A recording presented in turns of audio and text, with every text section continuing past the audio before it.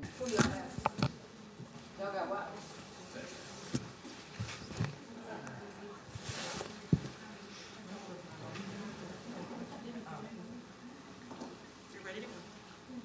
All right. Good morning, everybody. Welcome to this September 2nd meeting of the Transportation Planning Development Committee of the Charlotte City Council. We'll start as we usually do with introductions, beginning back in the corner. I'm Connie Proctor. I'm currently serving as chair of the Bicycle Advisory Committee, and I'm just here as a member of the public. Welcome. Catherine Mahoney, Planning. Kathy Cornett, Planning Staff. Brent Cagle, Cats. Heather Bullock, Sustainability. Stephanie Kelly, City Clerk's Office. Go to Mr. Patton. Dave Pettin, Planning. Holly Kramer, Planning. Monica Holmes, Interim Planning Director. Allison Craig, Deputy City Manager. Edwin Peacock, City Council Member, District 6. Malcolm Graham, Planning Member. Ed Driggs, Committee Chair. Liz Babson, Deputy City Manager. Yolanda Jones, Planning Staff. Donnie Hamilton, Deputy City Manager. Jessica Bigelow, City Manager's Office. Brent Brazil, Seattle. Addison, Clerk's Office, County. Christine Smith, Clerk to the Board. Hi, everyone. Debbie Smith, Charlotte Department of Transportation. Good morning, Nan Peterson, Planning. Morning, Tyrone Wade, County Attorney. Faith Zisk, Planning. And online, Victoria Watlington, Committee Member, Council Member at Large. Luana Mayfield, Council Member at Large. right. And I think Ms. Johnson is still trying to connect. Is that right? She's Ms. Johnson, are you on? I am Renee Johnson, Committee Member. All right, then. Thank you. We have everybody. So we have three topics today. Rezoning process enhancements, a CAP update, and the Metropolitan Transit Commission Memorandum of Understanding. So for the first topic, rezoning process enhancements, I will hand over to Ms. Holmes. Good morning. We are here today to give you an overview of some process enhancements with rezoning. Dave's going to kick it off, and then Holly, our rezoning program manager, will talk through some of the details, and then we will finish it up with what's going to happen next and chat a little bit about our path forward with community area planning. So with that, I will turn it over to Dave. All right, thank you. So we're here this morning, as Monica mentioned, just to talk through some of our changes that we're working on for the rezoning process. Next slide. It's not. It worked earlier, but it's not working now. All right. So again, this is just for information only. We do have some things that we'll share with y'all that's going to be upcoming for the next couple council meetings. Again, just to provide you guys with an overview. Next slide. So we did highlight some of this really briefly at our August 4th TPD meeting. And again, we will talk a little bit more, and you'll see some of these items on our September 15th zoning meeting and our October 17th zoning meeting. We also may be back in front of y'all at the beginning of next month, pending the outcome of the community area plan vote here later this month. Next slide. So we're here to talk a little bit again about some of the things that we're doing behind the scenes in the rezoning process, and some things that you'll see out on the front end with education and outreach, some noticing enhancements that we're working on, as well as enhancements to the staff analysis. And again, Holly will go through all of these with you over the next few slides, so I will turn it over to her.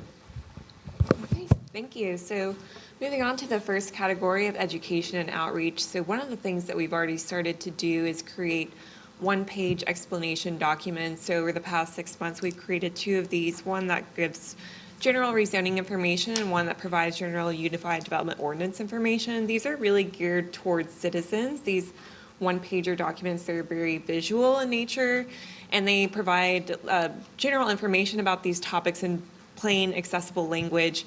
You can use these at community meetings, town halls, et cetera, whatever, to get folks just generally involved or engaged with these topics if they've never heard of them before. One of the other items that we're always working on are website updates to our rezoning.org website. One of the new things that we'll be doing is a new application package for petitioners. So currently, the application instructions and guidance documents are across a couple of different spots on our rezoning homepage. So we're looking to synthesize that into one cohesive application packet. And we've noticed that, especially since the UDO rollout, we've had a lot more folks coming through the rezoning process who have never participated in it before and are just generally struggling with how to navigate that for the first time. So we're also going to be cleaning up the language throughout that application packet to make sure that it is also using very accessible language and removing jargon, or at least explaining as much technical jargon as we can throughout those documents to make it navigatable for the first time for folks that are coming into the rezoning process new.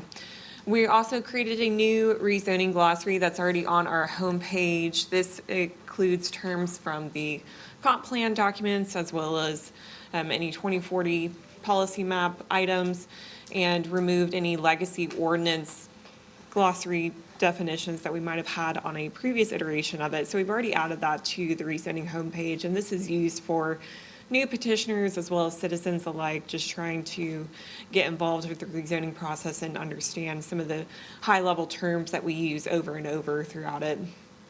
We're also always looking at ways that we could better organize the information that we're displaying on our website pages, whether it be the homepage or the individual petition-specific pages. So even in the past 2 weeks, we made a change to our homepage so that the petitions by year section of the homepage, which helps you get to petition-specific information, is brought to the top of the page rather than below a couple of resource boxes that we previously had above the petitions by year. So with that change, we're just hoping to get folks to petition-specific information more quickly so that they can get to where they're trying to go, especially if they're trying to look up a specific rezoning that's happening in their area, if these are citizens or even petitioners.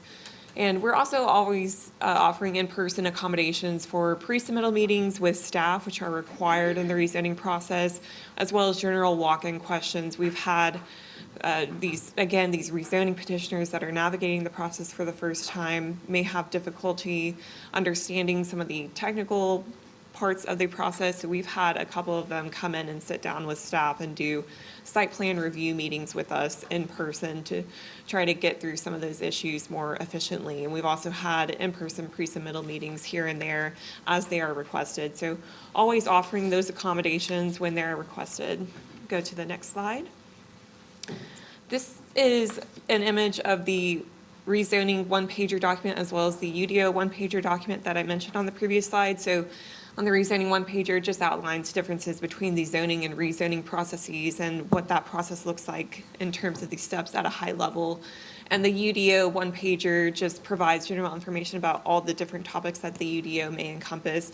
You know, given that the UDO is a pretty large document, this is hard to synthesize into a one-pager, so we try to keep it pretty broad in nature and try to highlight the points that are most appropriate for somebody who is just unfamiliar with these topics to begin with. So we've received some good feedback from citizens that have gotten these one-pager documents that I've interacted with, but we'll continue to look at opportunities to offer documents such as these that help explain the topics in pretty clear language as well as more visual graphics.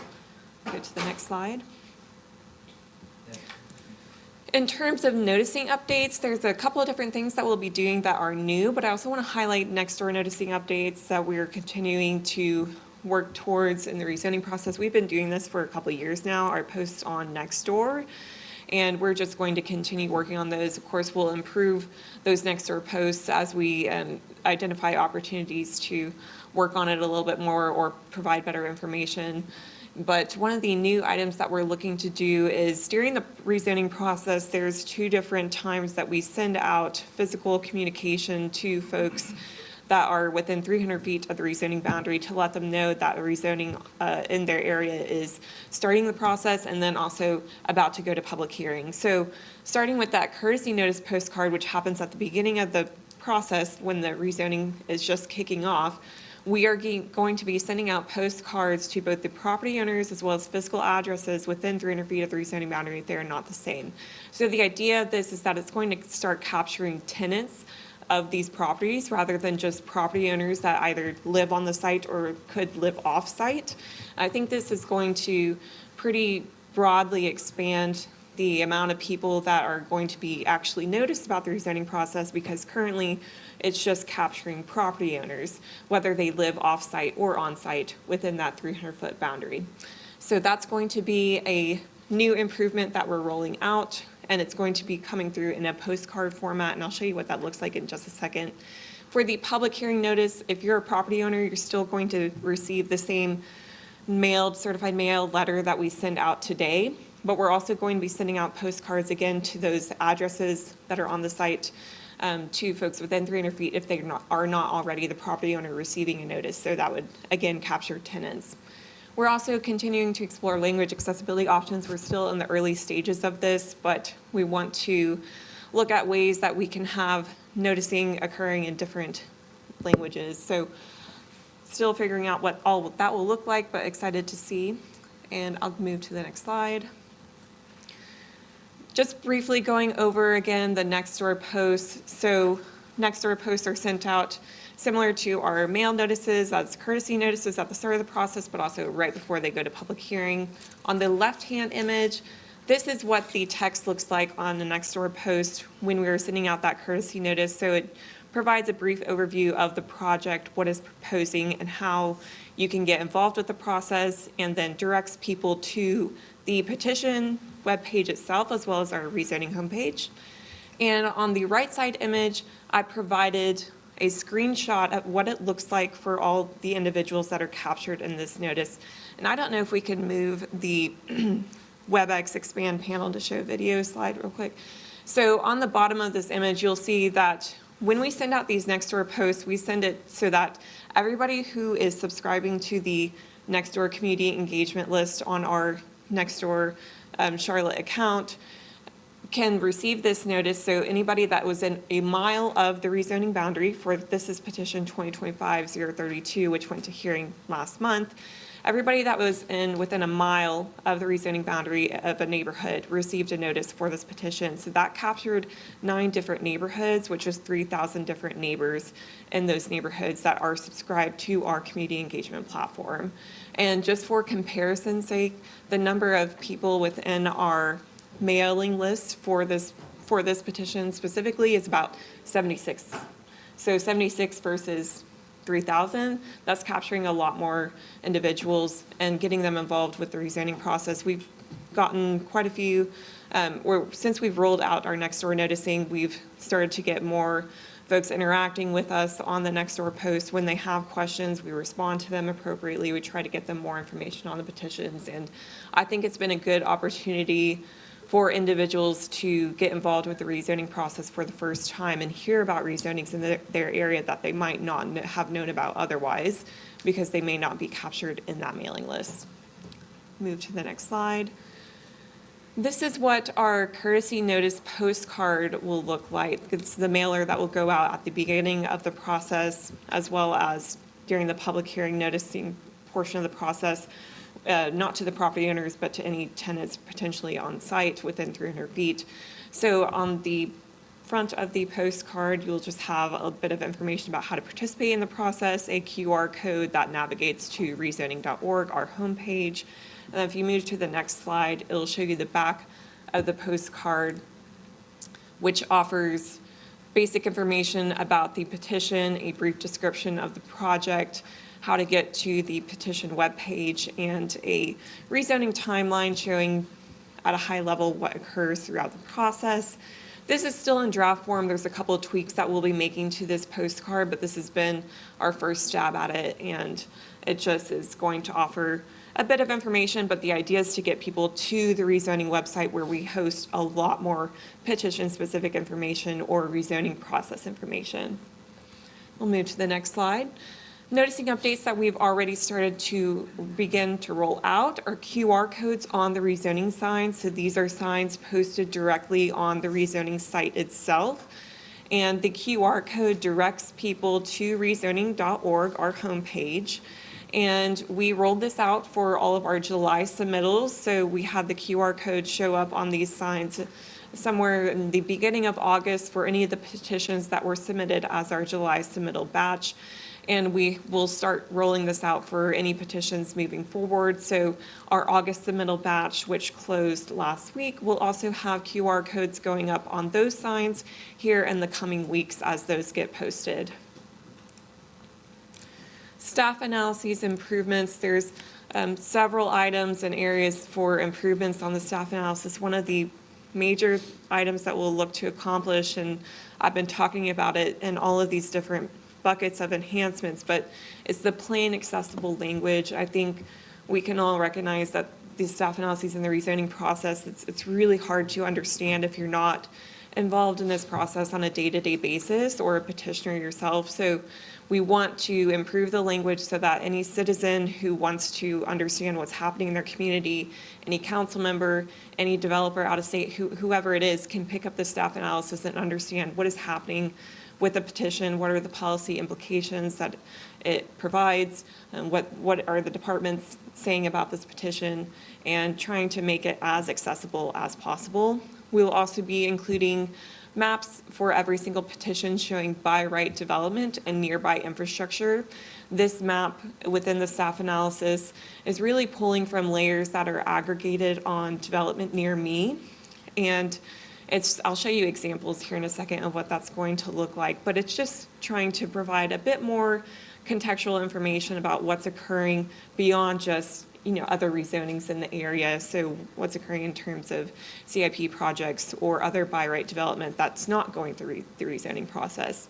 We'll also be reorganizing how we're structuring department comments. So breaking out specifically an infrastructure section that would capture CDOT comments as well as CATS, Charlotte Water, Stormwater, and Charlotte-Mecklenburg Schools comments. Then we'll have a separate section for any other city department comments and a last section for county department comments.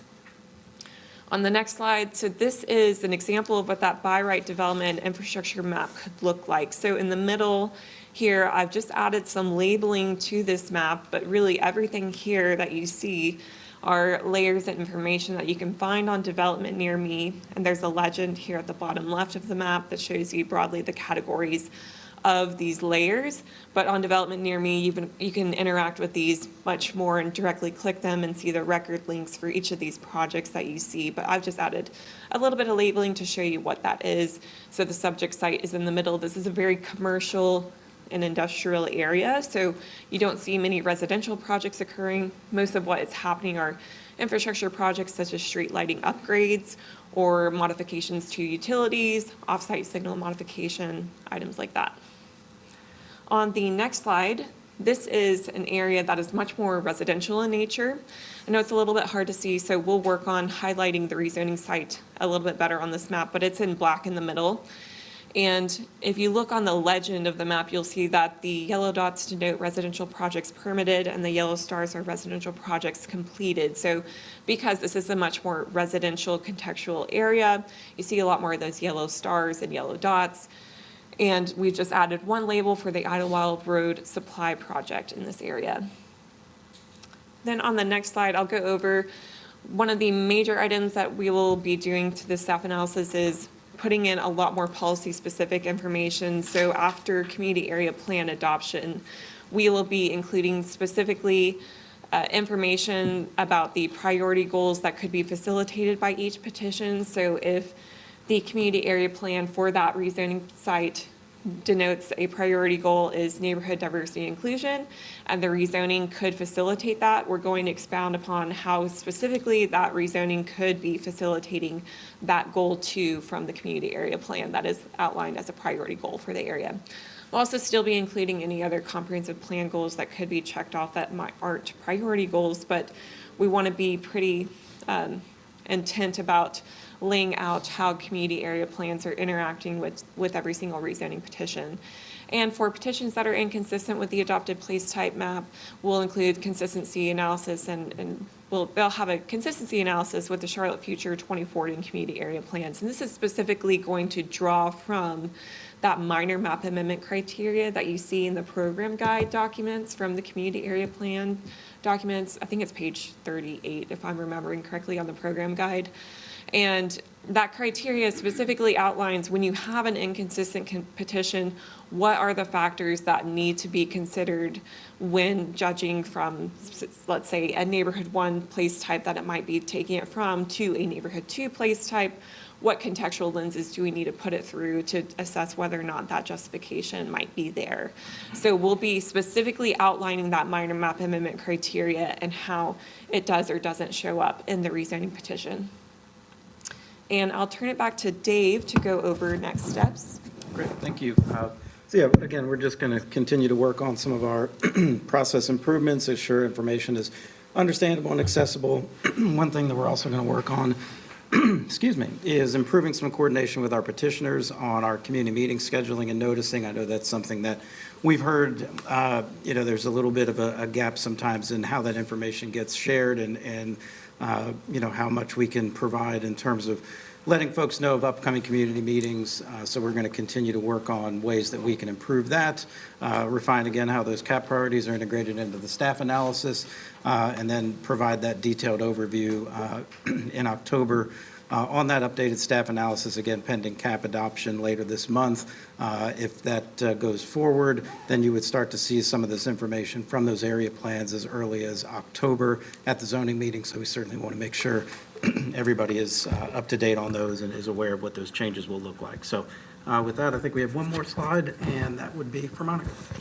Yep, and I just, as a reminder to everyone, I just want to also follow back up that this is the last TPD prior to our scheduled vote on the community area plans on September 22nd.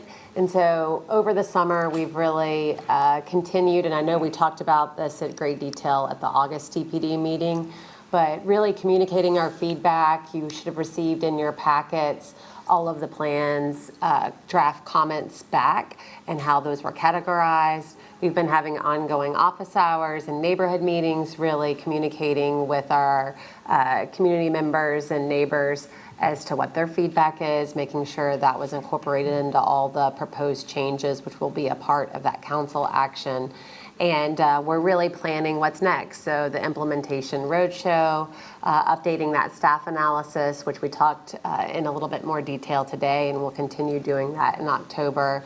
Our pre-planning for the specific plans, which we've talked at length about. And then last but definitely not least is our 5-year assessment of the 2040 plan and just taking a snapshot of where we are with all of the policies that are included in that. And so with that, we're happy to take questions on the rezoning piece or any other question you may have regarding this. So, Mr. Peacock, I'm going to take committee member questions, and then, Perfect. all right, I have Ms. Watlington.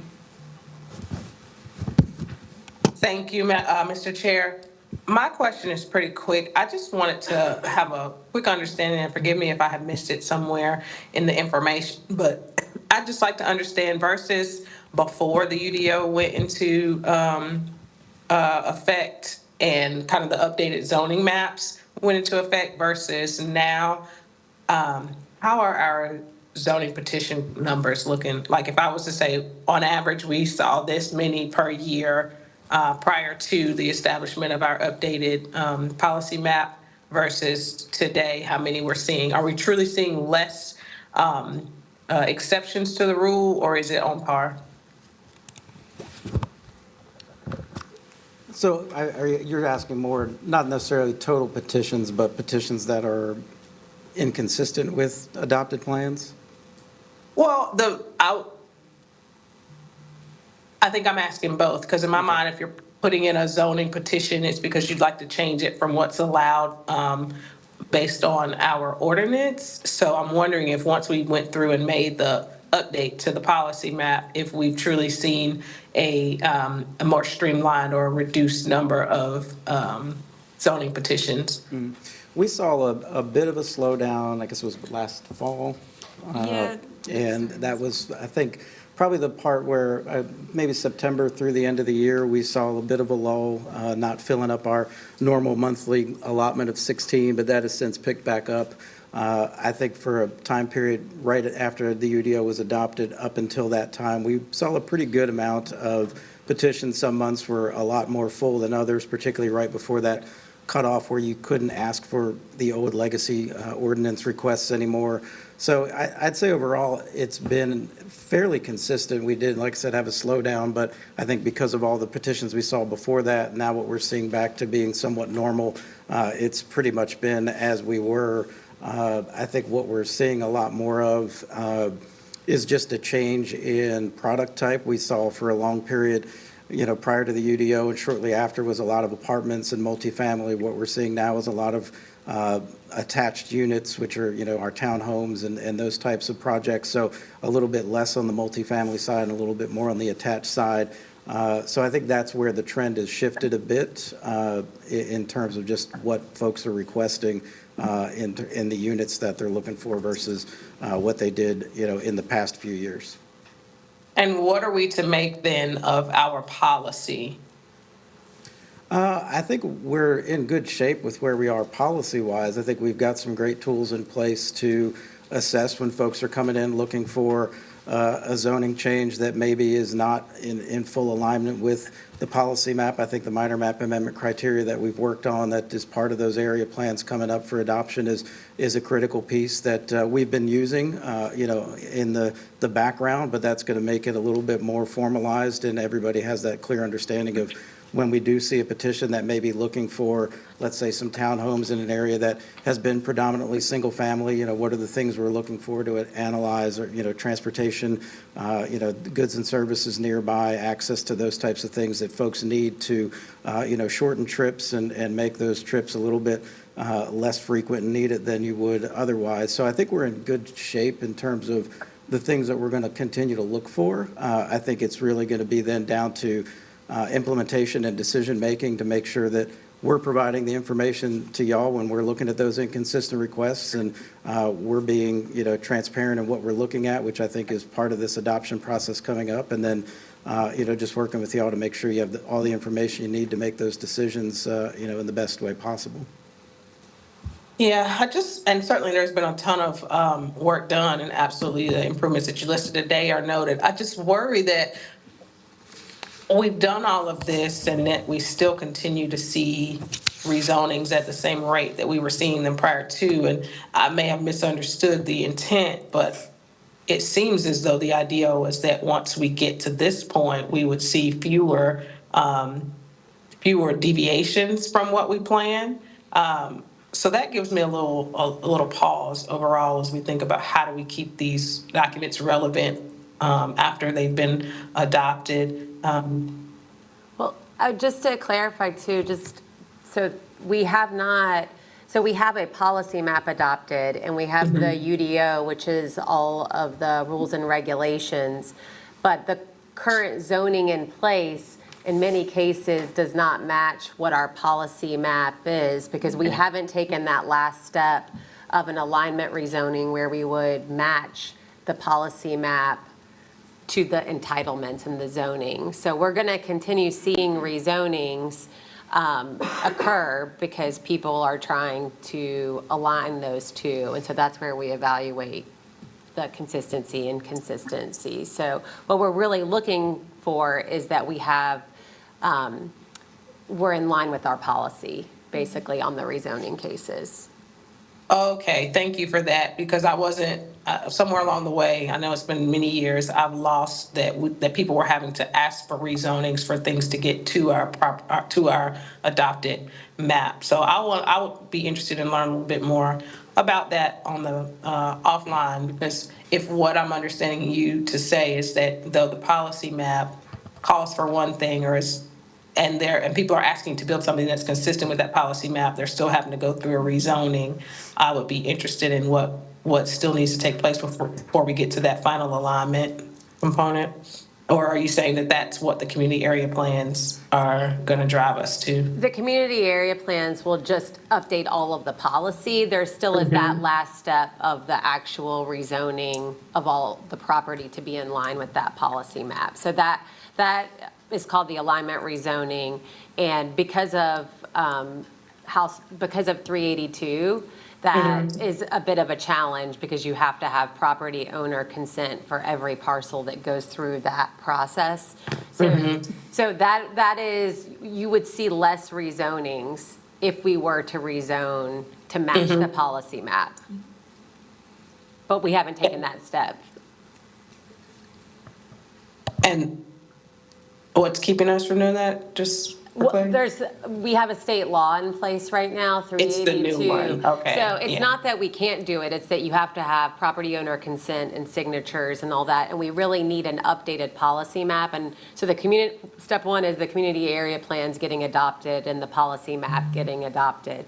Step two would then be to start working on how we get, what is the process in place, what is the cadence, the priority order.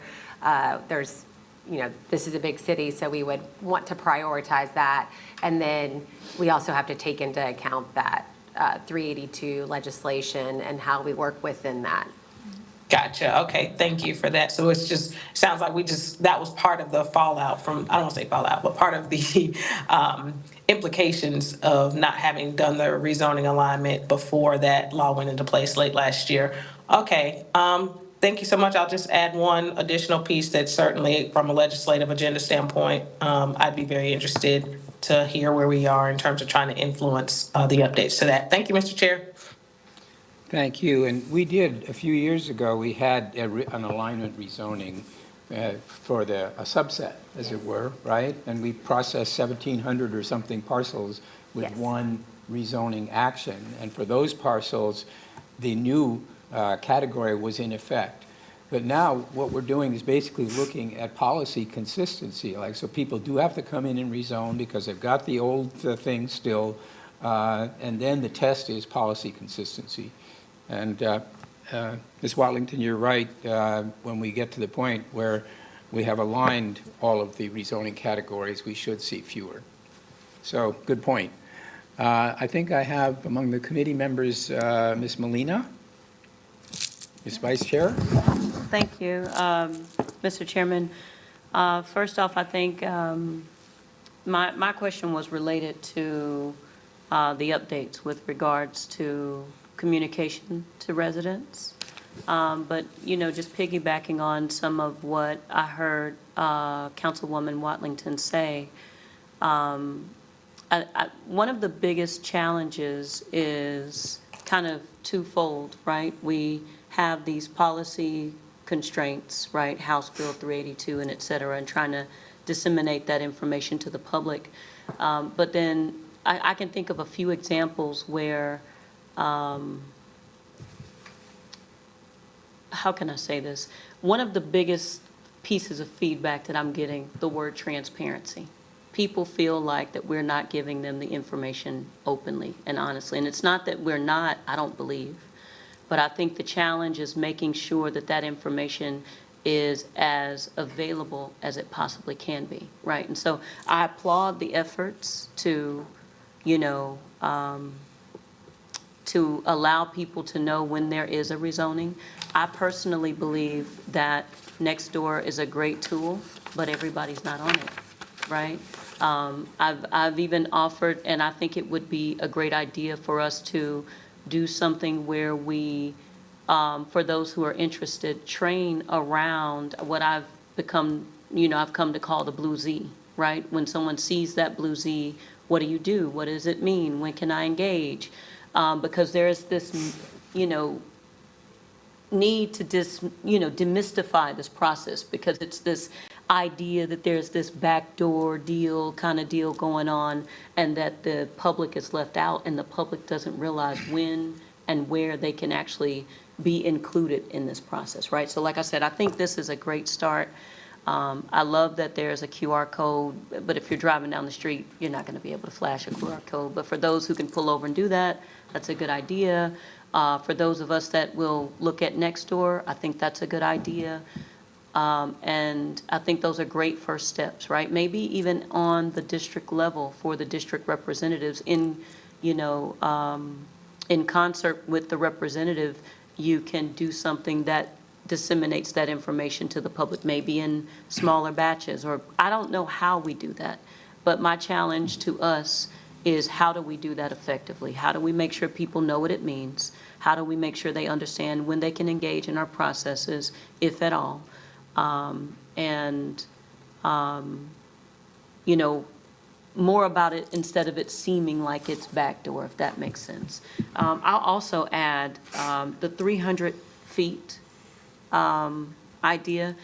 There's a zoning, 2 of them, that are not very far from my house, and I didn't get notified, and I'm the sitting council member. I have to say that out loud because it's disappointing.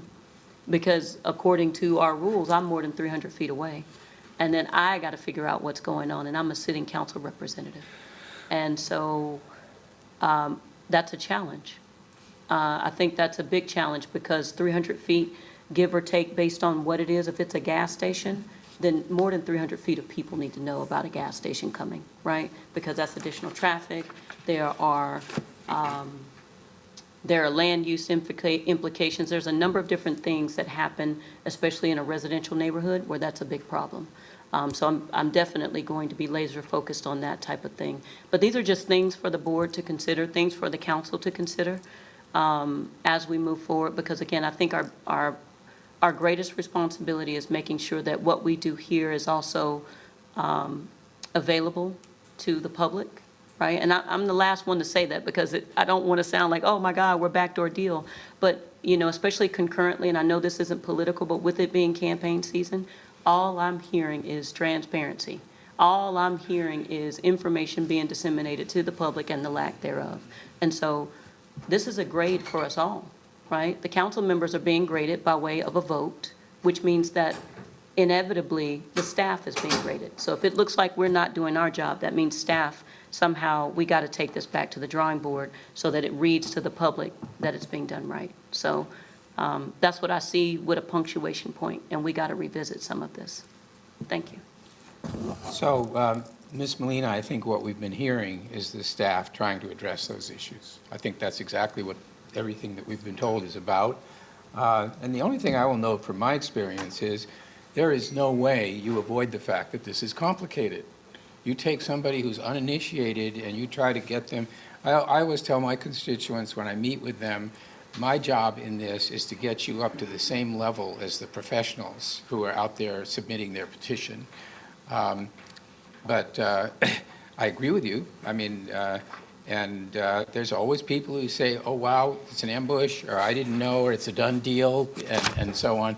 No question.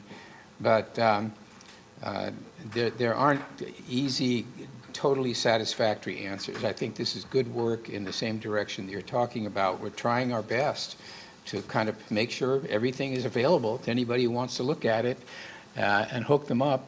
I agree with you on the QR code. I know this was a Ms. Johnson's suggestion, and I agree with her that we need to provide a sort of ready means of somebody seeing the sign and then knowing where to go. But the QR code from a moving car is tough. It's going to be tough. So we'll have to think some more about how to accomplish that purpose. But anyway, I had a couple of questions myself, but I'm going to move on to Ms. Johnson.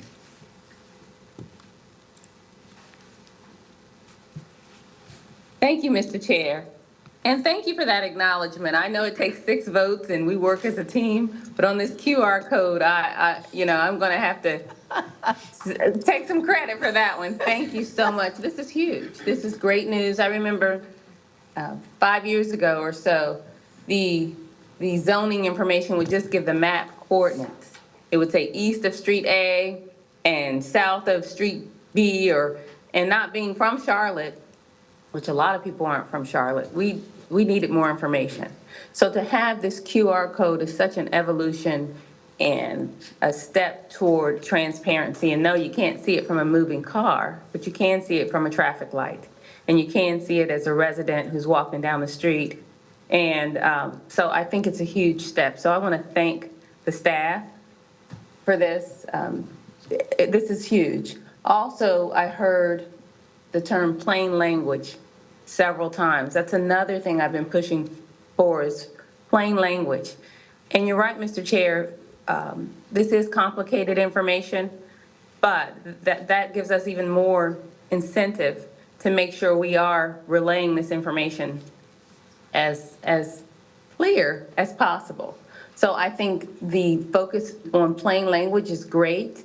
I think we should, and I've said this before, there should be a plain language committee that takes a look at all of our policies in the city to ensure that residents can understand it. You shouldn't have to be a subject matter expert to understand policies that impact you so much. I wanted to ask about, she mentioned, and I think it was Monica, was it Monica presenting? It was mostly Holly, so. Holly, okay, I'm sorry, thank you. No, it's fine. Holly, you mentioned certified mail.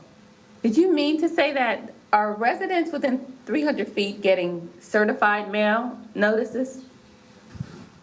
Yes, yeah, I might have, so we do send out noticing on our end to residents, 300 feet, property owners, as well as neighborhood organization leaders. I can go back, check, maybe it's not. I don't think it's certified. Yeah, sorry, I think I misspoke on certified mail, I apologize. That's okay, thank you. But the 300 feet, we've all heard residents complain about that. You have a sitting council member that complains about that, and that's up to us, colleagues, I believe, if we wanted to change that, if we wanted to expand that. Cities, I guess I should ask Dave or Monica, what would that look like? Have you all researched the possibility of extending beyond 300 feet for physical notice or written notice? We did several years ago, which is where Nextdoor came in, because I think the budget implications of expanding to 500 feet or even 1,000 was going to be fairly significant. So we opted to use Nextdoor as another method to capture more residents, which we're certainly doing, but there are, of course, limitations. You know, folks have to be subscribed and have to, have access to it. So if there's another round of consideration for expanding that, we certainly can take a look. We would just have to do a little bit more of an updated budget implication study on it, because every time you're expanding that, you're capturing more folks that need mail, and then there's just more printing and more processing that goes on that does have some budget implications. So that'd be something we would need to be prepared for if we did expand that. But I would say, I've heard some, conversation about, is it based on, one project having more impact than another? You'd have to just make that universal across the board. You can't treat petitions differently based on what the use, being requested is. So if we went to, 500 feet, it would have to be for every petition. It wouldn't just be for, things that are larger or more impactful from, an industrial type of project versus residential. But if that's something we want to take up, then yeah, we would need to just go back and do another study on what that would look like from a budget standpoint. I think that would be a responsible thing for us to ask for as a council, because we hear it constantly. I do acknowledge that including the tenants, along with the owners, is a huge step. So thank you for that as well. But I do think that we, as a committee, Mr. Chair, should be asking, at least for the budget implications, for that improvement. Also, the Nextdoor piece. If we could get the link to the Nextdoor app or page posted in the YouTube comments, and also maybe on our city's Facebook page and social media, I think we need to communicate that more widely to residents. I think residents who know about it may be signed up, but if we could be intentional about getting that information out, also maybe including the link in the Charlotte Speaks communication, so that we can increase the Nextdoor access. I think that's good, but I also think and recognize that not everyone is on Nextdoor, and we also need to be taking a look at improving the policy in getting these mailed out. Lastly, you talked about aggregated. I think the aggregated impact or the cumulative impact of each zoning, I wanted a little more information about that. What improvement is there on the zoning page? Are you the by right maps? Is that what you're referring to? Possibly. Okay. So in the staff analysis currently, there's a rezoning history map. We're also going to include this by right and development infrastructure map, which we put on if you can go back just a few slides. And that's going to highlight all kinds of projects that are in the area of the rezoning. So, again, things that are being constructed from a residential standpoint. This one has a water supply project that's in the area on that red line. So these maps will be in your staff analysis. We'll do our best to try to label them if there's bigger projects that we want to call out, but the legend is also, there on the bottom left. And then the real, main point of this also is if you take this map and you go to development near me and you punch in the rezoning petition number, this map will come up and be fully interactive, and you can find out what the project is, who the project contacts are. If there's plans approved, you'll be able to access those. So this is really just a static version of all that information that we have available to everybody, all the time online on development near me. But I love the map, right? Because I've been having a map pulled for District 4 for years. So this is important. I think it's important for residents to see what's out there, but also as council members, for us to make informed decisions, we need to have that bird's eye view. So great job, staff. I think these updates are huge. I hope that we can make sure that we communicate these updates to citizens through all of our mediums that we have, through social media and the net, just everything we have, the social media, the YouTube link, and just the, in all kind of ways. And also, I sent the link to this meeting today to the District 4 Coalition Chair. If we communicate this with our residents and put it on our social media pages, I think these are huge updates and a great step towards transparency and accessibility. So thank you for the presentation. Yep, thank you for your feedback. Mr. Pettin, if you can, for example, investigate the cost of expanding without a big commitment of resources. Yep. Otherwise, I'd just like to talk to the manager about the budget and then get a council action. But if you're able to do that, I think it's a valid question. So indeed. Yep. Appreciate it if you can. Certainly. I then have, that's it on committee. So Mr. Peacock. Staff, great job. I wondered if you could go to page 6 on your screen there.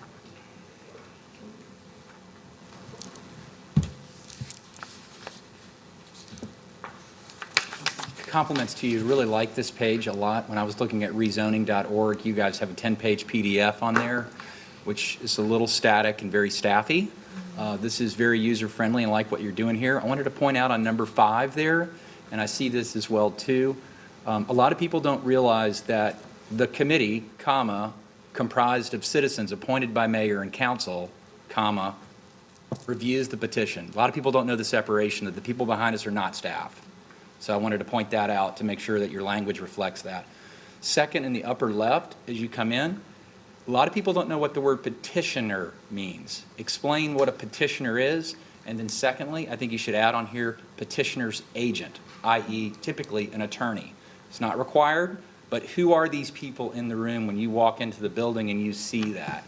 So I hope that is helpful. Let me get you to go to page 10 as well too, if you don't mind. And I'll just add, if we don't have space on these one-pager documents, what I can do is at a minimum, add these items to our rezoning glossary if not already covered. Absolutely. What I like about that page there is if you're to try to simplify this down to one page and just walk somebody through who's just literally walking, and Ms. Holmes knows that we had a Boy Scout of all things that emailed me about the word UDO, and he had all these questions. And I always say, let's take this to a 17-year-old and see if he understands it. Really like this document here on page 10. I would love to see in y'all's, on page 6, you guys reference creating one-page explanations. I'd love to see you give, for a petitioner who's brand new, an example. So walk us through the textbook timeline here, meaning here's an example of an industrial rezoning, and it went, on that schedule. I think it's really good to give people live examples. And Mr. Chair, the final thing I was going to comment, and this may be just for city communications to help you all, I think it always strengthens to give you guys the chance to create a video. And you all have seen whiteboard videos where there's a hand drawing and giving you explanations, but I'll call it Rezoning 101, an overview. That might help you all just to, because a lot of people will click on videos, they won't scroll in and then look at the diagram. Thank you, Mr. Chair. All right, Ms. Mayfield.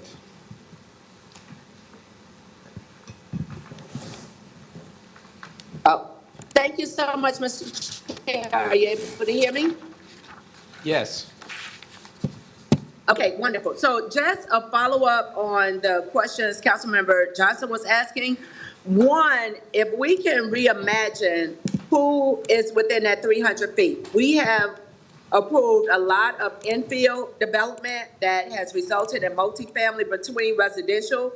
If we start at 300 feet, if we're having concern about expanding it, be at the property line of the single-family residential versus the multifamily owners, that could help us. Also, utilizing our CLT Plus app more, because as was mentioned, not everyone is on Nextdoor, so they don't necessarily know of projects that may be coming up, but we have an app that should be a living app that is updated on a regular basis. We can be utilizing that for to help get out rezoning information. That was all that I wanted to add to the conversation. Thank you so much. Thank you, Ms. Mayfield. I had a couple of comments, but I'm concerned about time, so I just want to mention quickly, we used to send out notices to HOAs within a larger radius. Do we still do that? Yeah, it's still within a mile. The list tends to be out of date, so can we at least ensure, if we are doing that, that we achieve the intended purpose by verifying the HOA stuff? Because I remember there was a time in the past, a lot of it was just out of date. Yeah, the contact we get folks information. that transition off those HOAs and don't update, and so we'll work with our partners in Right. housing What's the neighborhood radius services for on that that. notification? That's a mile. Huh? That's within 1 mile. So that's a mile, right? I think that would be very responsive, and also notifying HOAs, who are the people with responsibility in their neighborhoods. I will also mention, I appreciate the by right, but what happens to us in practice is, you say by right it's this, and then we get a Gillespie situation where we're trying to test maybe a representation that is being made by the petitioner as to what that could look like, and then just knowing what it is by right doesn't necessarily tell people in practice what could happen. And that's the question that usually comes up. So I will leave it there because we want to keep moving, and I don't see any other hands up. I'm going to do an audible here and move us directly to the Metropolitan Transit Commission MOU topic, because I think we'll want to be able to have some conversation. Also, we have people here who are here specifically for that purpose. The city attorney is here, Mr. Cagle is here, Ms. Kelly is here. Who else is here specifically for MOU? And so, what's that? Some folks from the county. County, all right. Who are you? Tell me again. I'm clerk to the Board of County Commissioners. You are? Well, hello. Yes. I'm also Madison Little, I'm one of the advisory boards for the county. Excellent. Well, welcome. And Tyrone Weber is with us as well. And the county attorney. That's you, sir. You said so. I'm sorry. All right. Welcome to you, too. So I want to kick this conversation off. I hope everybody saw an email I sent out over the weekend. And my point about that was to try to emphasize this particular decision, the MOU vote, is kind of a procedural thing. So what is happening here is all of the members of the MTC have established a timeline for actions that we need to take towards the implementation of our mobility plan if the referendum is successful. And understand the referendum is going to happen, right? So nobody who is unhappy about this is going to be able to prevent the referendum from happening. So now what we're talking about is the question of whether or not it passes. If it does pass, then a whole bunch of things need to happen pursuant to the law that authorized it. And the text of that law, as it pertains, is actually in the MOU, and you all have a copy of it. There are some recitals, And then there's the text that has to do with membership, officers, compensation.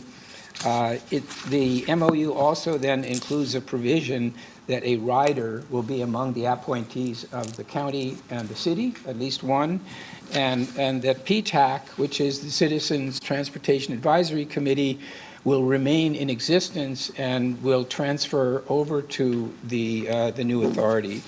So,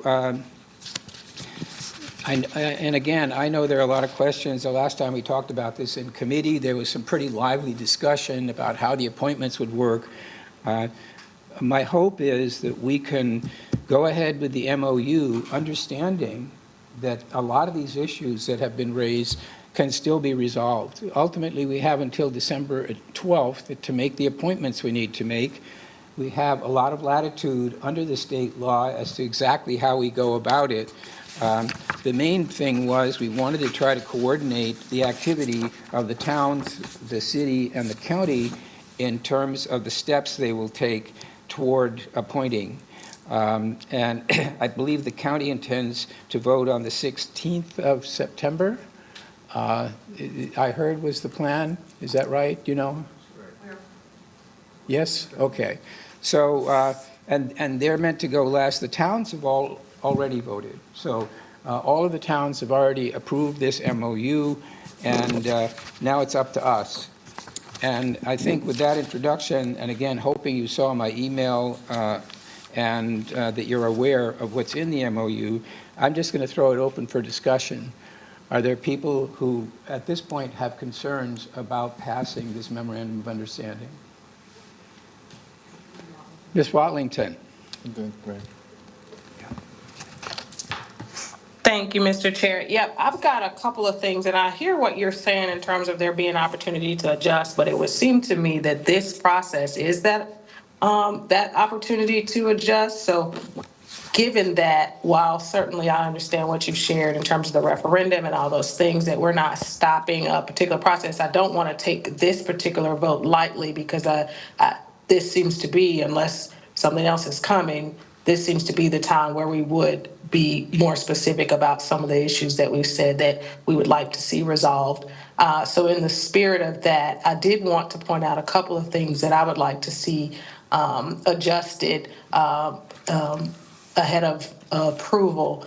I notice here that in the legislative language, 168-905 and item number 8, where it talks about 12 members appointed by the governing body of the largest municipality in the county, I would assume that to be us, the city of Charlotte. However, in the MOU, I did notice that the language changed just a little bit from the governing body to the city of Charlotte, and that gives me a little pause, because I think that changes the meaning substantially. And given how specific these appointments have been here, or how they've been listed, I want to make sure that we're all aligned and consistent with what's in the legislative language with what that means. So that's one piece that I want to make sure is clear, or I'd like to see specifically appointed by the governing body of the largest municipality in the county reflected in the MOU, rather than the blanket city of Charlotte, because that could really be any role there. And I don't think that that is how it was listed in it, or I see that that's not how it listed, and I think that that changes the meaning substantially. The other component that I hear. Ms. Watlington, can we just talk about that? So what are you comparing exactly? You're talking as if there was some discrepancy. I just want to understand what that is. Yeah, sure. So I'm looking at, I've got the MOU, or excuse me, I've got the PAVE Act in my hand in particular. And well, I said, no, I've got the MOU in my hand. Forgive me. I got the MOU in my hand, and it is not, the page isn't numbered, but it's the second page where it takes from the legislative language, and it's got it listed here, 168-905. And it lays out, the members, the officers' compensation. And so about midway on that page where it's talking about where the appointments are coming from, number 8, it's got 12 members appointed by the governing body of the largest municipality in the county. And then in the MOU, or excuse me, in this staff, I guess, briefer, this briefing document on page 2, it says 12 members appointed by the city of Charlotte, about midway through the page of the appointment process. And so I know that the MOU is the thing that governs, but I just want to make sure that we all are clear that city of Charlotte means governing body of the largest municipality in the county. So that's one piece that I just want to make sure that is super clear. So I think the legislation was written that way because of the possibility that this would be applied elsewhere. And the MOU reflects the intention that Charlotte, so are you saying you want to be clear that it is the council? Is that what you're saying? Correct. Because I know there's been some discussion, and this is something that can be what that looks like, and we're sure that we have authority from the General Assembly to delegate any of those appointments, that's clear. So in the MOU itself, it certainly reflects the legislative language of the governing body, but in the staff's write-up here, it says City of Charlotte. So I just want to lift it up right now, eyes wide open, that there is a difference there, and I want to make sure that if there is any difference in understanding, that gets talked about today before any kind of adoption. Well, let's do that then. Councilmember Driggs, if Yes. you want to tag team, go ahead. Yeah, just specifically, the payback will control. That's the state legislation that controls this process. So with the language of that, to extent it is in conflict with the language of the MOU, the language of the payback will control. So I think that interpretation is, at this point, superfluous because it will be controlled by the act that was passed by the General Assembly. The other point, just from a procedural point, and Tyrone's here, is that, as mentioned, this memorandum has been adopted in its current form by the other appointing authorities. And to change this would require a change to go back through all of those appointing authorities as well. Because we want to harmonize the action. This is not an MTC action. This is an action by the members individually of the MTC. But the goal is that all of the members, and the purpose is that all of the members will then be unified in terms of what their respective governing bodies have agreed. Absolutely. Yeah, okay. Yeah, I totally understand that, but I'm not going to raise my hand to sign something just because other people have already done it. If we need to go through another round to make sure that everybody is aligned, then I'm fine with that. But certainly your point is noted. If I may add, Councilmember Watlington, this is Liz. Thank you for raising that question. I would just say the document I believe that you are looking at that has slightly different language is just a briefing document for council's information. And the MOU absolutely mirrors the legislation that was approved by the General Assembly. Awesome, thank you. And then the only other thing was, as far as it doesn't have a page mark, but in section 1, looks like point D, where it talks about members of the Board of Trustees have demonstrated experience or qualifications in the area of law, finance, et cetera, et cetera. And then elsewhere in section 2, it talks about the clerks of the county and the city of Charlotte determining the qualified applicants. What does that exactly mean? Because I want to make sure that when we talk about qualifications, we're all aligned on what those qualifications are that we're looking for, especially understanding that lived experience is a qualification that I think is sorely needed on this board. And I know that there's an appointment to one person, but I want to make sure that we are not filtering out potential applicants ahead of council being able to see them. Is that just talking about just very, very basic, you live in the county, that kind of thing? I want to understand what level of scrutiny is happening at the staff level before these applicants are shown to us. So from my conversations with legislators who passed this, their goal was to ensure that we have an authority board that has people with skills, that have resumes that in these areas that are recited in here. And because I expect personally that there will be a lot of applications. And there will be applications from people who are members of the public, but don't have experience of governance of the kind that this is going to involve. So if we get like somebody who's in finance and therefore can talk about financial matters, engineers, planners, the idea was to have people with qualifications, like a resume that indicates that they are capable of adding value at the board level. We do also have PTAC, which is more of the community input organization. So PTAC is a citizens group that provides a community perspective on the operation of transit. But the goal was to have this board be a little bit like the board that you would have in a private company or a nonprofit, where the board development process targets kind of specific contributions that the members are supposed to make. Absolutely, totally understand that, and I'm aligned to it. What I'm lifting up here is the idea that staff is making those screening, those pre-screen decisions before we, as a council, have an opportunity to see who the appointments are. That's the piece that gives me pause, because certainly, while absolutely I can understand and support the need to have a diverse skill set on this board with particular specialized skills, I don't want to discount the idea. Councilmember Mayfield mentioned in conversation earlier this week that I thought was a poignant point, was that a bus driver, for example, of 30 years certainly has a level of experience and qualification with the system that may not show up in a professional white collar job sense, but is valuable. And I don't want to.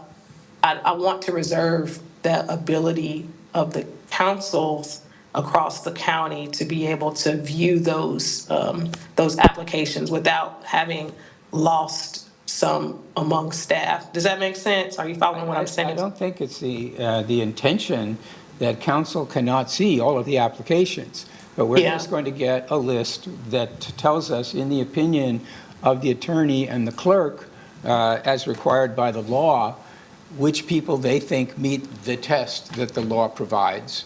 And if we feel that we want to challenge that or debate it or look at those people, you're not going to be unaware of who applied. Okay, so what I see here is the City of Charlotte clerk, Mecklenburg County clerk, and appropriate city and county legal staff will work in collaboration to determine qualified applicants for consideration to serve on the MPTA. The remaining individual appointing authorities, attorneys, and clerks will determine the eligibility of their applicants. So I hear what you're saying, Councilmember Driggs, and certainly that would lean more along what I'm looking for, but what I see written here would suggest that the determination and therefore the decision of who gets through that first round is made at the staff level. And so I want to understand exactly what they are assessing. If it's simply this person lives in this township, et cetera, they're a real person, whatever, then I'm totally fine with that, but it's not clear here. It's a tougher test than that, for sure. And again, I'm talking informally here based on my conversations with legislators. Their goal is to have this be the kind of board that you would have for a private company or something, where the people on the board making big money decisions and so on are qualified to do that. Now, at the end of the day, what the attorney and the clerk are going to do is simply interpret this law that has passed and see and its applicability, and they're going to render an opinion as to what it implies as to the candidates. That you can know who all the candidates are, and if you disagree with their interpretation of the law, I guess you can ask them about that.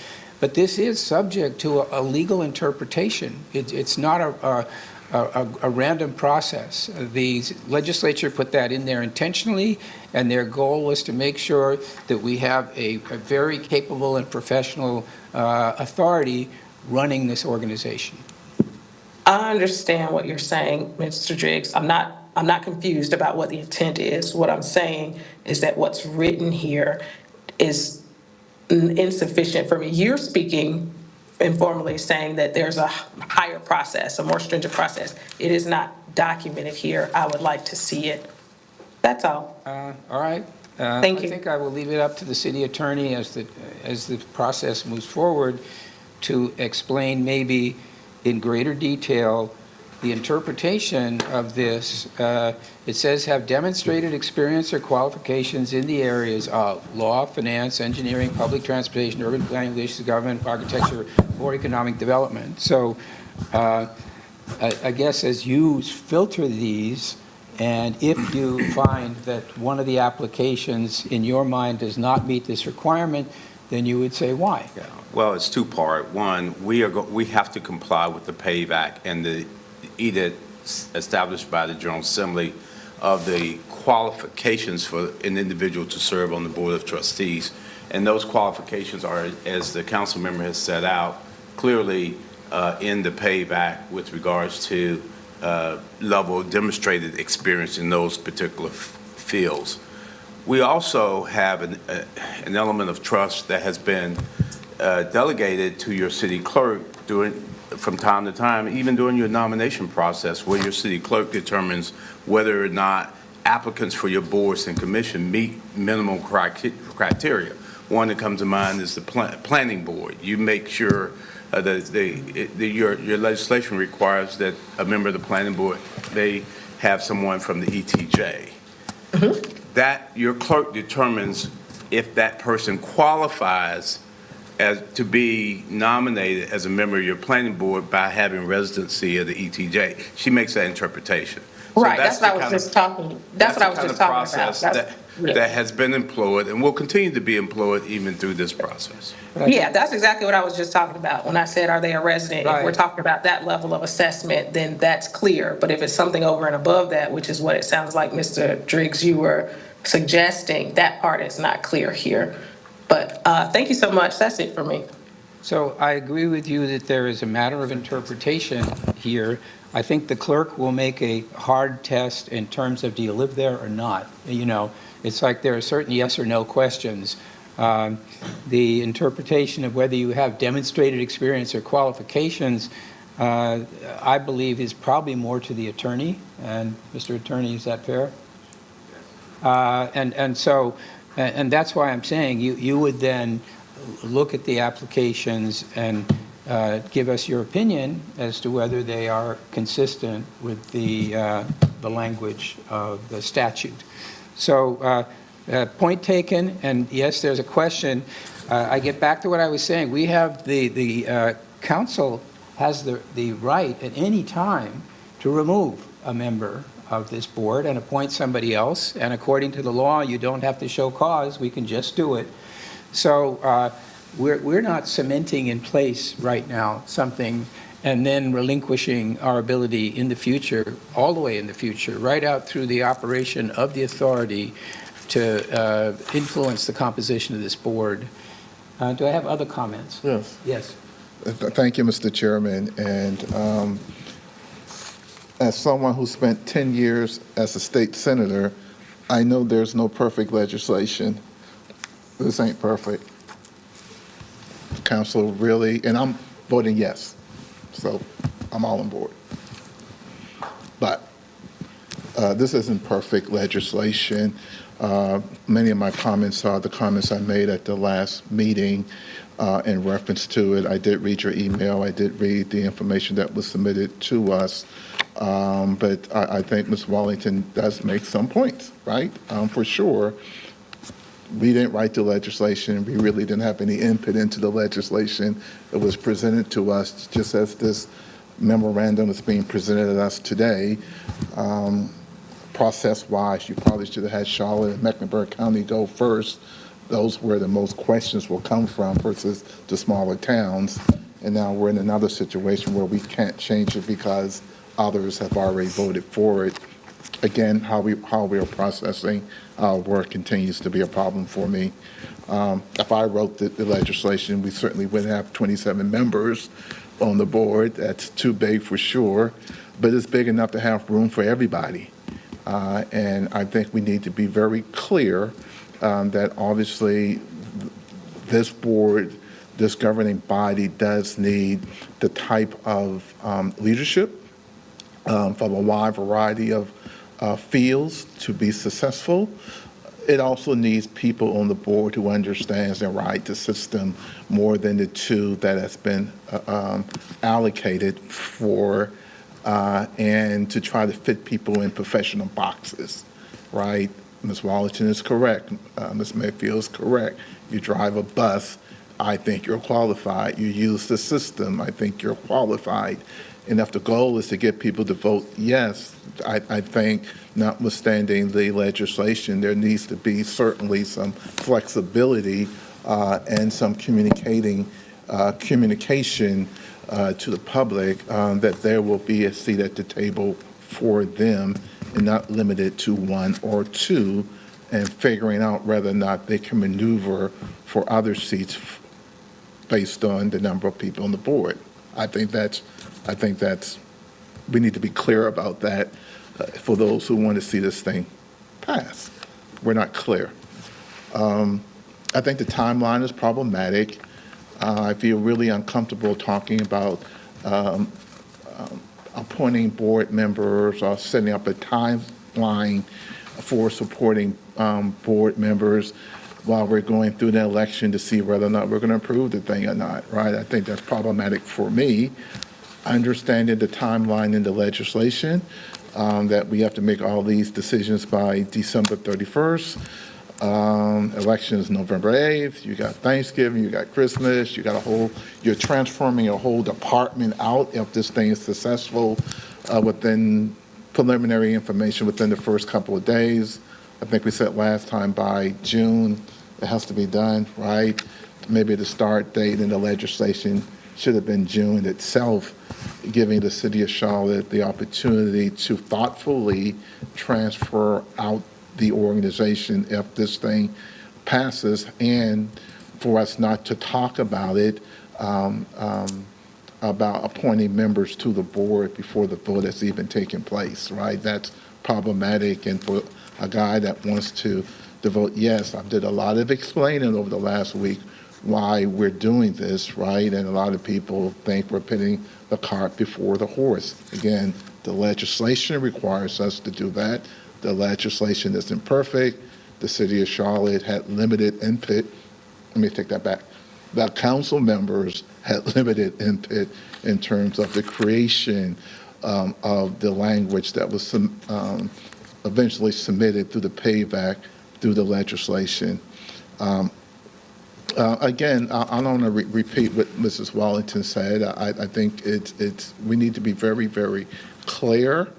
Again, I don't like being placed in the corner again. If colleagues have some questions about the act itself that needs to be modified, now we're in a corner again because other towns, with all due respect to them, again, the city of Charlotte has the most to gain and the most to lose. And so maybe we and the county should have been tackling the memorandum first, getting some of the harder questions out of the way for adoption by some of the smaller towns and the smaller municipalities before this is brought before us again. And so, you know, I know what we got to do based on Words Act, and this is what I said earlier. Again, the legislation, it's not perfect. Every word, Mr. Fox knows this, shall, and every word means something, right? And so, I mean, the devil's in the details, and now we're getting into the details of this thing, right? And words matter, right? How it's phrased matters, right? And again, I just think that, again, going back to my vote last June when I voted against the amendment of the interlocal agreement, right? Didn't vote against the agreement because I didn't think we shouldn't have done it. It's the process that continues to kick us in the butt. And so I look forward to the council conversation this evening, but it's, you know, it is what it is. I'm not very excited. I think we should do it. I think the community needs a long-term transportation options. You know, my first task for any board member is will you work on the board to do an anti-displacement policy, right? That probably should have been in the legislation, right? I mean, these are the questions. There should have been plain language about citizen riders being on the board. You got 27 members. probably 15 too many, right? So there's room for everybody. And so I think for those who really want to see this thing happen, and I do, I just think that we should not be as rigid as this is what it is, because those appointments may not even be necessary based on what happens in November. Thank you. So, just in response. No, because you make some fair points, but I'm concerned that raising issues like that puts a bit of a cloud over our big picture goal here. If we don't actually get the referendum passed, we are nowhere, right? So I'm worried about that personally. But the other thing is there's roughly 60 members of the governing bodies of all of the MTC communities. And having just the 11 of us, much less all 60, engaged in the many discussions that took place. And that involved engagement with numerous legislators. You know, the prospect of getting it done there was uncertain. And we are fortunate to have had a lot of help from Tricia Cotham and Dave Craven in particular and others, leading to, and I will remind you, a vote among the MTC members. It was something like 55-5. I don't know the exact number, but the number of people who opposed this legislation at the time that we had the opportunity to put our imprint on it was minimal. And then, remarkably, the legislature, it's an astonishing thing that the legislature had only 5 or 8 votes in total in both chambers opposed. So a huge amount went into this just to get us here. It was never going to be easy. There's never going to be an answer that everybody's happy with. But this is something, it's good, I think, not perfect, as opposed to nothing.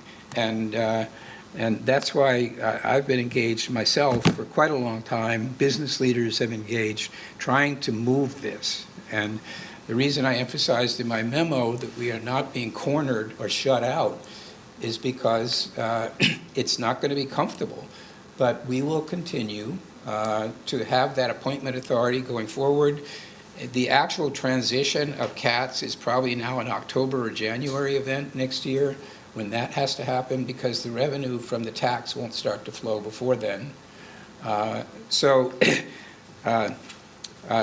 hear your concerns, and I just hope that they don't rise to the level of questioning whether we should be doing this at all. No, because we should. I preface. You said yes. I preface. know. I preface my It's just when you statement. talk like that, other people might reach a different conclusion. That's what they're saying on the streets, Mr. Driggs. I know. And so I think it's, and I'm a yes. Okay. But I think we should not be tone deaf. No, I've been listening. I hear And you. I've been involved, I've been engaged, I've been in Raleigh for 10 years. I've been around the block more than once. And so I know what we're doing here. I know the involvement of everyone here, and I want to see it pass. But we shouldn't be tone deaf. I'm not ignoring anybody. I'm telling them we will continue to listen to you and to work on these things, and we have time to sort out anything that may not look right now. That's all I'm saying. I'm not ignoring anybody. So, Ms. Molina, I think you wanted to go next. Yes, thank you, Mr. Chairman. So I do have kind of a procedural question for the attorney. If in the event we needed to make like updates to this particular document in the future, is this something that we would then have to go and petition the legislature to give us permission to do you think? Well, this document is actually a document that is between the appointing authorities here. The legislation, though, if you're asking if you want to change some of the elements of the legislation, yes, that would require a legislative change. But the memorandum of understanding is a document amongst and between the city and the other municipalities and members in the county. Yeah, so what I'm saying, and thank you for that clarification, what I mean is, in this particular memorandum of understanding, right, let's say we take a council action and we adopt it as an understanding that we're going to adhere to based on what was proposed by the General Assembly, then if we wanted to in the future make an update, would it then have to concurrently happen throughout the county, or could it happen just generally speaking from, let's say, for an example, a city of Charlotte, whatever the sitting council is at that particular point. Like, let's say, for an example, there was a modification in, one of the qualifications, just, arbitrarily speaking, right? This is a hypothetical, so I don't expect you to have a clad answer, but just in the general sense of this particular being our governance and how we make decisions and appointment, can the council make an adjustment to this, or do you think we would have to then go back to the General Assembly? Probably three answers. Okay. Probably, and it depends. Okay. If the modification cuts to the qualification of membership, like a specific professional type, being a finance or lawyer or accountant, Right. that goes to the heart of the legislation. That requires a legislative change and amendment. If the change relates to something in the MOU that does affect a covenant that everybody made to each other, then that probably requires not the, and it doesn't go to the legislation, that change could be made by and among the members and signees of the agreement and signatories of the agreement. If the change doesn't affect the covenants that are made between and among the municipalities under the MOU, but just relates to the city, then that probably could be made without anybody's approval because it relates to the city, doesn't violate a covenant made between the other communities, doesn't violate the state law. Okay. Because as I've been in the community listening to the various different opinions about how people feel and what they think about what's coming, I've given kind of this general example of how far we've advanced technologically, right? So like I'm old enough, and I'm not the oldest in the room, I know that, but I'm old enough to remember the pager and the payphone. What's that? Right. And I said to someone, I was explaining, I said, well, 30 years ago, like 1995, people had pagers and there was payphones everywhere, right? Like, and I mean, I was, much younger, but I remember as a teenager having a pager, and I remember being able to go and call, collect, and all that kind of stuff. And if you think about, 1995 until now, for an example, and how much we've advanced technologically, and this being a 30-year plan, my anticipation just, in thought is that this is going to change dramatically, in my opinion, over the next 30 years, right? I think where we sit now at the precipice of what this, will be and what it will become, I feel like it's like the ones, our leaders that were around prior to the 98, half-cent sales tax, as opposed to the understanding of what is possible based on the realization of the blue line, right? We've learned a lot, but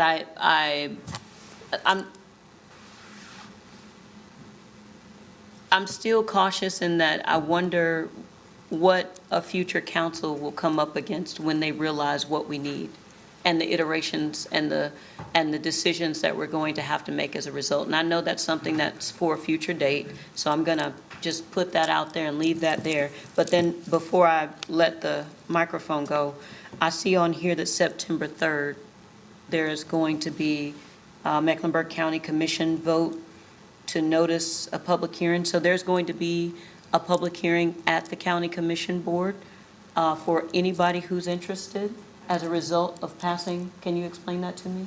The purpose is, as it is written, the county must have a public hearing before it adopts a memorandum or adopts a resolution and articles of incorporation. Okay. That is scheduled for the 16th, but in order for it to happen on the 16th, we need to notice it on the 3rd. So on the 3rd, the board will take action to schedule the public hearing on the 16th to address those issues. Okay. And at that time, members of the public can then come and address any concerns that they have with regards to what this memorandum is, correct? They can raise whatever issue they want to about what will be on that agenda. Okay. And just to, so Matthews has already passed a memorandum of understanding? All They the passed it towns- too? All the towns have, yeah. Okay. And Matthews did unanimously, Unanimously? yeah. Well, Mr. Higdon said at one point that, being the principal, right? He said, I accept what's happening, and I don't intend to oppose it any further. very interesting. Okay. Well, that's all I have. Thank you, Mr. Chairman. I will note, too, this mainly runs through December. This is not 30 years here, right? I mean, this is an understanding mainly as to these dates and how we comply with the requirement that by the beginning of next year, we have that board stood up. But this will be our compliance in perpetuity once it's adopted. And then if we intend to make any changes, then my assumption is that we would have to then go through some sort of process to do that. Yes, to the extent that this commits to conform to the language, the legislation is permanent. And this says, operationally, it says, work individually to determine the application process. Okay, so we will do that. That means that we can do that, the council can. And then the clerk, county clerk, and appropriate city and council legal staff will work in collaboration to discern qualified applicants. That mainly has to do with the creation of the initial authority board. But we then have the continuing power as a council as to our appointments to replace people. That would be governed by the legislation. So the MOU doesn't actually, and correct me if I'm wrong, but I don't see that tying us down for 30 years. I think the 30-year stuff is going to be the plan, and the board, when it's established, the intention is that the board will take a lot of the action. So we need to make sure the board will act in accordance with the priorities that we have when we make our appointments. Okay, Ms. Johnson. Thank you so much. I won't be long because we are over time, but the first thing I want to say is my heart and our condolences go out to the family of Irina Zarudska. I know we all feel that way, but it's important that we say that, especially in our first council meeting after the tragedy. So this is not business as usual. There are a lot of concerns from the community.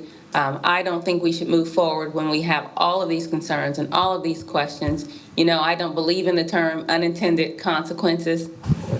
My 7-year-old grandson tried it at school. It didn't work. There's consequences for bad decisions, and some things are foreseeable. So we have these concerns. We're hearing from the community. And I think it's important that, that we acknowledge that and we slow down. One of the things that Mr. Graham was saying, you brought up some great concerns. And Mr. Driggs, we can't have the attitude, let's not talk about it, people may not support it. That's the challenge and the concern that people have with this council. So I won't be supporting the MOU. I'm happy to talk about it later, but my vote will be a no this morning. Thank you. Anybody else? So it puts us in a difficult position because this step, as I say, relates to the situation that will exist if the referendum is approved. If the majority of the population of Mecklenburg County has said, we want to move ahead, we have to be ready to take the steps that are indicated by the state law that allows any of this to happen. And what I'm hearing, not just in this room, is a kind of conflation of concerns about the plan, about how it impacts different people, about a whole bunch of issues. And my point is we don't have to know the answers to those questions now because our ability to work those things out is not limited by this MOU. The MOU is limiting to the extent that we have a deadline for getting this authority board stood up. And if we don't adhere to the deadline, the board will convene with whatever membership it has at that time, and we won't be there. That's about all it boils down to. So I'm not minimizing at all the fact that there are a lot. I've talked to a number of the, Bobby Drakeford and Robert Dawkins and some of the most outspoken people, and I know that we have a lot of work to do, but we don't improve that situation by not doing this and not being ready if the referendum passes. And so what this is about is just saying, if the referendum passes, then these are the things that we intend to do in order to stick to the schedule that we need to adhere to in order to be there when the authority convenes, which it's going to do under state law January. So this is why I'm hoping that we can just get this done and have the public understand, as I wrote in my memo, this does not compromise your ability to engage on behalf of people who aren't satisfied with this at all. This is just saying, if it passes, then the discussion about whether we're going to do this or not is over. And at that point, we need to know what the immediate steps are that will be taken. And it doesn't, there's nothing in here that says we're going to build these roads or those roads. We're going to allocate this to that or this to that. It does talk about the creation of the authority board, and there is a requirement that the legislature has put in there that these be people who are competent to run a very large organization. Doesn't seem that limiting to me. But that's something that's in the law anyway. So we can be absent when the first meeting of the authority board takes place and they start talking about the bylaws, but we are not going to change, we as council are not going to change the language in the PAVE Act about, Ms. Watlington raises a point about what the interpretation of that will be. I think that is something we can discuss further with the city attorney in the weeks and months ahead. And again, I would not intend, I don't believe we have to conceal who applied. We can disclose all of the applicants. You will just say, this is, in your opinion, a qualified applicant or not, pursuant to the law. So it's not, we'll know who they are, but there are certain things that the state may impose, which, because we're a Dillon Rule state, we can't ignore. And again, my concern is just that as we identify these issues, we put in question the larger goal of making a huge investment that is necessary in infrastructure for the benefit of everybody in the community. And I don't think there's any question that these investments will benefit everybody in the community in different ways, but that includes public transit riders who will see this $12 billion investment in trains and buses. It includes people who drive in cars. It includes economic development. I mean, I just ask you, please, to think about the implications of not doing this. Our CIP has very limited capacity for investment. We're all hearing about congestion on the roads and how dissatisfied people are about that. So by all means, you know, we have to make this sausage. Let's make this sausage, but let's not just walk away from the sausage. And that's why I'm hoping that we can pass this. I've heard a couple of people, Ms. Johnson, you said no. I don't know. Ms. Watlington, would you be willing to support it or not, based on what you said? So, thank you, Mr. Chair. I think that we all can agree that we need to do something. I think that what we've heard here are concerns, some of which sit within this specific discussion, some that are outside. What I need to be a yes, and what I would support is simply a plan to address the things that are being acknowledged. Specifically for this, we talked about the qualifications. If it's as simple as on the next agenda, we will go through, absent something more specific coming down from the state in terms of what that qualification looks like, we as a council will align on what we deem are the minimum qualifications. That to me is a very simple go do. It creates clarity, it's within our authority, and it provides the community with an understanding of what we are prioritizing. So for me, as it relates to this specific item, all we have to do is make that adjustment. And I think that we get at what a good bit of folks are saying specific to this topic. And so if you are amenable to that in the motion, I'm happy to support. So the next meeting of this committee is in October, at which time several of the items on this timeline will have already come and gone. Now, I'm wondering if we can address that concern, if the city attorney would commit to create a memo offering more thoughts about the applicability of that. Is that something you can do? Or I'm just trying to get at the issue. First of all, this memorandum of Microphone? Turn on your mic. Yeah. This memorandum of understanding is really just a procedural a procedural instrument to get you to the point where the authority will be stood up should the voters approve the referendum. Most of the language just relates to who are your appointments, how do you get to your appointments, and how do you stand those people up from the city to be a part of this.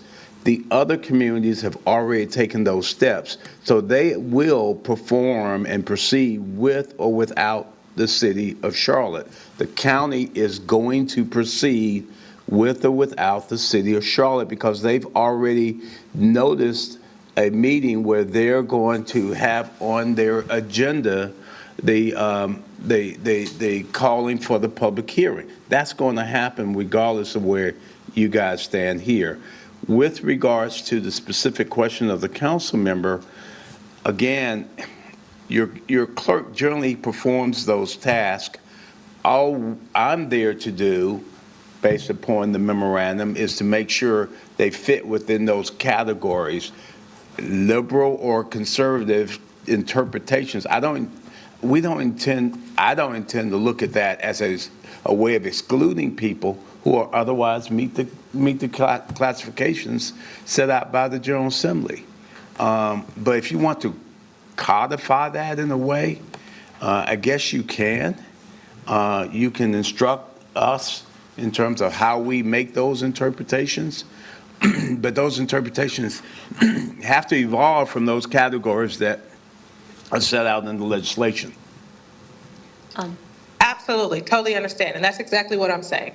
I would like for us as a council is to get together a simple rubric, if you will. It doesn't have to be complicated. Based on what's in the legislation, not contradictory to it, obviously. We just need something on paper so that we know, hey, when we talk about experience, these are the things that we're looking for. And so that gives some guidance to our staff that if we so choose as a council to have them do anything more than assess whether or not this person is a resident, it's clear. Like, this is not I don't think this is a difficult thing to lay out here. To your point, Mr. Chair, given that it'll happen before this next committee meeting, or that these things will have happened before then, I'm not saying that we have to have that answer before the next few things happen, before we take the vote on the MOU. What I'm saying is I want to be clear what's going to be presented, and that we're going to have a discussion in the next committee meeting to align on what that looks like. I'm not asking for it to be completed by then. I want to be clear and certain that we are going to have some kind of rubric associated with it to the level that this council can align, so we know and the community knows what we're looking for when it comes to those buckets of experience. Is it five years of financial background working at a banking institution? You can work at a bank branch, or is it investment banking in particular, or transportation banking in particular? And I'm not suggesting that we draw all of those tight boundaries, but I think with any other job description, you have an understanding of, does my experience generally apply to this, or does it not? And so if you are entertaining motions at this point, I would be willing to move that we approve this MOU to move forward to council for review with the caveat that in our next committee meeting, we go through and align on a rubric to put more detail around those qualifications in conjunction with what's in the statute.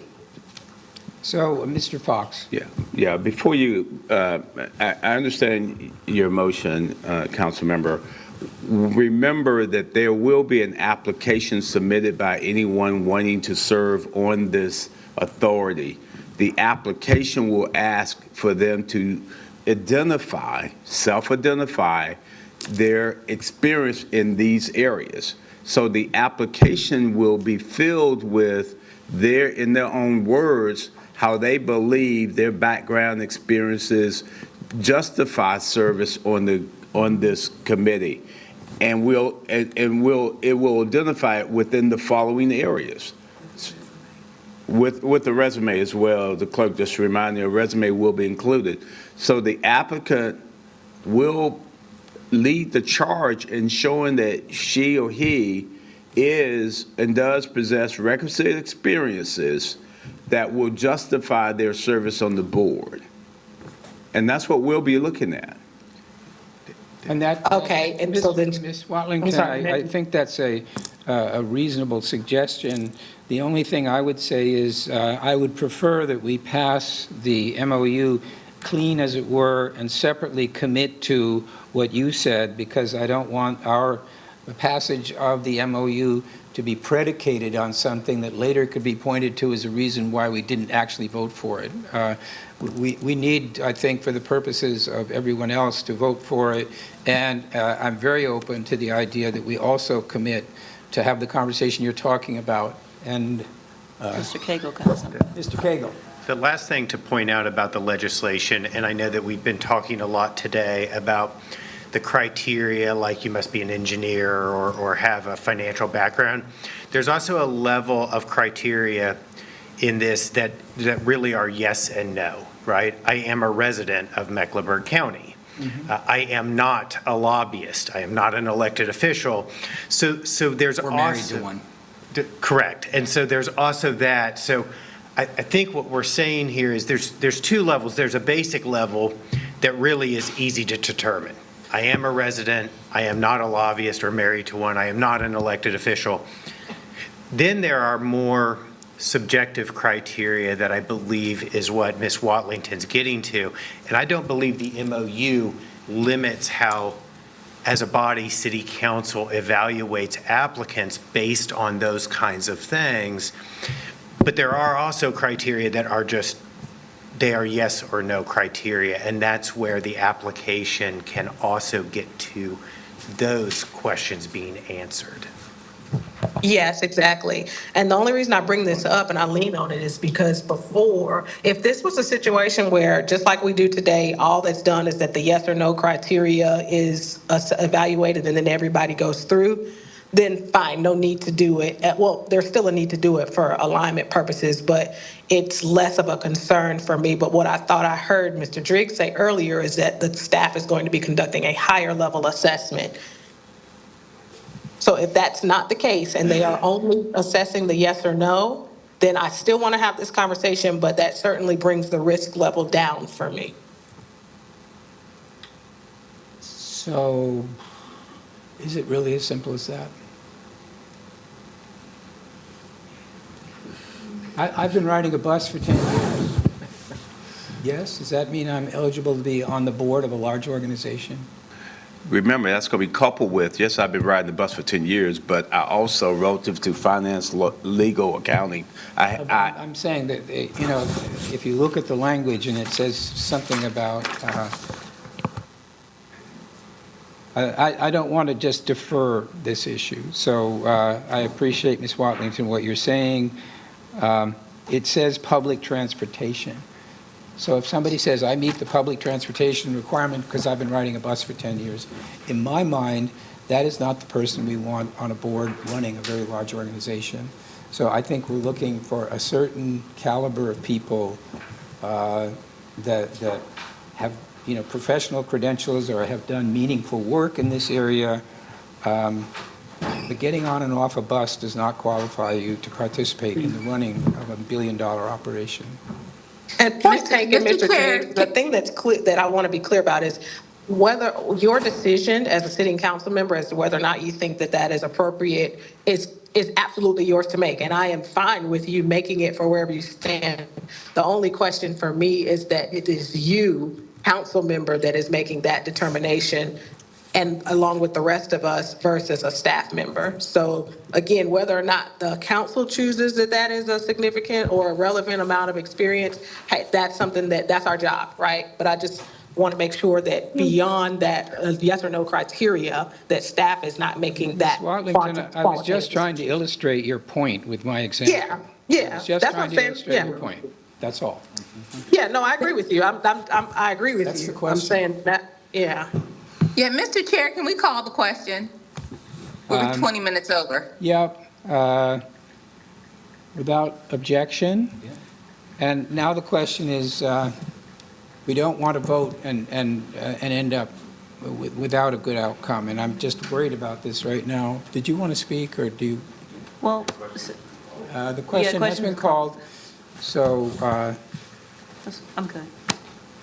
Mr. Chair, I was just going to indicate that I'm going to Okay, be, I'm question. not on the committee, but I'm voting yes, but I sent some staff, or some questions to staff and the copied question you. has been called, we really need to stop talking, all right? So I would like to make the motion that we pass this, that the committee recommends to the full council that we pass this, and that the committee also shares with the full council a commitment to obtain from the city attorney the clarification as suggested by Ms. Watlington. I'll second that. And so, but that means that we pass this, and then separately, we share with the council, this committee wants to see the information requested by Ms. Watlington to clarify the applicability of D, of that qualifications paragraph. Can we do that in this meeting? So that's a motion. Do I have a second? You have a second. All right. All in favor, say, raise your hand. And I can't see you online. Ms. Watlington, yes. And Ms. Johnson? No. All right. So it carries. That's 4-1. And we are way into overtime, so we will take up the other agenda item that was intended today, the CAP update, at our next meeting. And with that, I'll entertain a motion to adjourn. So moved. All right. Thank you, everybody.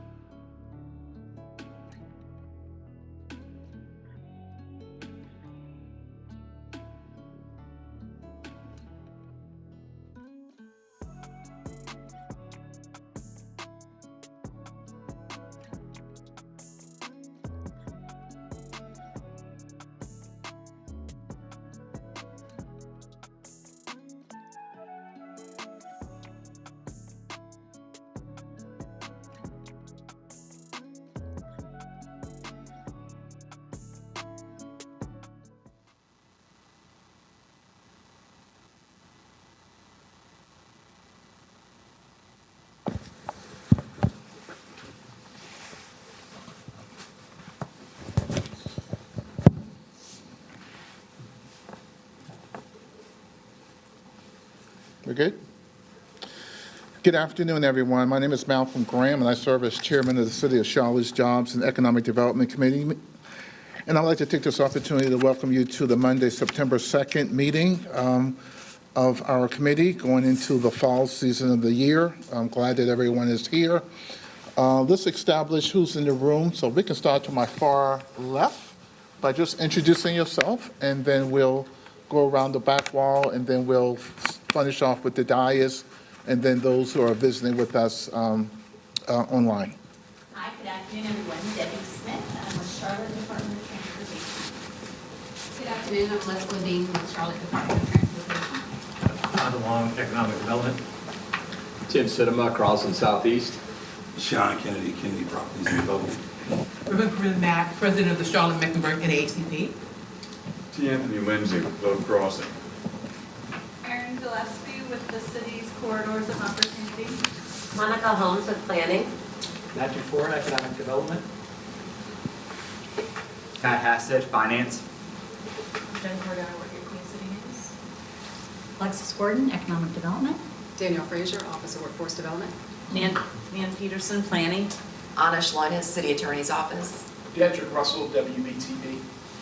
Jason Schneider, Communications. Brandon Brazil, CDOT. Shahid Rana, Economic Development. Allison Craig, Deputy City Manager. Edwin Peacock, City Council Member, District 6. Malcolm Graham, Chairman. Ed Driggs, Committee Member. Marjorie Molina, Committee Member. And James Mitchell, Vice Chair. So we have a relatively light agenda today. We have 2 agenda items. I will turn it over to Allison Craig, our Assistant City Manager, for any opening comments that she would like to make, and then we'll get right into the committee. Ms. Craig. Great, thank you. Yes, we have 2 items today. The first is digital kiosk, and CDOT and communications. We're going to talk about what these are, how they benefit the community and the city, and where they'll be located.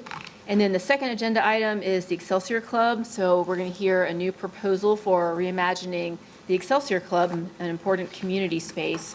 Talk about the proposed plans with the development team and potential funding sources. Both of these items are information, but will warrant future council action. With that, I will turn it over to Brandon for the first item. So thanks. Thank you. So digital kiosks, as Allison mentioned, I'm here to kind of get everyone up to speed on what digital kiosks are, where we are in the process currently with that, next steps that we have, and council action that will be needed in the future. So mentioned a little bit overview of digital kiosks, but want to mention some key takeaways. First and foremost, there are no upfront costs to the city for implementation of these kiosks to be on the right of way, and the city will be collecting a portion of the revenue. Digital kiosks will enhance civic engagement. They will be strategically placed within the corridors of opportunity, as well as 3 of our MSDs. Cross-departmental collaboration will be essential to the success of the program, and as mentioned, council approval will be necessary in the future, both for the contract with Ike Smart Cities and some ordinance language that needs to be revised to allow for these kiosks. So what are digital kiosks? You can see kind of a graphic on the right-hand side of what it may look like once implemented. That's in South End. They are freestanding interactive signage with digital touchscreens. As mentioned, 0 cost to the city to implement. They will all be installed within the public rights-of-way. They're going to provide wayfinding tools. They're ADA compliant, multilingual, and accessible to all. Will be installed and maintained completely by Ike Smart Cities. And they display both public information and advertising. So some key functions of the kiosks. They're going to display commercial advertising with the city collecting a portion of the revenue share. They offer interactive tools both for navigation and services nearby. They will provide free public Wi-Fi to the immediate area within 150 feet radius of each kiosk. They're a good opportunity for us to highlight local businesses, including MWSBEs. They do have the ability to deliver emergency alerts as well as emergency calling, and the ability to integrate security cameras both on the side and front of the device. We have the ability to provide city content, whether it be events that are in the area, wayfinding, any alerts that we want to push out to residents nearby, and they will display both photo and video content. So here's a map of the proposed locations for the kiosks. There's going to be 30 kiosks total implemented around the city within the public right-of-way. The areas that we've identified are the 6 corridors of opportunity, as well as 3 of our MSDs in South End, University City, and South Park. And I do want to note that after this presentation, we will be doing some cross-departmental collaboration, both internally as well as local stakeholders, and final locations of the kiosks will be decided at that time. So implementation of these kiosks. Ike Smart Cities is going to be doing everything. So they're going to design the kiosks, they're going to fabricate, install, permit through the city. They're going to be helping us put content on each of the kiosks, installing them within the right-of-way, and then ongoing maintenance throughout the life of the contract. City staff will be responsible. You can see kind of a lot of departments on city staff are involved here to make this a success. CDOT will be executing encroachment agreements and performing routine inspections to make sure that the kiosks are in good condition. INT will be helping with digital content coordination. Corporate communications and marketing will be helping with stakeholder engagement, city content development for each of these kiosks, as well as making sure that it's digitally accessible. Legal and finance has been helping from a policy compliance standpoint and as well as any audits that may come up throughout the life of the contract. And then ongoing interdepartmental coordination will be needed to make sure that these continue to be a successful program. Contract overview. We're currently working with Ike Smart Cities to finalize terms of the contract and all the different scope and necessary items that we need to get included for this to be a success. But there will be no cost to the city for the deployment or maintenance of 30 kiosks within the public right-of-way. There's going to be an initial 10-year term with Ike Smart Cities for these to stay in our right-of-way and display content with the option for a 10-year renewal. And then I had mentioned that there's a cost share here where the city will be collecting either the greater of 30% of net ad revenue generated on the kiosks, or at a minimum, an annual guarantee of $8,000 per kiosk per year. And I did kind of highlight in there that, you know, as the life of the contract continues to move forward, that we will get incremental increases after every 5th year of having these installed and maintained within our right-of-way. Project timeline. So prior to this presentation, we had a solicitation out on the market to install kiosks in the public right-of-way for the city of Charlotte. We selected Ike Smart Cities at the beginning of this year. We're currently ongoing with contract negotiations and getting close to finalizing that. Currently, we're also presenting to this committee.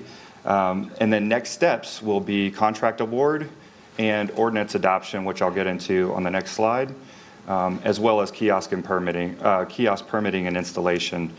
So I do want to note that after the contract has been awarded and the ordinance has been adopted, it'll probably take about 6 months for us to see the first couple of these be installed in the right-of-way, and probably 18 to 24 months for all 30. So next steps.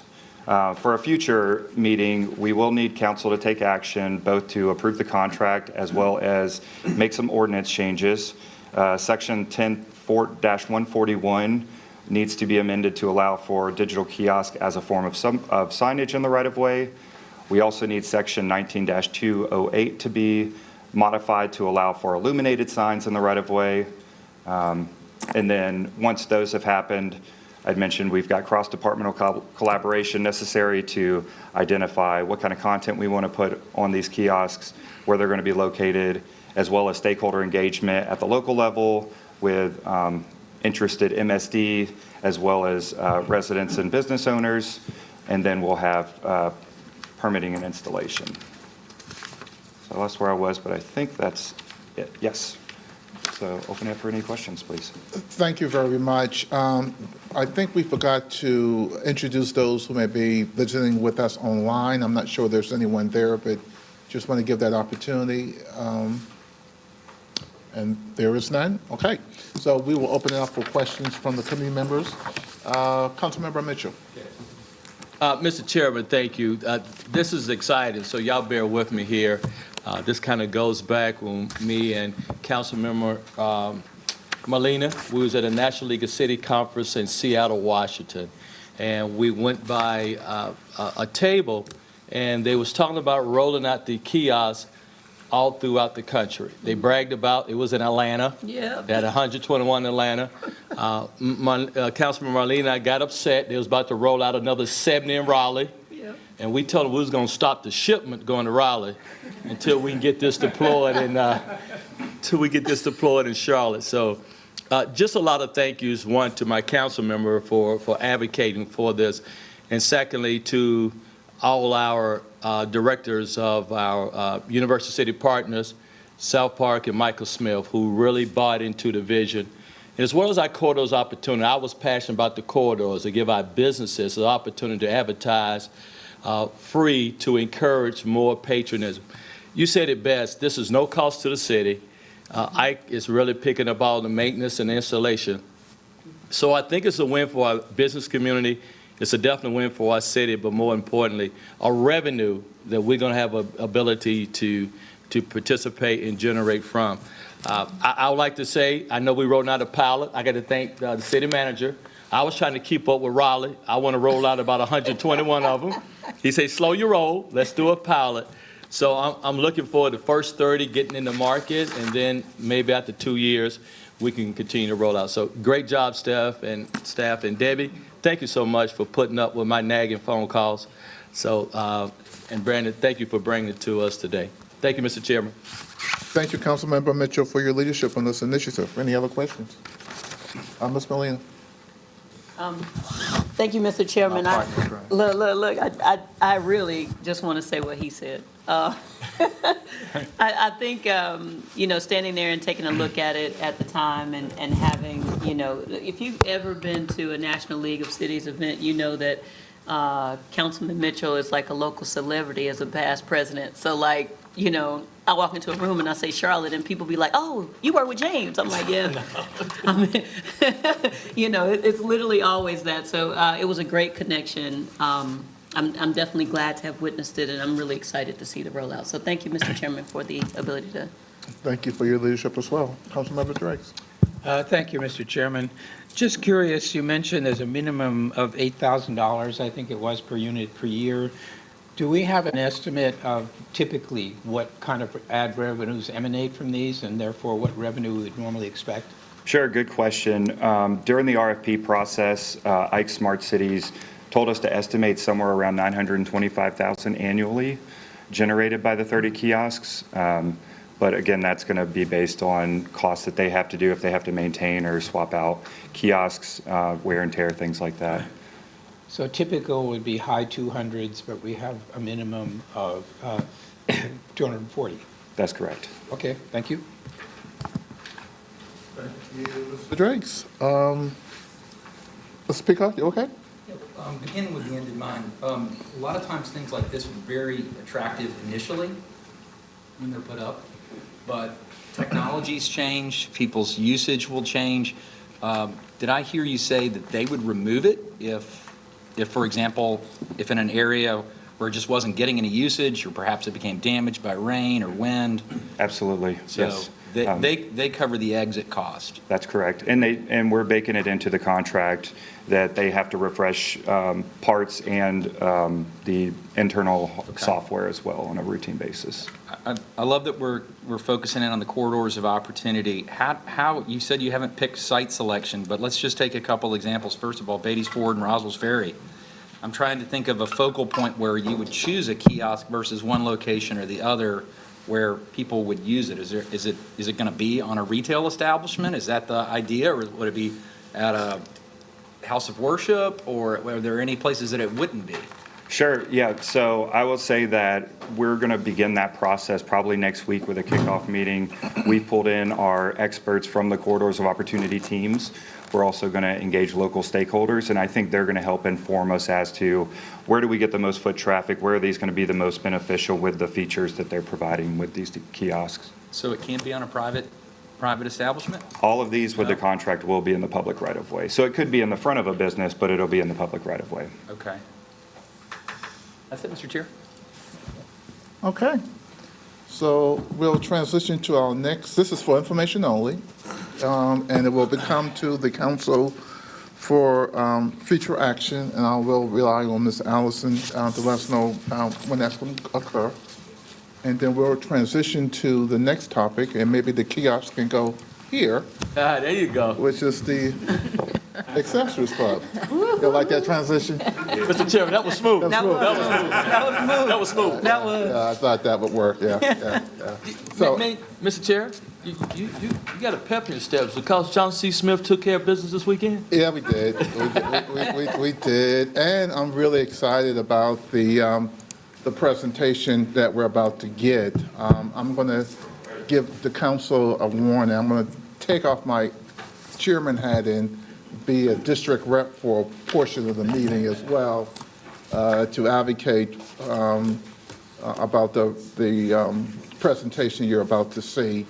And so I will turn it over to Ms. Craig to tee it up for us, and then we'll get right into it. And I'm going to turn it over to Todd and Shaw to kick things off. Thank you very much. So we are very excited about this next agenda item. The Excelsior Club has long stood as one of Charlotte's most iconic historic and cultural landmarks in the city. Today, we're going to hear about a proposal to restore its legacy while also creating new opportunities for the future around the site. The presentation highlights a project that directly aligns with our council priorities, particularly those around workforce and business development. And you're going to hear a little bit more about the new development team, how the proposal delivers significant benefits for the community, and how this partnership demonstrates strong collaboration between the development team, the city, the county, and other philanthropic partners. Now, before we turn it over, Shah, do you have any other additional comments or remarks that you'd like to make? Thank you, Todd. Just for public edification and for the members here in the room, I really want to just highlight the term collective impact. This project that you'll see before you was, number one, it's a part of the corridors of opportunity and one of the key marquee buildings that's been a part of the implementation plan as well. Also wanted to highlight our guest here, Sean Kennedy, was a part of the inaugural cohort of the READY program in partnership with the City of Charlotte and LISC. This was to help emerging commercial developers with technical assistance, to also pair them up with other seasoned developers to make sure that they were ready for the opportunities that came across the board. And this is also a unique P3 with public, private, and philanthropic support. And as a part of that P3, we also have a developer in the room with Tim Cinema and Sean Kennedy partnering together. We often want to make sure that, hey, if we have an opportunity for a joint venture, this is one of those opportunities that we have here. And then also as well with the partnership, Mecklenburg County is also presenting this project tomorrow at their Economic Development Committee. So prior to my tenure here at the city, this project has been a top priority for city and county to make sure that we find a solution. I've been a part of the due diligence and really making sure that we had a viable project over the last several years. And the timing is right. And then last but not least, I wanted to highlight those things because economic development is a framework and not necessarily a project or a program. So when we talk about a framework of economic development, it's really looking at how do we pair corridors of opportunity resources, how do we partner with the county, how do we make sure that developers, public and private and philanthropic, are all at the table to make sure that we push a viable project or program ahead. So with that in mind, I'm going to kick it off to Sean and Tim. Thank you. Hope you mind if I stand up? Okay. I see you. How's everybody feeling? Good. Thanks for having us. All right. We go to our slide. Perfect. All right. So my name is Sean Kennedy. This is my partner, Tim. I'll go into more who we are in 1 second. But we're reimagining the Excelsior, the rebirth of the Excelsior. So rule number one to development that we learned in the LISC class is to make money when you do a project. Return on investment. This project does not cross that line. It doesn't pencil, it doesn't make sense. I see you've been a good student, yeah. A student. Story of my life. Yeah. But what it is an exponential return for a cultural landmark. Like this right here will be there for years to come. We are bringing back the history of Charlotte and making sure the future generation knows what came before them. And there is nothing, in my opinion, more catalytic for the Betty's Ford Corps than the rebirth of the Excelsior. Next slide. I think you got it. Oh, she said she was going to control it. There we go. All right. So the funny looking guy up top, that is me, Sean Kennedy. I'm a real estate developer and real estate entrepreneur and just a community guy. I came to Charlotte in 2004, 1 month after graduating from Morehouse College in Atlanta, Georgia, not knowing anybody. Came here to chase my entrepreneurial dreams and immediately got here and opened up 3 retail stores, one in Eastland Mall, one on Mall Road, and one on North Triangle. After being here for 2 years, I opened up my first restaurant, which was Allure, which was in Wilmore, which is now considered part of the South End. Wilmore was a totally different community than when I opened up my first restaurant. And at that restaurant, I was trying to figure things out, and there was a group of attorneys that came every single week. And they weren't there for the good food looking back at it, and they weren't there for the great service looking back at it. They were there to support a young entrepreneur. And in that group of attorneys was an attorney named James Ferguson. Mm-hmm. And he came every single week and supported me. And then one week he came in and said, hey, man, I want you to come by my club. I want to show you how we do things at my club. And I want you to talk to my son, Taj, because you guys are about the same age. Come by there, meet my son, and check out what we do. That club was the Excelsior. I was under 30 years old, so when I got to the door, I had to call him to come get me. Yep. I went on in on a Thursday for 30 Thursdays. Yeah. It's for poker, right? So went on in there, and immediately as I walked to the doors, I felt the aura of what the Excelsior was. I felt the energy of the people that came before me. Yeah. And when I sat down with Attorney Ferguson, he poured into me the history of what Excelsior was. So I definitely wanted to be part of the Excelsior. So I started coming in on a regular basis. And over that time period, I opened up more venues, 4 more in the city of Charlotte, and got into other business, which I'll go into later. So in 2015, Attorney Ferguson called me up, said, Sean, let's do lunch. Let's meet at Capitol Grill. That was our spot. So we met at Capitol Grill for lunch. And of course, I had to pay for it, if you know Attorney Ferguson. So we met there, and in that meeting, he said, Sean, I think I'm going to step away from the Excelsior. And would you mind taking it over? So he set up a meeting between myself and the current owner of the real estate, owner of real estate at the time. And we met in our house, and we discussed me purchasing the real estate from him, but we couldn't make a deal happen. And I walked away from that and knew that I had probably missed a great opportunity, but I wasn't ready for that opportunity. Fast forward, 10 years later, Excelsior's come back to me, the opportunities come back. And I think this is something that I was meant to do. They say that in life, there's 2 days that mean the most to you. The day you're born and the day you learn what you're born for. I think this is one of the projects that I was born for to be part of. From 2010 on to this day, I got into real estate development. I was told to buy properties in communities that look like me, where I could see the skyline. And I did exactly that. And because of that, I did well. And I rode the wave of gentrification. And to that, I'm not happy about that, because I felt I need to give back more to my community. So this is a project I feel I can give back to my community. From a community standpoint, on the Bettysville corridor for the last 10 years, I've hosted a free camp for young men. This summer we hosted it at John C. Smith. Over 300 young men attended the camp, and most of those young men are from the West Side. I'm also developing Lucille's Kitchen on the corner of 2300 Bettysville Road, which will be a community kitchen that will service people in the community and help entrepreneurs. And also on Bettysville Road, I'm working with Park Church right now to develop 193 affordable for sale houses. So I'm deeply tied into Bettysville Road, and I look forward to be more into it. So when I decided to do this project, I knew it didn't make sense. And I needed somebody as foolish as I was. And I needed somebody who had a background in public and private partnerships, because this is a very tricky web. So I reached out to Mr. Tim Cinema, and immediately, him being a person like me, he jumped right in, and here we are. You want to introduce yourself, sir? I know all of you on the panel. It's an honor for me to be here. I had so much fun with Eastland that I figured We love you too. let's try to do it all over again. So I love this guy, and you get a sense of his heart. Just listen to him talk a little bit. He's the real deal. He is about giving back to his community. He's the real deal. And when he called, I said, shoot, I'd be honored to be part of that. And I thought I knew the Excelsior Club. I thought I knew how historically significant it was until I got into it and realized I had just scratched the surface with my knowledge. This is an iconic facility, and one that has had such a huge, invaluable contribution, especially to the African American community in Charlotte, across socio and economic and political lines. And so when we got into it, it literally took about a minute to say this project makes no economic sense, and so it's another one of these passion projects.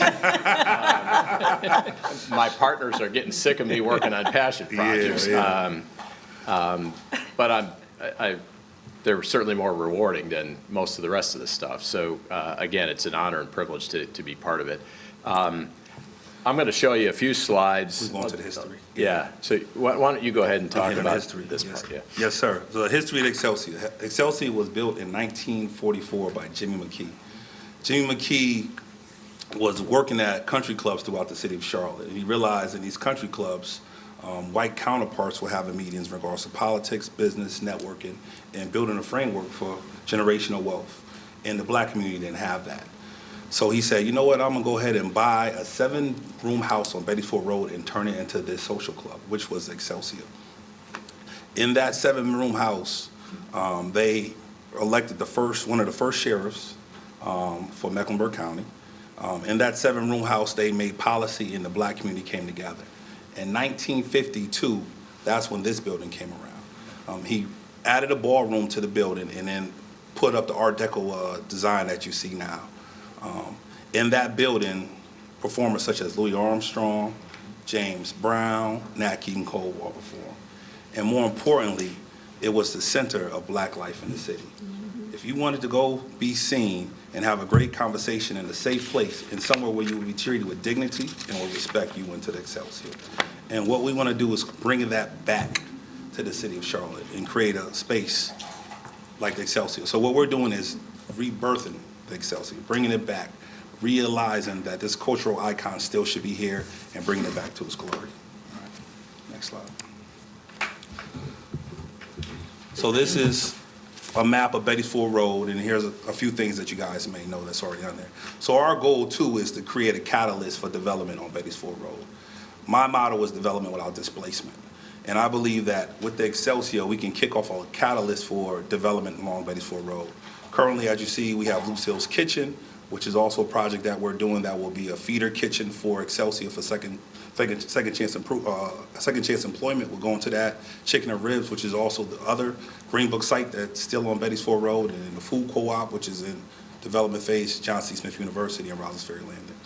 Next thing. As you can see, it's not a large piece of land. It's less than an acre of land, but that less than an acre piece of land has so much history, so we need to bring it back. All right, take from here. So the development program is pretty straightforward. We propose one building, 2 stories, 2,500 square feet roughly in the first floor, about 1,200 square feet on the second floor.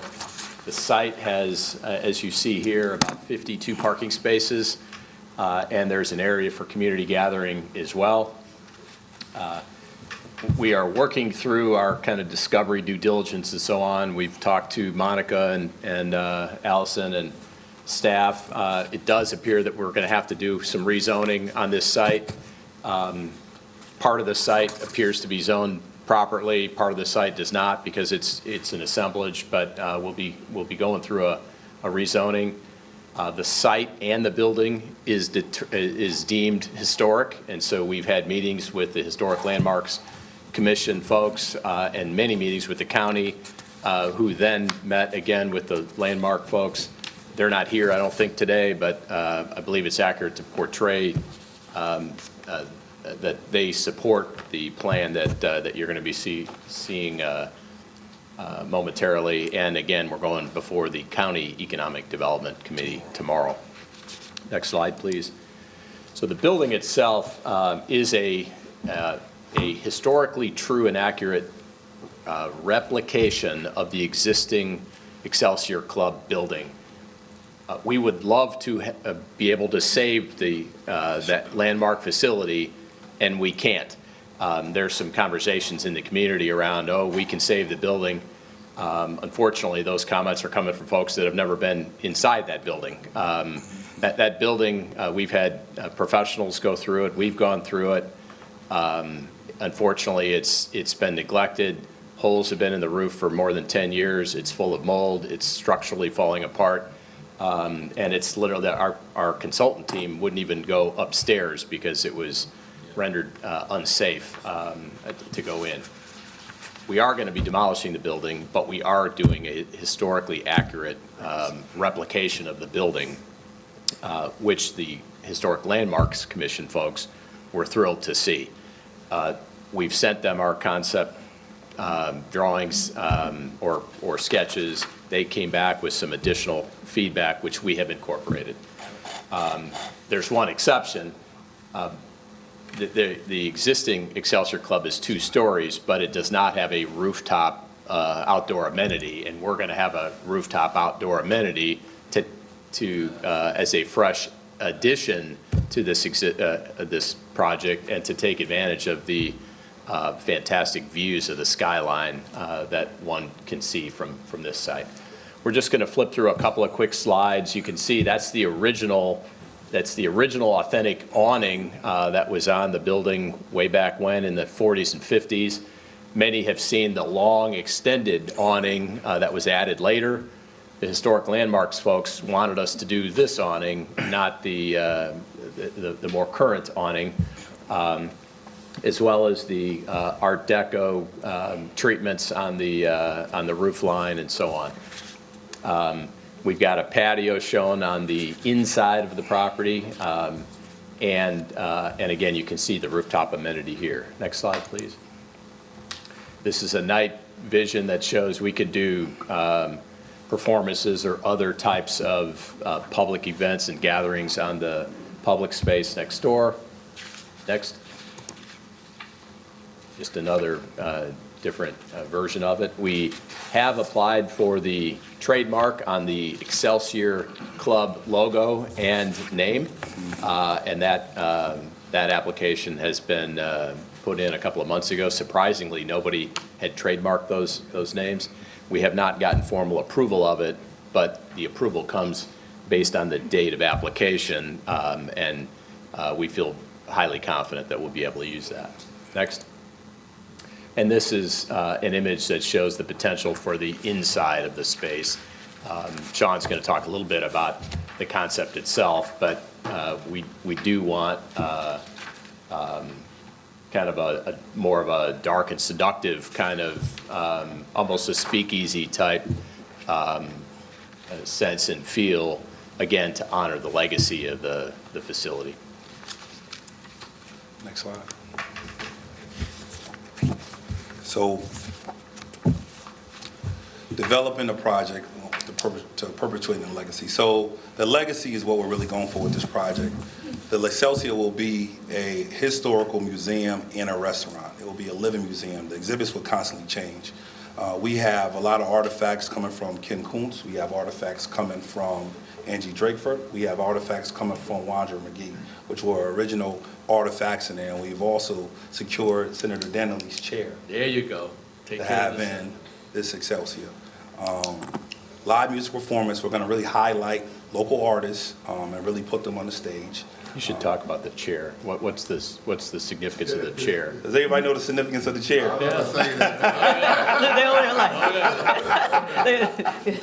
We know.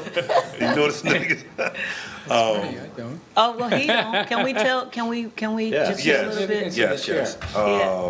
So Senator Dannelly was a city council member for years here in the city of Charlotte and later a state senator. And he had a chair that sat in Excelsior that nobody was allowed to sit in. If you sat in that chair, you would have a serious problem. It also had a good view. Yeah, outstanding view, right? Come on now, we can't bring that up in here right now. But it was a landmark in Excelsior. You knew when you came in and you seen this chair, and if you seen them sitting in there, you always pay your respects. So we want to bring that chair back. Also, members have glasses and mugs that dictated how long you've been a member, and there was so much more to it. So Is that going to be reserved for Mitchell or what? District rep. Malcolm like, nope, me. District rep, right. cuisine will be a modern joint healthy food. So that's one thing about finding food on the corridor. There's not a lot of options. You have a lot of hamburger joints, you got a lot of fried chicken, but we will also offer healthy options. And then after 6 o'clock, you can forget it. There is really nowhere to sit down and eat on Betty's Ford Road after 6 o'clock. This will be an establishment where you can find a meal and entertainment after 6 o'clock. We will really focus on second chance hiring. That is something that I've always focused on in my other places, where we will give people a chance to come in that want to be hired at other places and learn how to work in a restaurant building. We would train them if they don't have any skills in our kitchen or at Lucille's kitchen and bring them on over, and hopefully create entrepreneurs that can go on to open their own restaurants and bars. And then community gathering space. We will have an outdoor space which we do community festivals at and community events. Also upstairs in the upper room, we will have free space for meetings during lunchtime, and we will do community meetings in the main dining room once a week for breakfast. So it will be a community space where people can come and share ideals, hence what Excelsior was when Jimmy Key first made it. Next slide. Business plan. So as Tim hit on, we have to rezone 2 of the parcels that are in the back of it that were residential. So this is going to take us a little while. At the same time we're pursuing that, we will pursue historic approvals. We actually have already started that process earlier than expected. We are going in front of the Historical Commission in November to get initial insights, but I think that will move faster than we initially thought, being that we are doing a replica of the building. Third quarter 26, design permitting, site acquisition, and fourth quarter 26, and hopefully deliver vertical construction in the facility second quarter 2028. This is a very conservative estimate, and hopefully we'll get it done before that because the community is looking for it, and I can't go anywhere without somebody asking me about this. And we strive to and hope to have NWSBE participation of 40% or greater. And we're really looking to work with a minority GC to actually build the building, and we're serious about making sure we get that done. We want to talk about 8. Oh, 8 was done. Back, can you go back one? What did we miss? Oh, long-term hold, thank you, sir. We don't plan to sell this building. I plan to hold this building for the rest of my life, and hopefully pass it on to my children. This will be my legacy project, and there's no way that I'm ever sell Excelsior as long as I'm on this earth and pass it on. So it will be there for generations to come. And more importantly, once we get the initial flow to get it open, it will be a sustainable business. So don't worry about that. The Excelsior will be there for decades and generations to come. Thank you, Tim. Next slide. Community engagement and commitment. We already touched on second chance hiring, free culinary training. Giving people a chance to come in and learn how to work in the kitchen will be a big part of what we do. We'll pass them back and forth between Lucille's Kitchen to make sure they understand how to work in the kitchen properly, hopefully go on and work in other restaurants after they leave us at Excelsior. Breakfast forum, as we touched on, we will do a breakfast forum every week in which people can come and share community ideals. We plan to work with another breakfast forum. Hopefully they bring it over. If not, we will create another one on another day that will really create community participation. In the upper room, as we hit on, which is the room on the second floor, is where so many things took place in the city of Charlotte. There will be free space for people to have meetings during lunchtime. Next slide. Performing arts will be a big part of it. Visual, audio, where people can come out and sing and they can do their portraits and more murals and so forth. We hit on Allure. Allure was the place where the Hamiltons, which is a nationally known artist, were discovered at. So with Excelsior, it will actually make us much broader, and hopefully more local talent will come in and get discovered. Community festivals in the outdoor space, and the farmers market will be partnered with Park CDC with their farm, and they'll be setting up a stand on certain Saturdays where you can pay what you can, fresh produce. All right, next slide.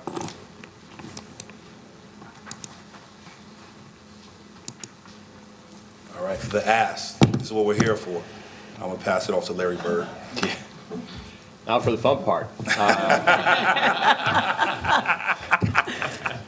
Yes, sir. We started by saying the project makes no sense economically. It makes all kinds of sense for other reasons, but economically it's a challenge. And the development plan that we're presenting you today is not the one we started with. We started with a much more robust program with much more additional retail and other space. And the unfortunate reality today is it costs as much to build a building on a Beatty's Ford or a Central Avenue as it does in South Park or in Ballantyne, but the rents are a fraction of those other places. And so that's why it's so difficult to justify new investment in some of these corridors of opportunity. And the more retail we built here, the bigger the hole we got, because it just needed more and more and more investment. And with this program, we've got a estimated. Now we have not done design drawings. We've got back of the napkin kind of sketches at this point, but we've got a lot of experience budgeting and forecasting. We've also gone to the marketplace and talked to multiple contractors. So we feel pretty good about our budgets. We carry contingency and inflation factors and so on. But right now, we estimate the total cost of this development to acquire the land, to improve the site, to build the building, to upfit the restaurant, all of that is about $7.8 million. The net operating income, the net income from the rent for the restaurant is roughly $57,000. That's market for the Beatties Ford corridor, and we've done surveys about that. The return on that investment, we call this the unlevered return on that investment, is a whopping 0.7%. Oh. To amplify the point that it lacks economic viability. And so, so starting from that point, we're saying, okay, Yeah, now. it's not an option to make an ask and then make another ask in 2 years and another ask in 5 years and another ask in 7 years if the initial development plan is not sustainable. And so we had to do our homework to build a 5 or 10-year operating budget for the restaurant. We did an operating budget for the site and the real estate. We've met with Todd and Shaw. We've met with the county folks multiple times. We've gone through those line items. We believe the plan that we've got here is sustainable long-term, but for the ask that we're asking on the front end of this deal. The ask of the city is $1.5 million, which represents 19% of the total cost of the development. We're asking a parallel request of the county, another 1.5, which is 19%. Combined, that's 38%. That's more than we would have liked to ask. We know that. The very first meeting with Allison and Todd, as well as Leslie Johnson and Shaw and the others, city and county, we said, we're going to ask you for more than you're comfortable giving. Now, the good news is the check is not 15 million or 50 million, it's 1.5 million. But as a percentage, it's a higher percentage than we would have liked to get to. And we did everything we could possibly do to try to get that percentage down.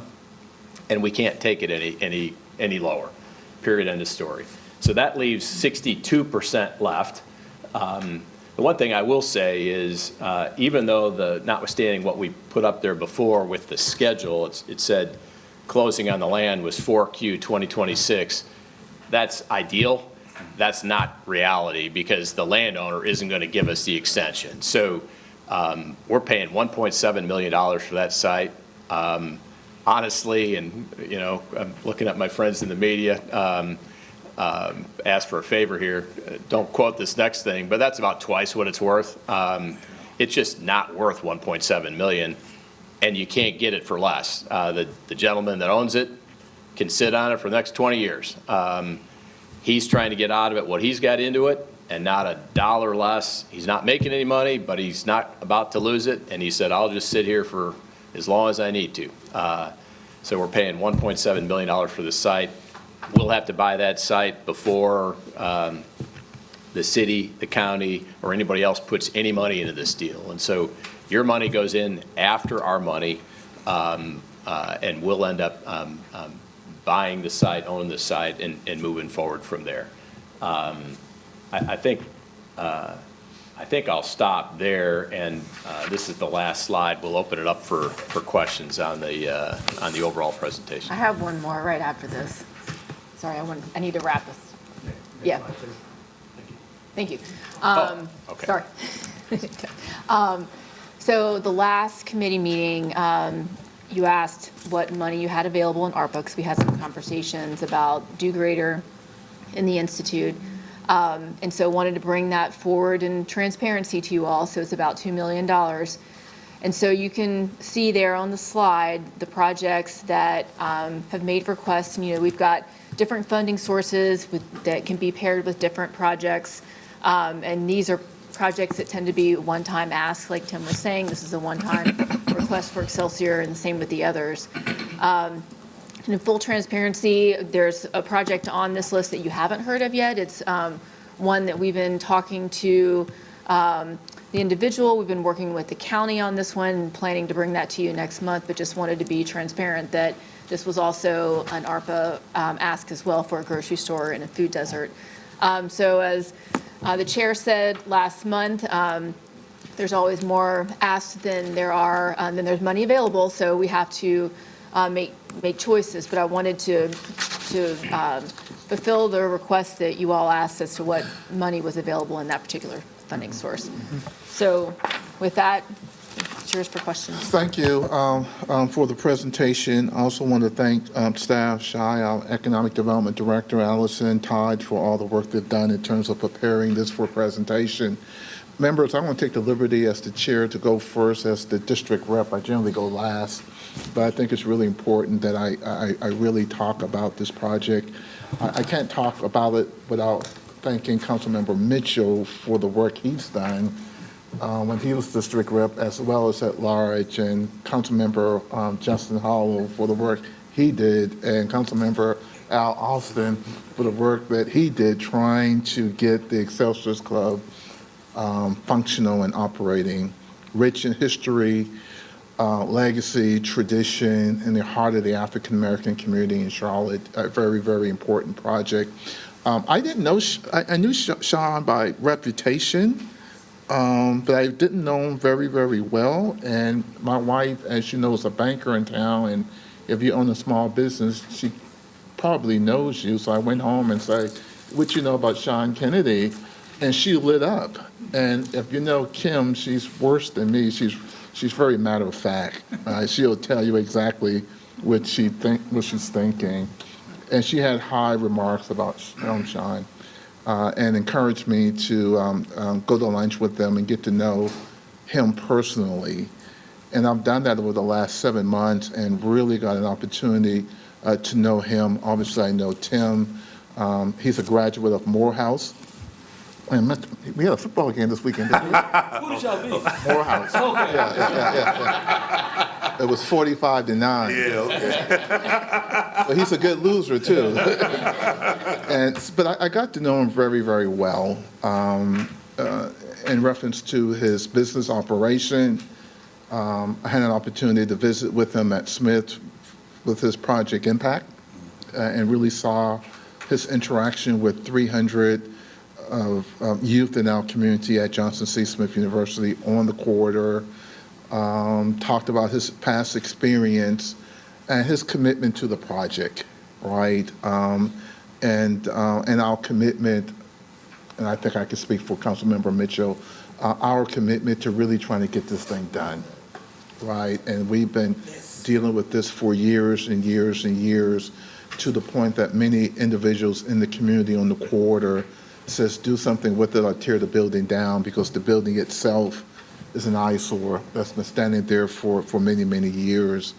And so his commitment to come forward to do something with the project really checks a lot of boxes for us. It checks the food desert box. It checks the box of doing something with the facility, upkeeping the history, the legacy, and the tradition. He has partners, and I did my due diligence and talked to my county partners. I think they're very interested in working with him as well. The Knight Foundation is interested in working with him as well as others. And I think it's the right developer for the right project at the right time. Notwithstanding the fact that there are a number of competing priorities, I think as this council member, speaking for myself, this is the priority for a corridor that goes in conjunction with what we're trying to do for our corridors of opportunities, right? We've done some good work on the lower end of Beatties-Ford Road, on the corner of Beatties-Ford Road and LaSalle, working with Christopher Dennis, bringing the banks there.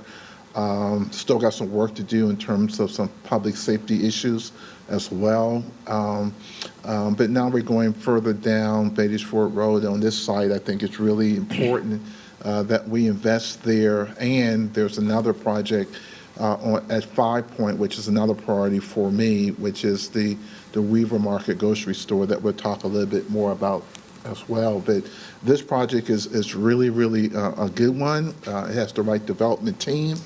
I think the ask is reasonable based on what we're trying to accomplish here. in terms of revitalizing a corridor and bringing amenities to a corridor that has been lacking.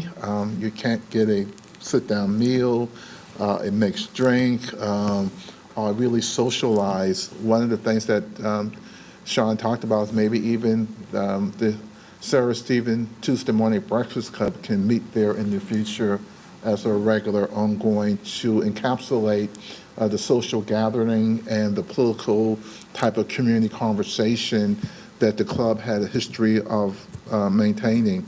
My only concern, if I have any, is just the timeline. I want to get it done sooner than later. I think we saw 2028.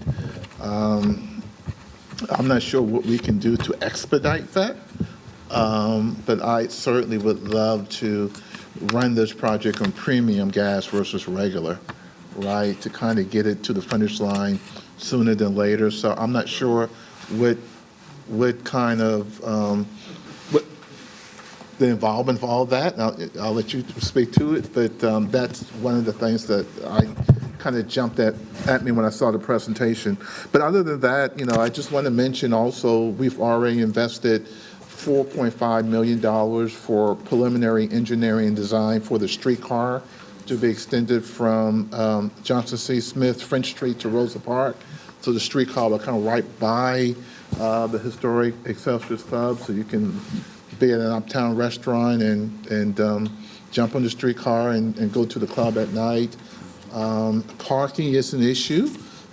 Parking spaces adequate, and that's why we need a parking deck on Beatty's-Ford Road, and that may be a part of a future transit initiative that can help out with that, not only for this particular amenity, but parking up and down Beatty's-Ford Road is an issue, right? And so I will pause there. I think you guys know where I stand on this project, but I certainly would like to hear from members of the committee.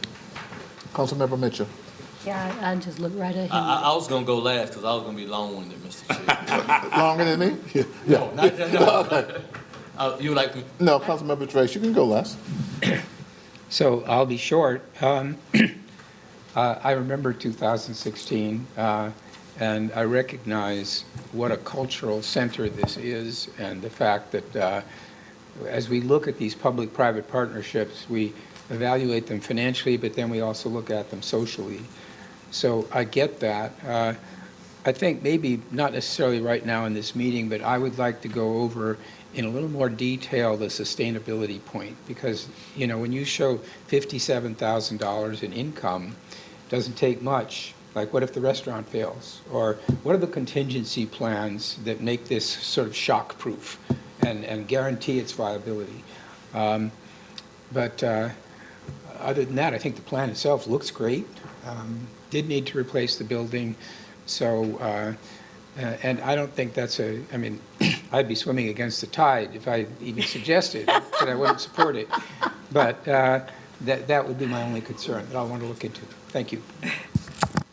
Councilmember Peacock. Sean, I'd love to have you expand out on your history. Okay. I think it's fascinating. I think those that will read and learn more about this, who operated it, what happened, because that leads me to Mr. Driggs' question, and you all touched on it, just these operating numbers. Yep. We know that the restaurant business is really, really, really tough. Mm-hmm. Anybody who's owned a restaurant could say, hey, it's really tough, and then all of a sudden COVID happened. Yeah. And if you didn't have a takeout business, you were out of business. So no one knows exactly what could occur, but I'd love to see that. And also part of that as well too, you 25, 30 years from now in the restaurant business and you don't remember any of us and the next council doesn't remember you and maybe you've changed your mind. Is there a plan B for the property? Could it be repurposed into something else? Could it be turned into a hotel? I don't know what will happen with Beatty's-Ford 50 years from now, but you have to ask that question. And Mr. Chair, final question was just, I'd love to see a slide on context, either on county or city and other PPP type arrangements that we've done, that we've made. One most recently was in South Park for the public-private partnership that we did with South Park Area Partners. That was split between those as well, too. So I'd love to have some history around the context of us doing that. I think all board members on the county and the city would benefit by seeing when we've gotten involved like this. That's it. Give some background? Okay. As far as the ownership of Excelsior, again, the first owner was Jimmy McKee. He sold it to Ken Kuntz, who owned it for a short period of time. Do you know how old the building was when he bought it in 44? That home, I believe, was built in 1912, I believe, somewhere around there. So it was about 30 years old, give or take, before he turned into the Excelsior. From Ken Kuntz, he sold it to Pete Cunningham, who owned it for the longest period of time. And then he sold it to Attorney Ferguson. But his wife maintained ownership of the real estate after he passed away. As far as my experience as a restaurateur, again, I opened up my first place in 2006, and everybody knows what happened in 2006, 2007. The economy fell out, and somehow, as a young operator, I navigated myself through those waters with no PPP, no help for anybody, but making it work. And then my last place, I opened up on Graham Street in January of 2020. I got in one CIAA and a couple events, and then we shut down for a whole year. I wasn't eligible for PPP because I didn't have a payroll for 2019. I navigated through that and turned that into a successful business. So this right here, for me, I mean, hard has always been what I've been dealing with. And this right here isn't hard. I know when we built this place and we opened up, the community is going to support it. So far as it being sustainable and operated as one of my restaurants, I think it's good. Because that's one thing I do know is the restaurant and bar business. So I know we'll be successful. Ms. Molina. Man, I don't even know how to come behind that. First of all, first, thank you, Mr. Chair. Mr. Kennedy, very nice to make your acquaintance. I'd spoken to Tim, who I've worked with a whole lot on the east side, and he spoke very, very highly of you. I admire your courage. And I, like you, I moved here in 2004. And I remember my going to the Excelsior Club, and, back then I was following the Jameses and the Malcolms around, and,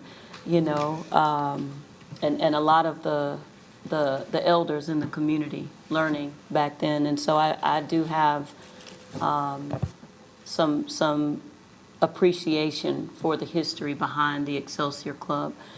And Representative Cunningham, she would be elated, I believe, to know that, we're taking up this conversation. So I'm going to make sure to reach out to her, because this would be something of great interest to her. Tim Cinema, God bless you. In more ways than one, you are a pioneer for what public and private partnerships in the hard places looks like. And I am eternally grateful for your partnership on Eastland. I think there's a lot of misconceptions about what it means to be in the development community. And what I am truly blessed to see is the humans like you that dig in and make the hard possible. So I'm so grateful that you're at the table on this one. This one's a good one. This is a good one. If I have any reservations at all, it's about the amount, and Tim, you know this, it's about the amount of ARPA funds that we have that are left, right? I know that we've talked about parking at the Excelsior, and, like the chairman mentioned, maybe that's something that we look at in the future, right? But I feel like that's going to be something that we meet at some point about how do we accommodate, parking for the space. But I'm interested in, Shah, do we know if there are any other sources of income that we can tap into besides ARPA? Like, is this an ARPA-only opportunity, or is this something else that we can look at as far as like a diversified, consideration? Like, are there any other funds that we have? I may lean on our new CFO here a little Matt, bit. come on in, Matt. Come on, hey, Matt. Recently? Wow. No pressure, man. Yeah, just with Teresa's retirement. Welcome. Matt Hassett, City Finance. As of, I think, yesterday, taking over as CFO, as Teresa and I have a transition period. Congratulations. Thank you. So where's the money? I know. About the money. So I think with this and all of our projects, we always look at all the pots of money. I think that sort of the initial look is that ARPA looks to be sort of probably the easiest place to readily identify the money. So that's why we're sort of leaning here first. I think as we continue these conversations, we'd continue to look at other opportunities, and it could be, whether it needs to be, street work or sort of ingress, egress out. There could be some other opportunities for the city to use some of our funding sources for those types of things. But I think specifically for the project, ARPA seemed to be the best one, so that's the one we're coming to first, because we're the most confident that that one is absolutely available for this project. And then as we continue to sort of see the business plan and sort of where our money can go, that may open up other opportunities, because it often depends on how our money's being used and when it's being used is sort of what buckets we can pull from. Okay. But we could potentially be open to there being some other sources of funding if that were necessary? Yeah, I think, certainly working with Allison and Sean and Todd, these are the types of things that I know that, Todd and I worked a lot on the Eastland project and sort of looking into amateur sports, and sort of that had hospitality funds, CIP money. So we always look at sort of trying to pull all the levers we can, but knowing that we're coming to today, we wanted to make sure we had at least a bucket that is available for the project. So that's why we started with the ARPA one, and then we can expand out to other parts as we sort of dive further into the project. So I think from me, and I don't think that my colleagues would disagree, I think my first charge to you as our new CFO, I'd be interested in finding out the diversification of possibility, right? I'm a little shaky about, depleting the fund, although I think you will find, in my opinion, support for the interest behind this, right? But just making sure that, we're exhausting all possibilities as far as funding is concerned. I'd be interested in knowing, what those other possibilities look like. Absolutely. And lastly, I know that Councilmember Peacock alluded to public and private partnerships and, kind of county. I can count, the chairman of the county commission is Mark Jarrell, who is also the representative for East Charlotte, who I've known, and oh my God, I can't even imagine what you're gonna see when you walk into the room with him and say Excelsior. I want to be a fly on the wall, because he has also a very deep appreciation for, countywide perspective. And we've been fortunate in that from Eastland to Pepper Tree. Imagine Pepper Tree Apartments, a naturally occurring affordable housing unit where it was another unique partnership, another outstanding human being. The county came in with $4 million for that newer project. And I think it was absolutely outstanding. So we're unique in that our county will partner with us in development. And we have so many different examples that I think I'm absolutely encouraged by. But great job, very excited, so very excited. Thank you for your courage, and I look forward to learning more about what's possible. Thank you, Mr. Chairman. Okay, so Councilmember Mitchell's going to bring us home, and I'll put the final period on it, and we'll get out of here. Thank you, Mr. Chairman. This might get a little emotional for me, because I got to give you a little bit of perspective from a Charlotte native. First of all, let me recognize Sean's lovely wife is here. Ms. Kennedy, thank you. Thank you for being so supportive of Sean. This started 2019 when Dedrick Russell did the first interview and said, how are we going to save the Excelsior Club? I think it's always been a narrative around our community that we don't hold on to our historic landmarks in the city of Charlotte. And so I have to thank, to the chairman's point, Councilmember Dr. Justin Hollow at the time that says, James, you're a Charlotte native, you know the history, why don't you take the lead on this? I remember when Councilman Graham got elected, we put the hard hats on and we walked the site and we saw dangerous, dangerous, and we saw deterioration. So let me think, it's two phases. The first phase, I got to thank the people who got us to this point. Darius Anderson, the property owner who purchased it when nobody would step up, Tim, to your point, and pay the overprice of $1.7 million. Michael Marsicano, because we had our first meeting with Michael Marsicano, Jesse Carrington, and Charles Thomas to talk about a public-private partnership. And the architect of the whole thing was Mr. Ron Kimball. Ron said it has to be a public-private partnership, and Ron was instrumental in getting the county on the side. And so Ron, Jesse, Michael, and Charles Thomas, thank you so much for being the first phase of making sure we did not destroy that history. To Sean Kennedy, I want to thank you, sir. It's always been a struggle. It was Darius' dream to make sure this belonged in the hands of an African American. And you stepped up, and you said this was your second chance to make it right. Sean and I spent some time with Senator Danley in his living room, and I'm going to give you the PG version. It was very entertaining. We heard the history of the chair, but more important, we heard the history about the Excelsior Club.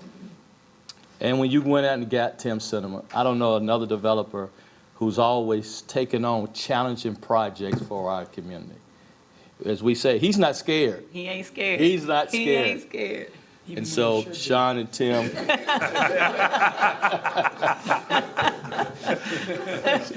Sean and Tim, thank you for hearing. And then there's Maddie Marshall. Miss Maddie has just been incredible about what does she want to see at that site.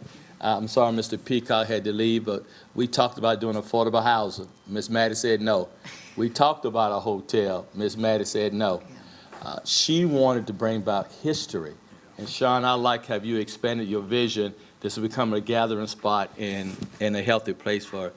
And Councilman Graham, thank you for connecting how this could be a transit stop for the corridor and making sure we address the food desert. Staff, I do have a question. I agree totally with the chair and District 2 rep. Can you bring up the business plan again? Because I don't know how many of us going to be around in 2028. So I'm trying to escalate as much as we can. It's the one that has the dates. Yeah. So rezoning parcel recombination, second quarter 2026. Can we expedite that, knowing that this is a top priority for the city? That's talking about March of 2026. And I know we'll take a hiatus to November, but truly December, January, I agree with the chair. If we could, and that's the big one, right? First quarter 2026. Yeah, I can work with Monica and Shannon Fry just to see what, an aggressive timeline could look like. I hope then commence construction, then can move up a little quicker. Absolutely. And your last bullet point, I'm so glad you got an asterisk by it. I truly believe this has been an important corridor for our community, predominantly by African American, and for you to say we're going to strive to get MWSB to 40%. Thank you, Tim, and thank you, Sharon. Thank you, Mr. Chair. Thank you, Mr. Mitchell. So as you can hear, there's some momentum in the room, and now the work starts, right? And the work starts with the council and the committee by, understanding that we got more projects than dollars. At some point, the ARPA dollars will go away because of the requests that we have in front of us. And so we have to deal with that, Ms. Craig, in terms of how we move through those evaluation, the prioritization, and I would like to do it sooner than later, so we can get a part of expediting the timeline is giving him a decision from the council, and so the soonest we can say yes or no, I think that would help us expedite the business plan. Obviously, work as much as we can with zoning on the zoning if we said yes. So there's some work that we have to do, and I'm encouraging staff to work as fast as possible with premium gas to ensure that we give him a decision sooner than later. This is September. It would be nice to come back in October and say, have someone call the question on it, which gives us 30 days to kind of figure out internally what we need to do, how fast we need to move, make sure that every council member is comfortable with the business plan and get any questions asked and answered in a timely basis. 30 days for us is pretty quick, for sure. So I think that's where we go. And then secondly, again, we have to talk about some of the other projects that we heard a month ago, rather. Yes, no, maybe so, right? That's where we are, right? And obviously, it's not our decision to make. We will be making a recommendation to the council, and the council then will make the final decision. But certainly, they will be looking at our guidance in terms of how we want to move forward. So the work now is our work. We've heard the presentation. I think Sean and Tim are available for any additional questions offline over the next 30 days. I would encourage you to do that because I will be asking for a vote in October to move this forward. And so any type of additional comments, feedback that is needed, I think that's what we should do. And then lastly, before any questions in reference to any of that? We're all good? Okay. Lastly, we talked about touring the corridors of opportunities, the nonprofits that are working with us in all 6 corridors. There's a schedule out for site visits or open houses, September 18th and September 21st. They're both Thursdays. On September 18th, there'll be an open house at the Freedom Business Collective, which is the Wilkinson corridor. She Built the City, which is the Sugar Creek I-85 corridor, and the NEO Foundation, which is West Boulevard. They deal with affordable housing space and incubator, construction trades, delivering technical assistance. They start from 5 to 7.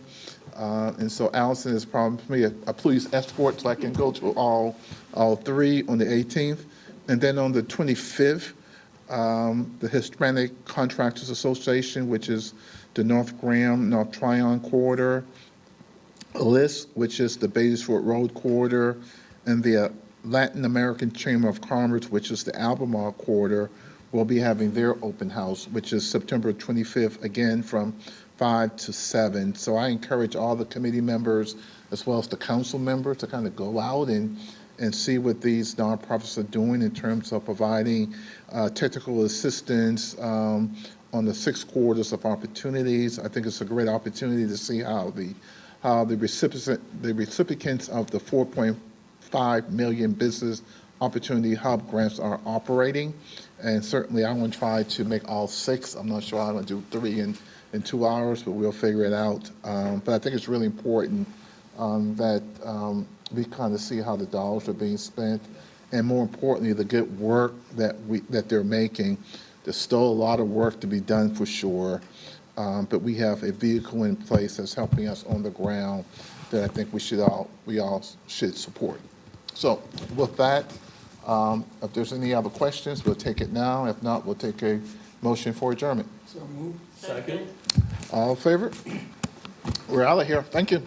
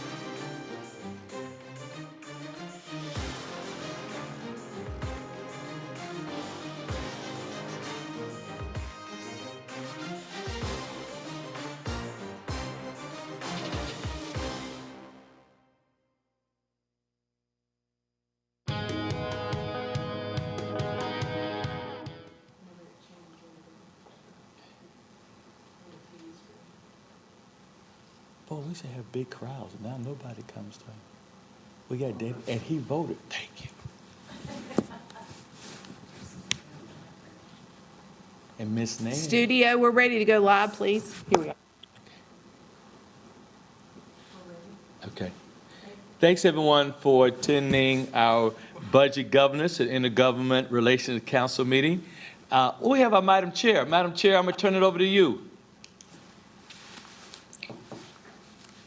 Thank you, Mr. Vice Chair. You can continue to run today's meeting, and I will chime in, because it's difficult to chair the meeting being online, because I don't know whose hand is up. So continue, and I'll raise my hand. Okay. Thank you, Madam Chair.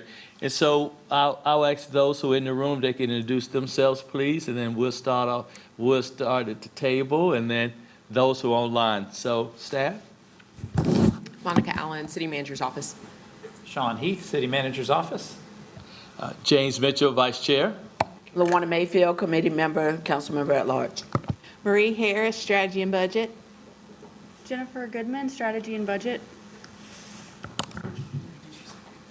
There you go.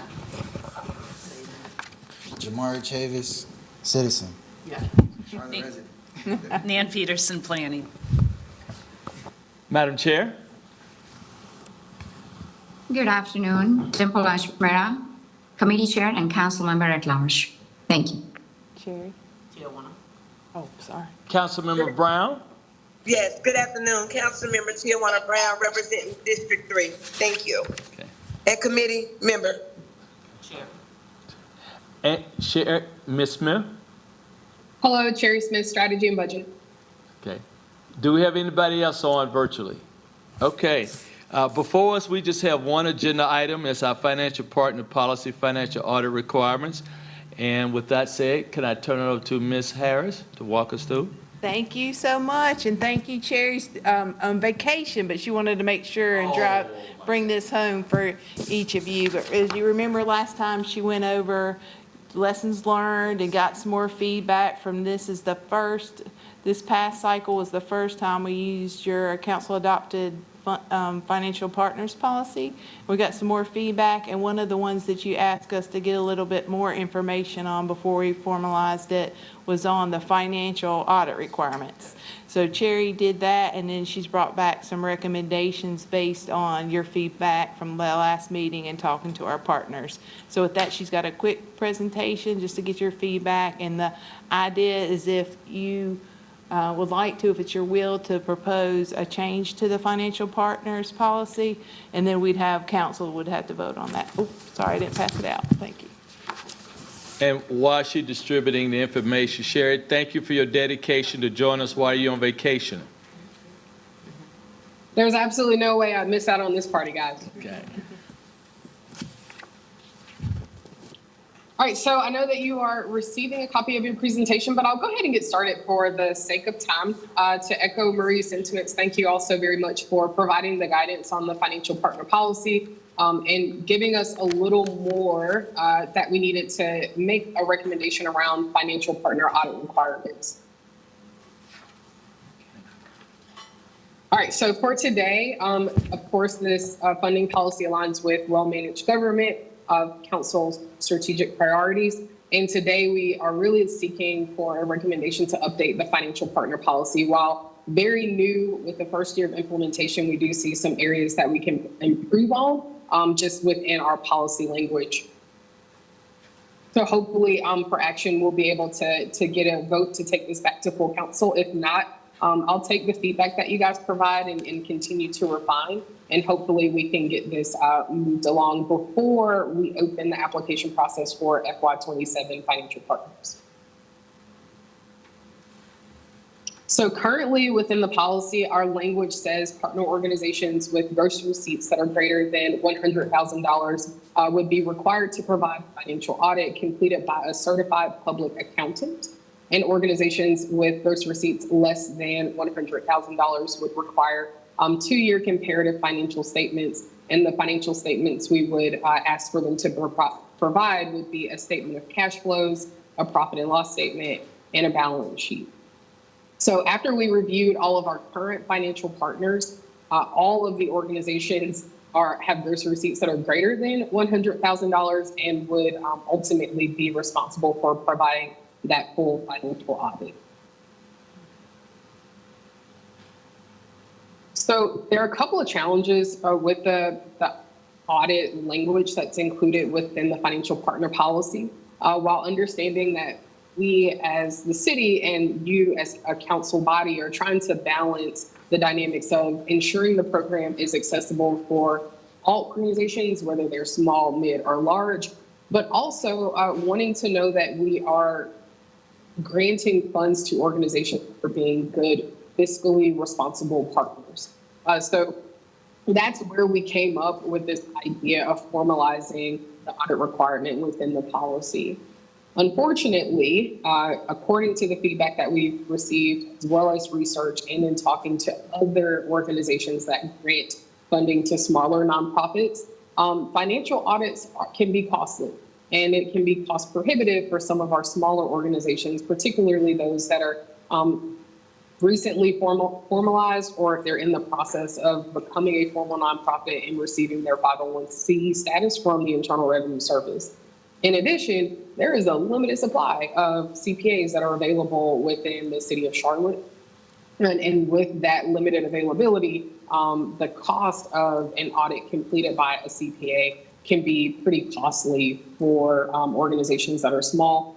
And then finally, particularly for smaller organizations, it can start to create a financial burden that encourages them to not apply for the financial partner program. So those are just a couple of the challenges around having a formal requirement around having an audit.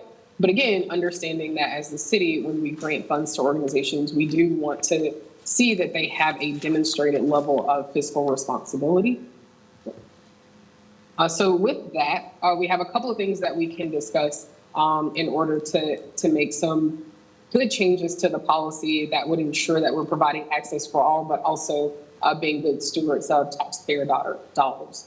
So on the screen, I wanted to kind of give an overview of what each of the requirements kind of looks like from a high level. So when you have a full financial audit, it is extensive testing and verification of transactions. And it is a comprehensive examination of financial statements, which is why it ends up being more expensive. It's very thorough and it's very time consuming for a CPA to complete all of the tests.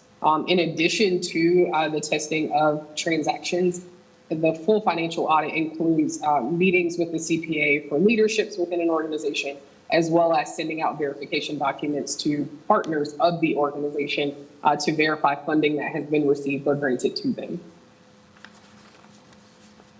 The other option that we have is an independent review. So it does verify the accuracy of financial statements. It's not that intensive process of testing transactions that are found within the financial statements, but it does take the time to go through and ensure that the transactions that are listed on the financial statements are in fact verifiable and they are in fact related to the operation of the organization or business. An independent review can be completed by a CPA, certified public accountant, or an accounting professional. And in most cases, it is less expensive than a full financial audit, thereby being a lot more cost effective for some of our smaller organizations. And then finally, the official term for two-year comparative statements is a compilation review. So it is where you take those key financial statements, you look at it for the past 2 years for the organization, and you're looking at profit and loss statements, cash flow statements, balance sheets, and those can be compiled by a bookkeeper of sorts. It is the lowest cost option. However, I will say it is, it can sometimes be considered the least reliable of the three options that are in front of you. So currently, like I said, we have every financial partner that has been awarded through the financial partner program is falling under the requirement of needing a full financial audit. If we update the policy, we potentially will impact around 10 of our current financial partners which would allow for them to more so shift to an independent review. And all of the organizations would have been awarded less than $100,000 through the financial partner program.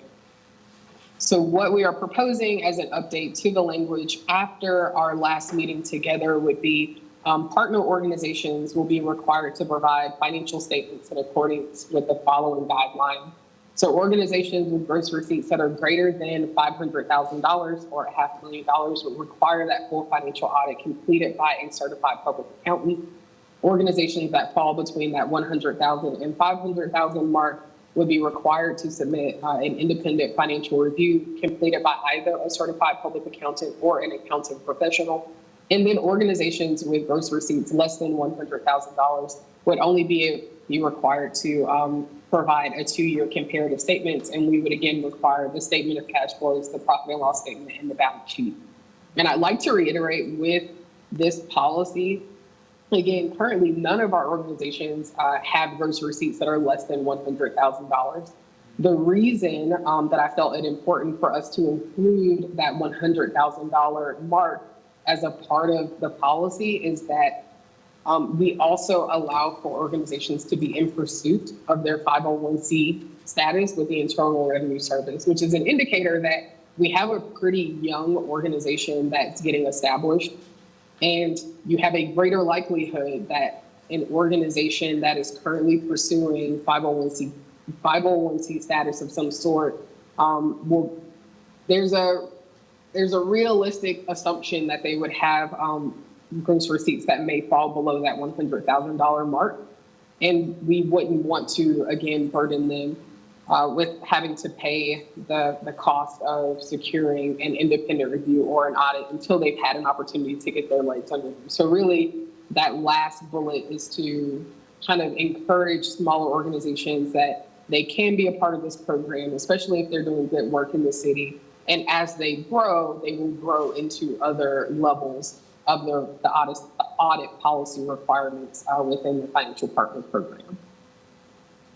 So that is all that I have for you guys today. I wanted to keep it short and sweet and open the floor or turn the meeting back over to our chair.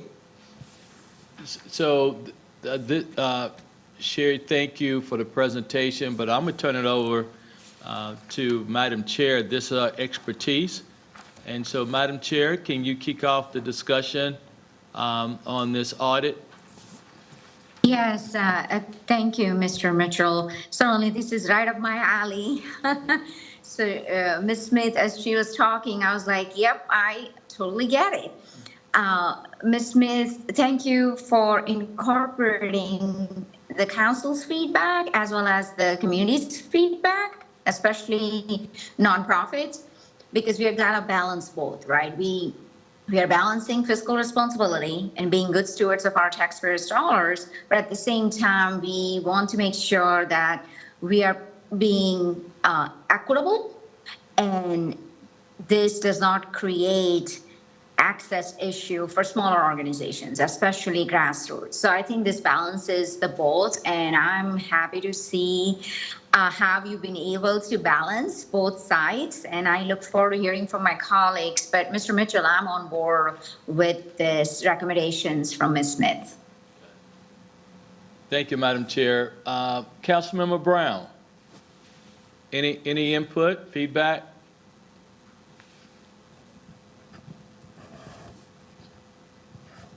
D3, are you in the house?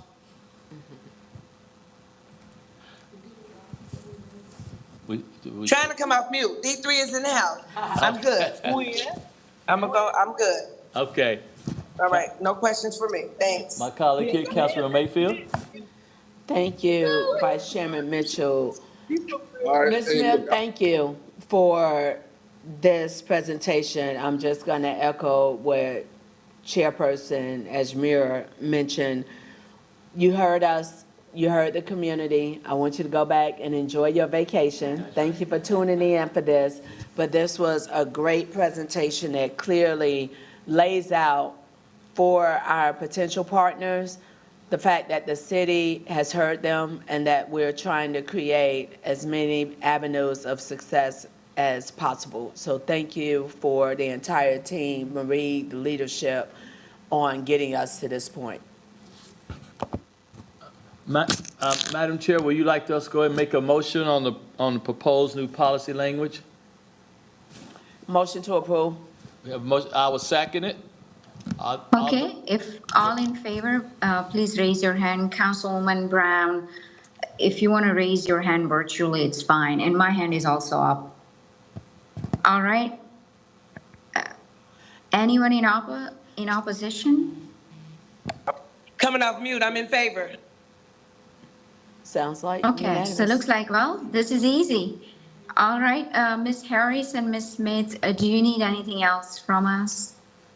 No, thank you so much. With that, we'll prepare, if you get a chance to report out to full council. If not, we can include something in their Thursday packet to give them a heads up that this would come to vote on September 2nd. And we're anxious to go ahead and get it before council, because if it's 22nd, sorry. And if it's their will to change, we'd like to implement it in October when the new applications go live. Perfect. I think having a memo go out would be helpful. Thank you. We'll definitely do that. Mr. Mitchell, I'll turn it over to you. Can we get a motion to adjourn? So move. Second. All those in favor, stand up and leave the room. Quickest meeting in our history. Thank you. Thank you, Great team. job. Enjoy your vacation. Thank you, Madam Chair. Bye. Thank you.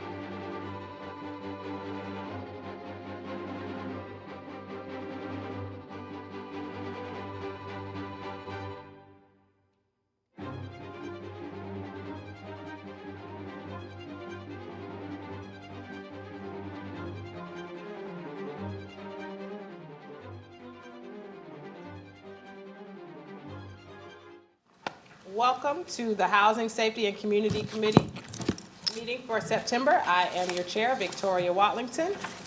We have one meaty topic on the table today, Citizens Review Board. Certainly, if you have tuned in to listen in on the council conversation regarding the status of public safety and what our plan is about it, I would ask that you stick around, but also tune in at 6 o'clock where we will be going in depth on community safety as a whole, especially given recent events. So before we have that discussion here in the Housing Safety and Community Committee meeting, we will be having it as a council as a whole, and as I understand it, we will take those specific topics back to this committee to dive deeper to understand how we can improve policy for better outcomes. Today, we will be reviewing a follow-up discussion and maybe taking some action on our Citizens Review Board. So we'll start with introductions, and then I will turn it over to the Deputy City Manager. We'll begin with my Vice Chair to my right. Thank you, Madam Chair. Lord Warner Mayfield, Councilmember at Large, Vice Chair of Committee. Janine Simmons, Housing and Neighborhood Services. Harold Thompson, Housing and Neighborhood Services. Gail Whitcomb, Housing and Neighborhood Services. Stephanie Kelly, City Clerk's Office. Sean Heath, City Manager's Office. And online, we do have a committee member. Good afternoon, Renee Johnson, committee member. Thank you so much, and thanks to those I see around the wall as well. Certainly, as we continue the conversation, we'll be looking forward to you joining along as needed. Deputy Heath? Thank you very much, Chair Watlington. So we are joined by the Chair and Vice Chair of the Citizens Review Board. Thank you for coming back this month. We can jump to slide 2 here. And as Chair Watlington mentioned, this is really a follow-up conversation from last month at your August committee meeting. The CRB Chair and Vice Chair provided an update on the CRB in terms of its purpose and role and activities. There were 3 specific recommendations that the CRB presented last month. Those recommendations were also included in their annual report, which was provided to Council earlier this year and posted on our website. Today is an opportunity for staff to provide our perspective, staff recommendations related to the CRB recommendations. And you gave staff one homework assignment the committee did last month related to eligibility provisions for the CRB. So we wanted to tee that topic up for discussion today as well. So with that, we can jump to slide 3.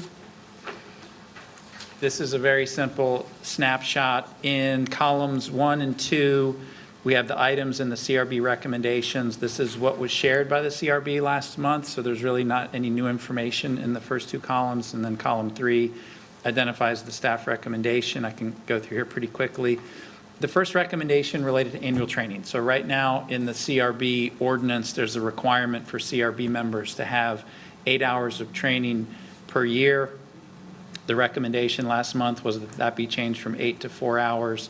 Staff agrees with that recommendation. It would be a very mild change to the ordinance itself, and this is something that the City Manager's Office and CMPD are both comfortable with. Second item here on the list relates to another feature within the CRB ordinance that has a specific response time for both the police chief and the city manager to respond to CRB recommendations. So as the chair and vice chair of the CRB last month explained, once the CRB goes through its hearing process and to the extent they do fact-finding proceedings, then they ultimately render a decision with findings of fact. And under most circumstances, a 7-day review period for the police chief and the city manager are likely long enough, but in certain instances, it can be quite helpful for both the police chief and the city manager to have more time to really do a true full review of the CRB findings and recommendations. So the CRB recommended, and staff, both the city manager's office and CMPD, are comfortable with changing that feature in the CRB ordinance to allow for a maximum response time of 14 days. So that would be 14 days for the police chief, and then subsequent to that, 14 days for the city manager to review and act on, if necessary, those findings.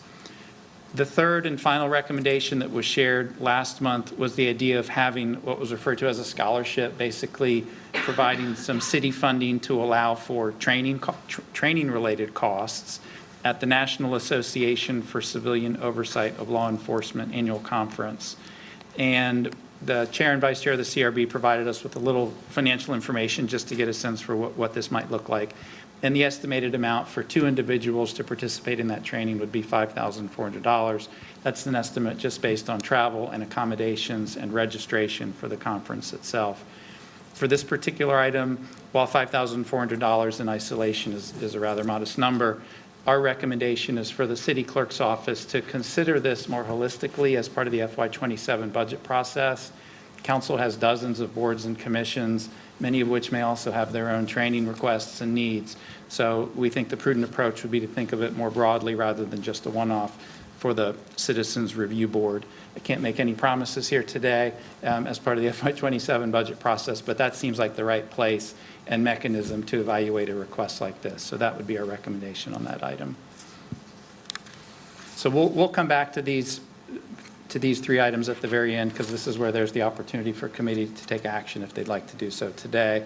But just one additional slide, slide 4, a lot of words on paper here. This was the homework assignment. So this was not a CRB recommendation, but last month, you'll recall in August, there was the conversation kind of moved in the direction of what are the eligibility provisions to serve on the board. And right now in the CRB ordinance, there's very specific language, which you can see as a sub-point to bullet number 1 here, which would preclude eligibility for individuals with felony convictions and certain misdemeanor convictions, and for individuals serving on the CRB, if they're charged with a felony or certain misdemeanors, it would automatically suspend them until disposition of the charge occurred. So last month, the question I think put on the table for staff was, let's make sure the committee has an understanding of, are there any state requirements that mandated that sort of language be in the ordinance, or was this really more driven by local level policy? And based on a review done by the clerk's office and validated by the city attorney's office, this is a local policy matter. So this is a local policy choice for council. And so we wanted to highlight that. That was part of the homework assignment. And the second part of the homework assignment is underway, which is what other boards and commissions require background checks. So that initial scan has been done, and there are about 9 or 10 council-appointed boards or commissions that require a background check. So prior to your next committee meeting, we'll provide you, and I promise we'll do this more than a day or 2 in advance, but prior to your next committee meeting, we'll provide you with the full list of which boards and commissions those are, what types of background checks or eligibility restrictions are there related to criminal background, and kind of affirmation whether all of those are in fact local policy matters. So with that information, then the committee can have a conversation about it and decide if it's the sort of thing that you would like to advocate for as a policy referral. I mean, this is much bigger than the CRB itself, and would require a bit of media analysis with the clerk's office, the city manager's office, and the city attorney's office as well. So this is really just kind of a preliminary update at this point, but didn't want to lose sight of the fact that there was a lot of interest in that topic last month. So that's really the extent of the formal presentation. We could go back to the landing page on slide 3, and I could hand it back over to you, Chair Watlington, for any conversation. Thank you so much. I did want to welcome Councilmember Brown to the meeting. She is joining virtually. Good afternoon, Councilmember. Good afternoon, and I'm definitely tuned into this meeting, one of my favorite topics, as you know, advocate for folks, so thank you so much. Madam Chair, and is your Vice Chair sitting next to you? Yes. Hi, Vice Chair, I'm here. Okay. Awesome. Well, unless someone else had their hand up already, Councilmember Brown, if you want to kick it off, you certainly can. All right, well, thank you so much. If we could go back, thank you, Mr. Heath, so much for the presentation and for going back and doing the homework and the research for us. I just, you know, I guess the grace has been extended, and it's a lot of gratitude coming from me to know that it's a local policy and what that looks like for us to discuss. And I think that people should be allowed to participate in humanity and dignity restored at a certain point in their life. And that's all that I have to say about that. It warms my heart to see that that is not anything that was mandated from state, Raleigh, or legislation in that area. That is local, and the attorney has confirmed that. Am I correct? Before I go running off to a frenzy? She's correct, Mr. Flores. Would you explain to me? Yeah, I'm sorry, what was the question? Councilmember Brown was just wanting to confirm that, yes, the provision around people's service and their eligibility specific to their record is local. Yes, I'm going to ask Stephanie to affirm, but based on the conversations we had and with the city attorney's office, is a local policy choice. Okay. Yes.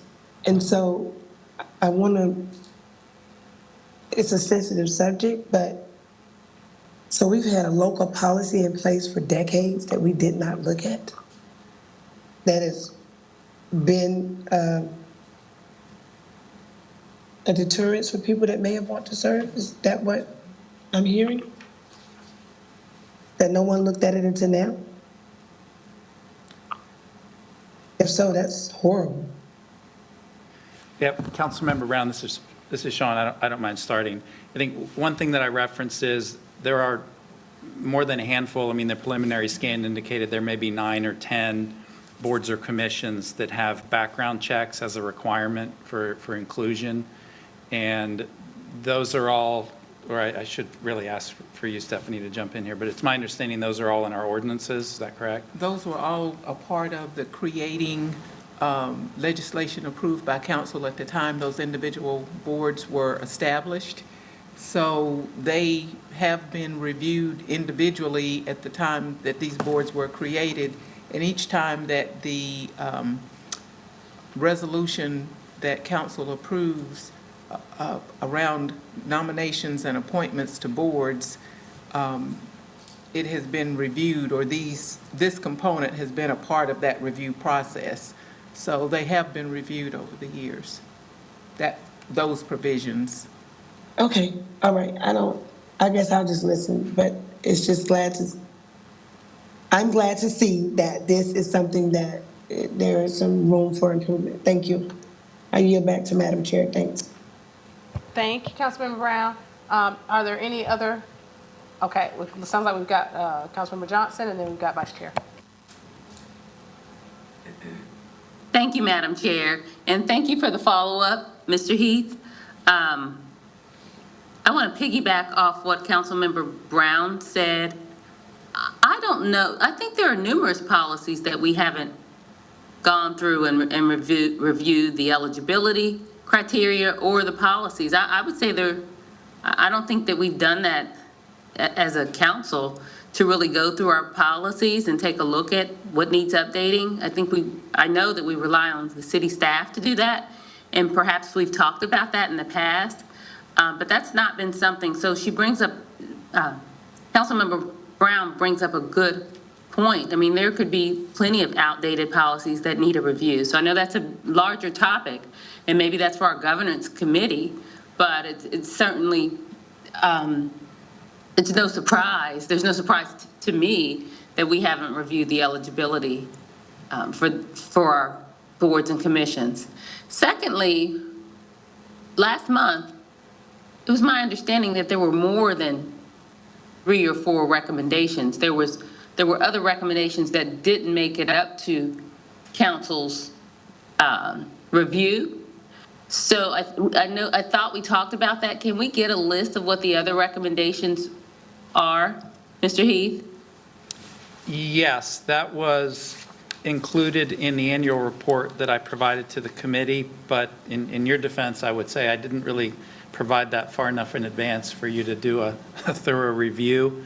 But yes, there were 6 total recommendations included in their annual report, and all of the boards and commissions that provide annual reports, that information is packaged and shared with council in a Thursday packet. I don't know exactly what point during the year, but much earlier in the calendar year than September. And we do have the chair and vice chair of the CRB here today if you had any specific questions or wanted them to quickly highlight the other 3 recommendations that were not included in their presentation that they gave to committee last month. No, I don't, and we can talk about this again as a broader subject. I thought it was great to hear from the committee members. I would love to do that, maybe a special meeting where we hear from all of the committees, maybe quarterly or annually or something. I think the volunteers, they work hard and to come up with these recommendations, and I've heard before that they feel that there's a bottleneck between their work and council. So I would love to see their recommendations. That would be great.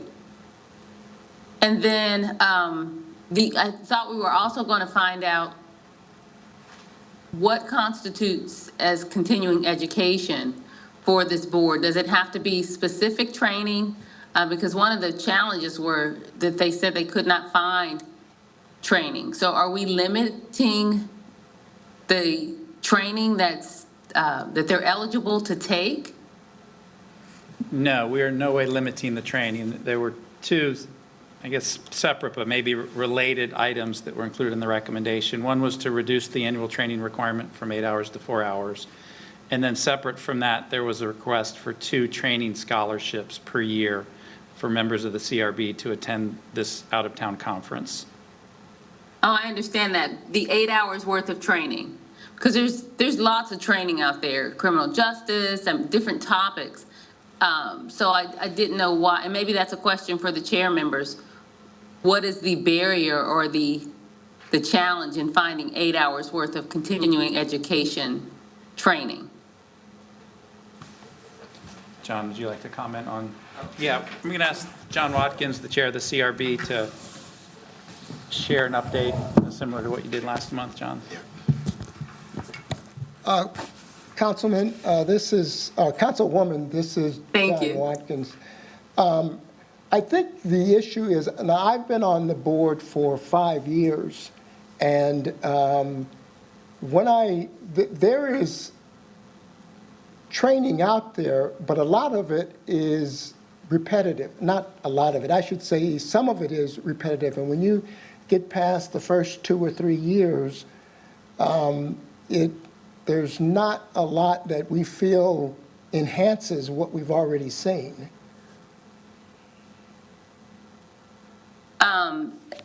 As far as criminal justice?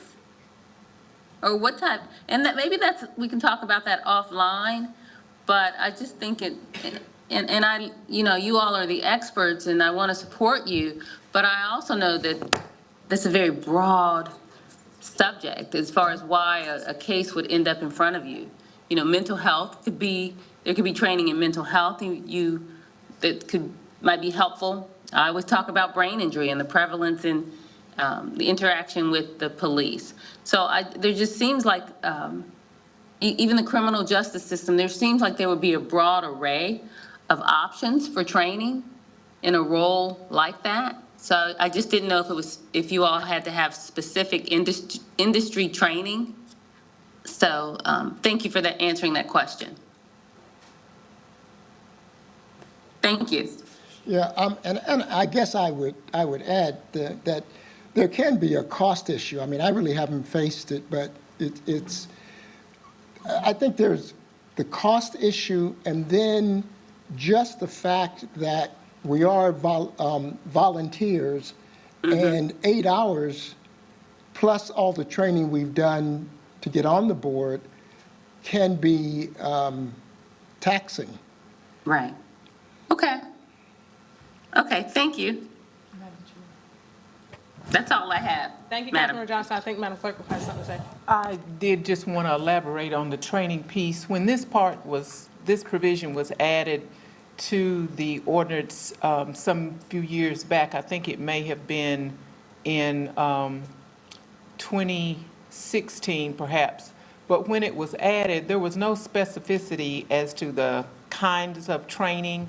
At the time, this was all pre-COVID, of course, there were lots of community opportunities that, and if individuals went to a community event in which there was discussion that they felt was beneficial to their role as a board member, then, they were responsible for letting us know. There's nothing that specifies the kinds of training, just anything that they feel like that can enhance their role as a board member and be beneficial and help them be a better board member, and promoting CRB out in the community, just any community event in which they have the opportunity to interact with the community, with law enforcement in any capacity counts as training. So there never has been anything that said specifically what kinds of training. It's just that there hadn't been as much community kinds of activities in the last couple of years that board members have felt beneficial. And they also, as a part of their training to complete the Citizens Academy, they do a 4-hour ride-along with CMPD. Well, once you've done it, I think John maybe even said that this at the last meeting, once you've done that once, you know, it's repetitive. So I just wanted to offer that. I appreciate it, and it's nice to hear from you, Ms. Kelly, on record. But yeah, and so one of the questions we would have is, from last month's meeting is, you all were requesting that we reduce, or that the training be reduced, but yet requesting a scholarship to go out of town or go to a training. So it felt kind of conflicting, if you understand our question about that. So I appreciate the clarification. Thank you. Thank you, Councilmember Johnson. Vice Chair? Thank you, Madam Chair. Ms. Kelly, just a follow-up. First, Councilmember Brown, are you able to see the PowerPoint? Did you, because I know you're having to tune in online. Were you able to read the ordinance section? Because I wanted to make sure that what you saw in there, and if not, then we would gladly read it out for you. But we wanted to make sure that you saw it. Would you be so kind to read it out for me? Yes, Thank you for that's what I asking wanted that. to make sure. Yeah. So the City of Charlotte CRB ordinance section 16-56D as in David includes the following eligibility provisions. Individuals with a felony conviction or a Class A misdemeanor conviction shall not be eligible to serve on the board. In addition, individuals with a Class 1 or Class 2 misdemeanor conviction within 3 years of their nomination for appointment shall be ineligible to serve. Further, conviction of or plea of nolo contendere, so no content, no. No. Good, you know that. Yeah, To absolutely. a felony, a Class A1 misdemeanor, a Class 1 misdemeanor, or a Class 2 misdemeanor during the term of office shall automatically terminate membership on the board, irrespective of any appeals. Board members charged with a felony, a Class A1 misdemeanor, a Class 1 misdemeanor, or a Class 2 misdemeanor during a term of office shall be automatically suspended until disposition of the charge, and a quorum shall be established for the remaining membership. Now, Clerk Kelly, I was trying to find it online to see when was the last time that we had an update on this. I see on here the Division II Citizens Review Board that was originally adopted. This was originally adopted March 26th of 2001. And ordinance change, ordinance number 2344 was adopted in July 28, 2003. You don't have to have the answer now unless you do, but I think Councilmember Brown was also asking earlier, basically how long it's been since we've reviewed this section of the ordinance. This is a part of the city code. Right. And this was last reviewed and updated in 2013, which is when you That's rewrote the CRB ordinance from its original 1997 version. So thank you, because I thought I remembered, so I hope that helps also, Councilmember Brown. The last time that we reviewed it was 2013, which is about the average. I think it's like every 10 or so years that we look at some of the ordinances. But I just wanted to make sure that we had that on record, that it was reviewed back in 2013. But I also wanted to make sure that you had the actual language as far as what eligibility you have to have. Yes, I'm very clear on that. Thank you for reading the ordinance for me. Section 1, I'm following you now. I was able to zoom in and see it myself, although I do understand that there has to be some ramification around policy, what it looks like, and when people do go through the justice system. I want to make sure that we are still being fair, and I'm very conscious of people deserving of second chances. Thank you for letting me know that it was not decades, but it was a decade and then 2 years, so what, 14 years? Because Right. we're in 2025. Yes, ma'am. And you're saying 20, for me, and just for my satisfaction with, I know with the work that I'm heavily involved in, the review should, for me, should be more, a decade is too long. You know, the record clearance of certain collateral consequences and things that are reinstated to people is less than the time that we're reviewing policy. So there could be an opportunity for a person not to be able to serve, which we need lived experience at the table. Thank you, Councilman Brown. With that, Clerk Kelly, while you all are reviewing, and let me backtrack, thank you, Mr. Heath and Clerk Kelly, for getting us this information. Maybe we can see what it would look like if it was, say, on a 5-year period. But I think it also, in a separate document, would be helpful for those of us that might not know the breakdown of what's considered a Class A misdemeanor conviction. Felony conviction, I have a pretty good understanding, but that's going to come from Matlock. So when I look at the Class 1, Class 2, I think it will be helpful also for anyone that's reading this online. We know they need to go through the Citizens Academy. I think somewhere it will be helpful to just break down on a legend, here's what falls under Class A misdemeanor, Class 2, Class A1, to just have that information available, to have as much transparency, and for staff to look at what would it look like if this was done. If a Class A misdemeanor should be able to be challenged or removed off a record within a 5 or 7 year period, then maybe we can look at aligning our language to see if there's any other federal or governmental changes that we need to take into consideration. Thank you, Madam Chair. Thank you. All right, thank you so much, Councilmember Mayfield and Assistant Chair. That was very helpful with your explanation. I don't agree with aligning anything with our justice system, so it'd be a no for me.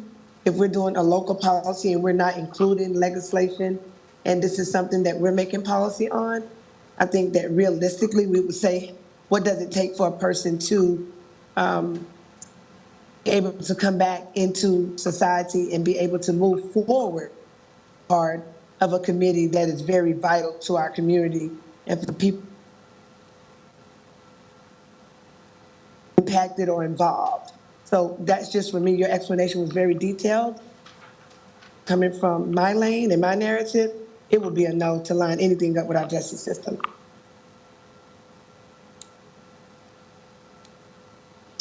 All righty. Well, given where we are then, I just want to do a quick check. There's been some discussion. It sounds like a couple of follow-up items. I will entertain a motion if there is one. And if not, that's okay too. So, Madam Chair, for clarification? Yes. So, for clarification, Madam Chair, the potential motion would be committee action, if desired, to recommend the 2 updates to the ordinance as reflected on slide 3 of the presentation. So not actually looking at the eligibility, but looking at the recommendations. The recommendation being that the annual training requirement continues, which what is being recommended is that we reduce the training requirement from 8 down to 4 hours, as well as modify the ordinance to increase maximum response time from 7 to 14 days for police chief, city manager, respectively, to render the decisions related to the determination from the CRB board, because right now it's only 7 days, and we're saying to give at least 2 weeks. Those are the 2 items that we're moving. If my colleagues will support it, I will motion for us to move forward with the 2 items, the annual training requirement for CRB members, as well as response time requirements for police chief and city manager. There is a motion on the floor. Is there a second? Can you, with the second one about the response time, would you elaborate on that for me? I'm sorry if I missed it. Oh, no, not a problem. You want me to repeat it, or you want Sean to explain it? No, just repeat it, what you Okay. said. I missed Okay. that. I got the second, I didn't get the response piece. Okay, not a problem. The recommendation from CRB is to modify the CRB ordinance to increase the maximum response time from 7 days to 14 days for the police chiefs and city manager respectively to render decisions that's related to the CRB's determination and findings. So currently, when CRB actually submits the findings on an investigation, there's only 7 days for the response time to get it back. What this request is asking for is to take it out to 14 days to give enough time for the respective parties to review everything, and this is something that staff agrees with, to give them Do a more second on time. that motion. Or is that the official motion, or you was giving the explanation? Oh, no, ma'am, that was the official motion that I read. I second. Okay, it's been moved and probably second. I'll open it up for discussion. I do have a question. Go ahead. So Mr. Heath mentioned he would come back and give us information about the policy regarding the criminal record. Can we get a time frame for that? Councilmember Johnson, that particular component is not a part of the motion that's currently on the floor. Okay. We definitely can circle back to that after we do this motion. Okay. Did you have anything on the motion in particular? No, I mean, it's something we talked about. It's not included in the motion, but we're only considering, I guess, the recommendations from CRB. But I think that's an important question that I would like some follow-up and some timeframes on, so. Yeah, and we can have more than one motion too. So if we need to circle back to that. Okay. I will say on this training piece, for me, I struggle because if there's no real guideline and it doesn't sound like there's really any monitoring, I would just assume not have a requirement that nobody's checking.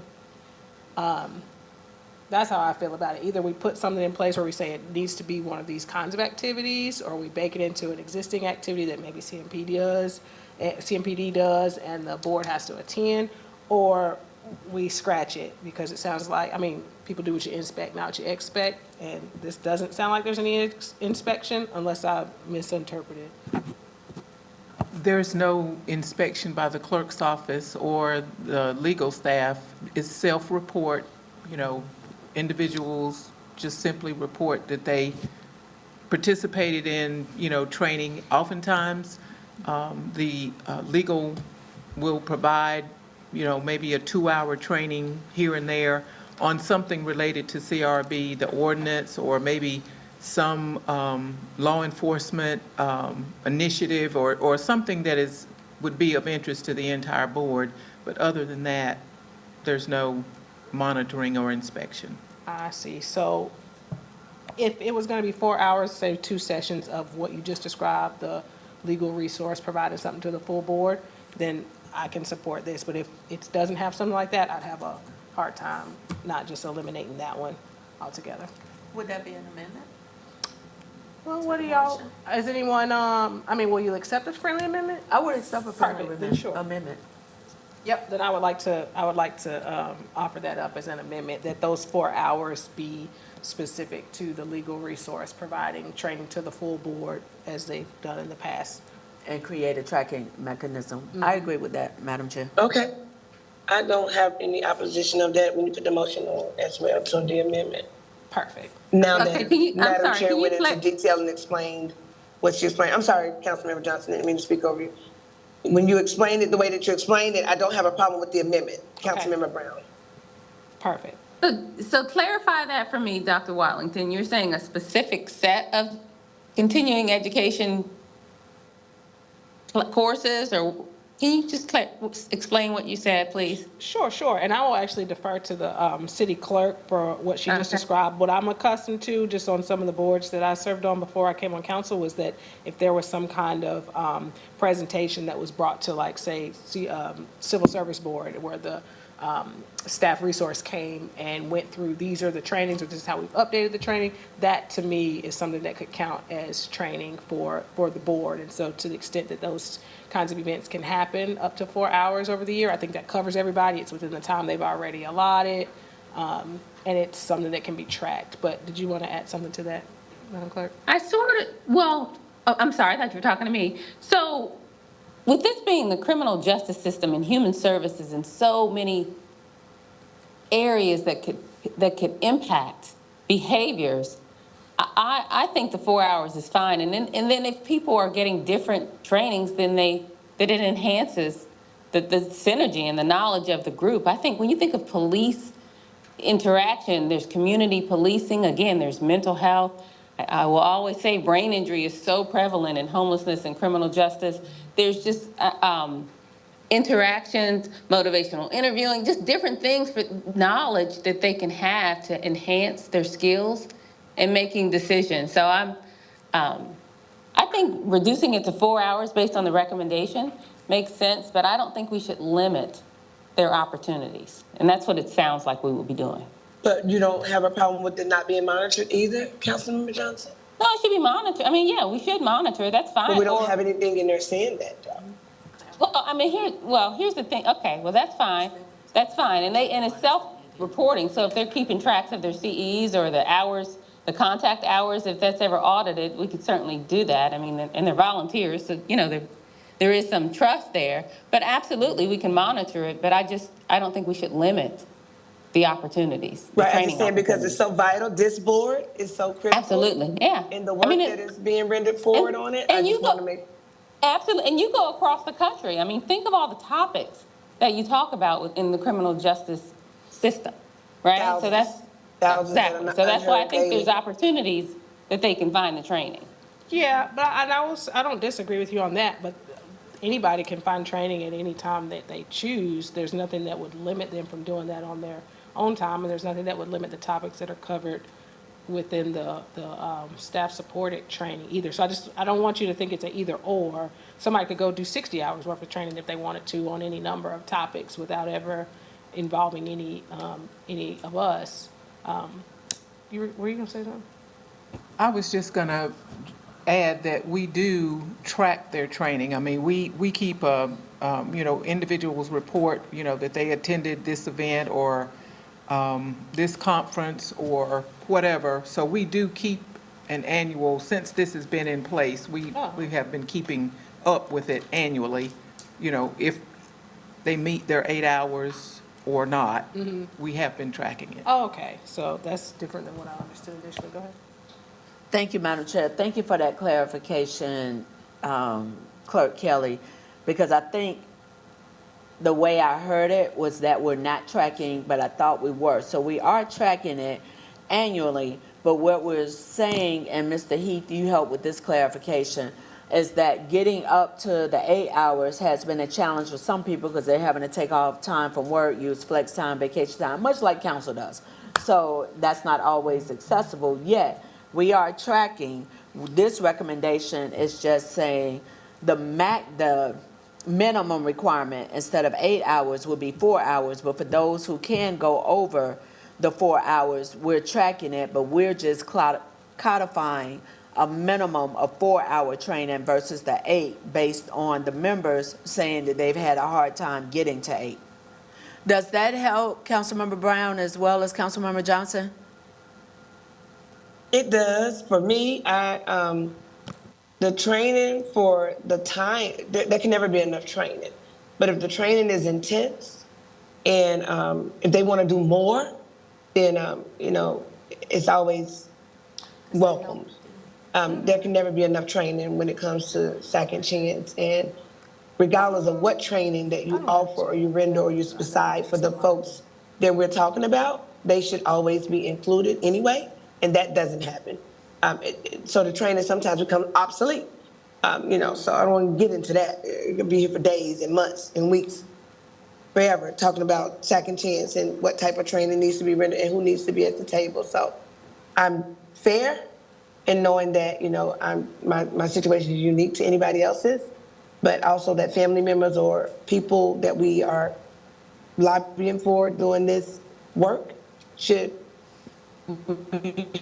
very, very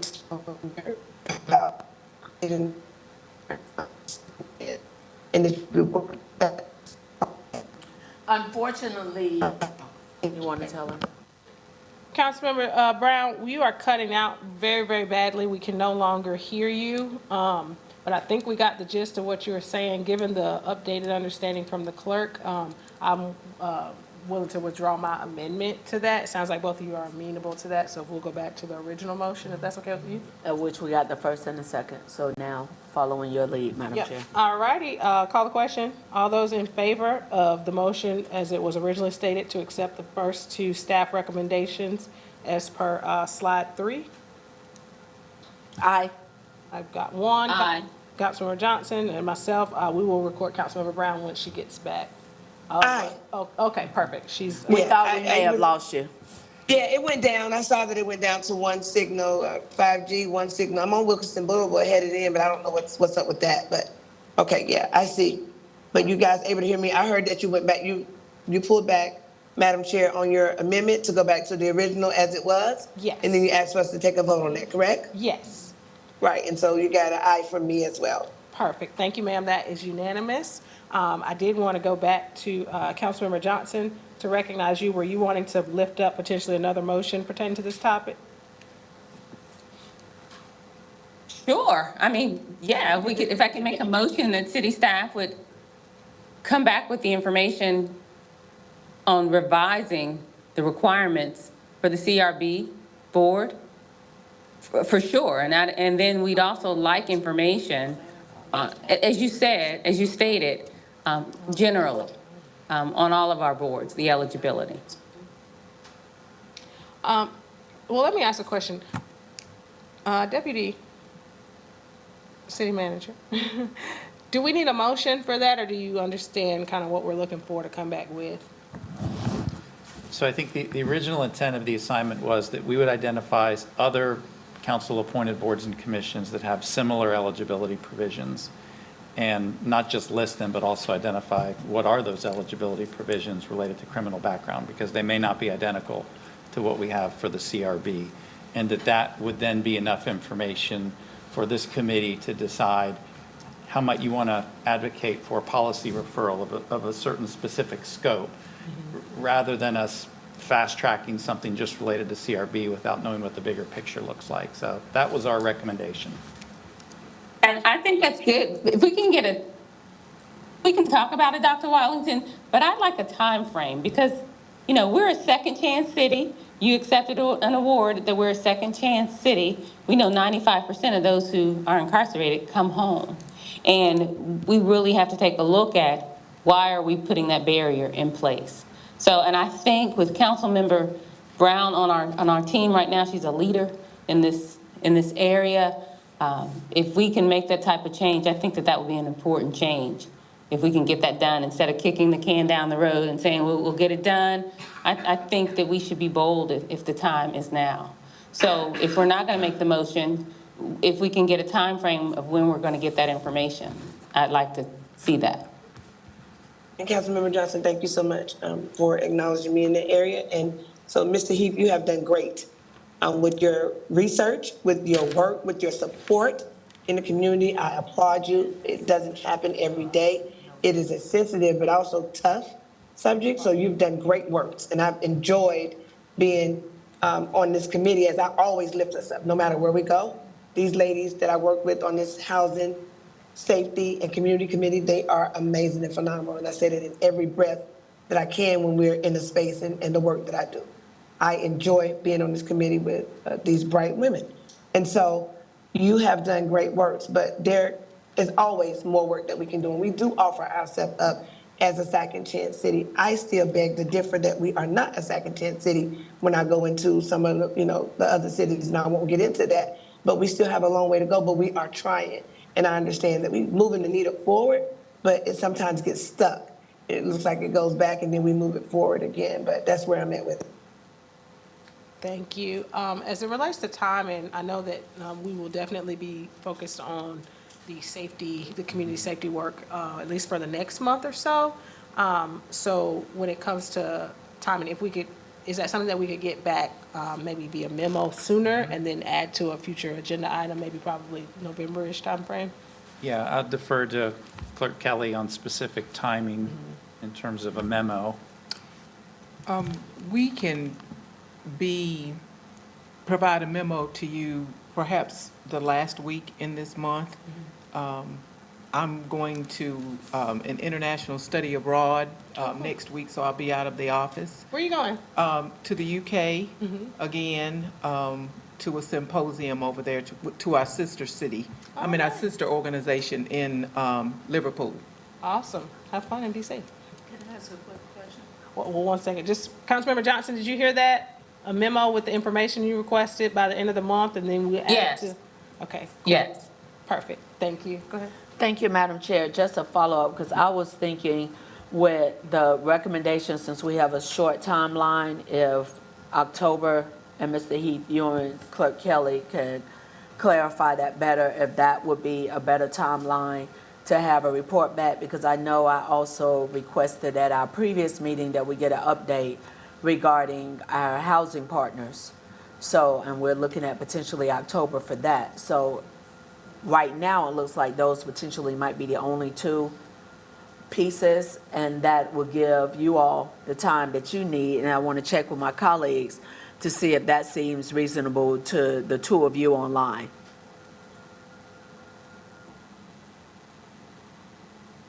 Are you saying 2 weeks? No, October, our October meeting, since we're in. Okay, I'm sorry, I definitely didn't hear that. To Yes, give- I'm not opposed to that at all. As we move into the fall, Because we're running out October. of time. Right, Yeah. October is no problem. I don't have a problem with that at all. Mr. Heath had something, Madam Chair. I'm sorry, I want to make sure that I understood what, well, go ahead. You may be responding to what. Okay, so just thinking about the calendar for the balance of the year. So Yes. because of the election, right now, technically, there's only one committee meeting remaining. That's the October meeting. And it sounds like after tonight, there'll be a push for some quality of life discussions in each of the committees, which presumably will be a key priority. And I think in the past, we found that 3 topics in a committee meeting, this feels pretty unsatisfying because things start to feel rushed. So there might need to be a choice that needs to be made in October. Yeah, and I definitely believe that the quality of life stuff will be the priority. Yeah. So I think if we have the memo by the end of this month, Yep. that'll give us something to react to, and then we'll know whether or not there's a quick action item Okay. to put in October, but Okay. let's plan for November. Okay. All right, well, we've got a little bit of time. For those of you that came for the agenda that we have here, thank you so much for that. That concludes this particular part of the agenda. Since we've got some time, there was a couple of things that I did want to ask about, and I imagine there's some others that have some questions related to housing, safety, and community. Obviously, we don't necessarily have all the staff here, so we know that some things we may not be able to cover, but I did want to just give quick time for committee topics, if you will. So I'll start with 2 quick ones, and then maybe everybody just get 12 minutes and we wrap this up, or sorry, 2 minutes and we wrap this up at 5. If folks are agreeable to that, that'll give us some time to get upstairs, get here, and transition to the next meeting. So the 2 things that were on my mind, number 1 was there was a time before, Madam Clerk, where we talked about the current policies and creating a repository for the policies on the books. I just wanted to see if there was any update to that, and if that's something that you can get me offline, that's fine, but that was something that's still on my mind. The repository, it's on the website. It's on the clerk's website. Yes. Well, then I'll come get you. Say what else? I think they sent us a memo in that packet. Right. Thank you. I It's totally missed accessible it. and Thank you. available on the city clerk's website. It's one of the many icons that you can choose from when you go to the city clerk's website, city code, boards and commissions, and the last one on the right is approved city policies. Let's see here. Thank you for that. We're just pulling it up in the meantime. And while they're pulling it up, I did want to ask too, Mr. Heath, about the housing dashboard. Thank you. I got the information in our packets about the response to what's available and affordable. I'm really still wanting to make sure that I understand properly the answer to the question of available, even if it's not affordable, for that less than 50% AMI price range.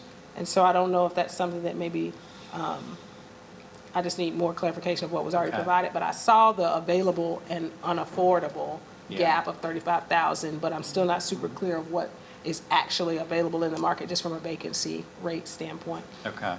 And these are broken out by years. Okay, perfect, okay. Scroll down, I think we started in 2018 perhaps, or maybe 2019. 2018, okay. Okay, so these are council-approved policies that we have taken. Fantastic. Is there a plan for a level down in terms of policies that are on the books that maybe did not rise to council level, but it's something that interfaces with the public? I know we had a little bit of discussion, at least with communications in regards to that, that there may be some items where the residents themselves are calling in, they are looking for assistance, and they find out whether it's code enforcement or something of that nature that the policy calls for XYZ. Is there a place where the residents can go to for that level policy? I'm not aware Okay, of that, and I'm also not aware of that further discussion Okay. around that. But our office has just decided that as council approves, various policies, that we will just continually add them to this website so they're accessible and available to whomever is interested. perfect. Thank you for that. Certainly in the spirit of transparency and helping folks be enabled and empowered to understand what's going on. This is a one-stop shop to be able to do that. So thank you for moving on this. And we'll touch base with communications about some of those other policies that show up, that when residents call in, they may find that, oh, well, the first 8 feet of my yard really doesn't belong to me, or that kind of thing. We can talk about the best way to attack those, but thank you for this. This is responsive to what my original request was. And I then, got your question, yeah. fabulous.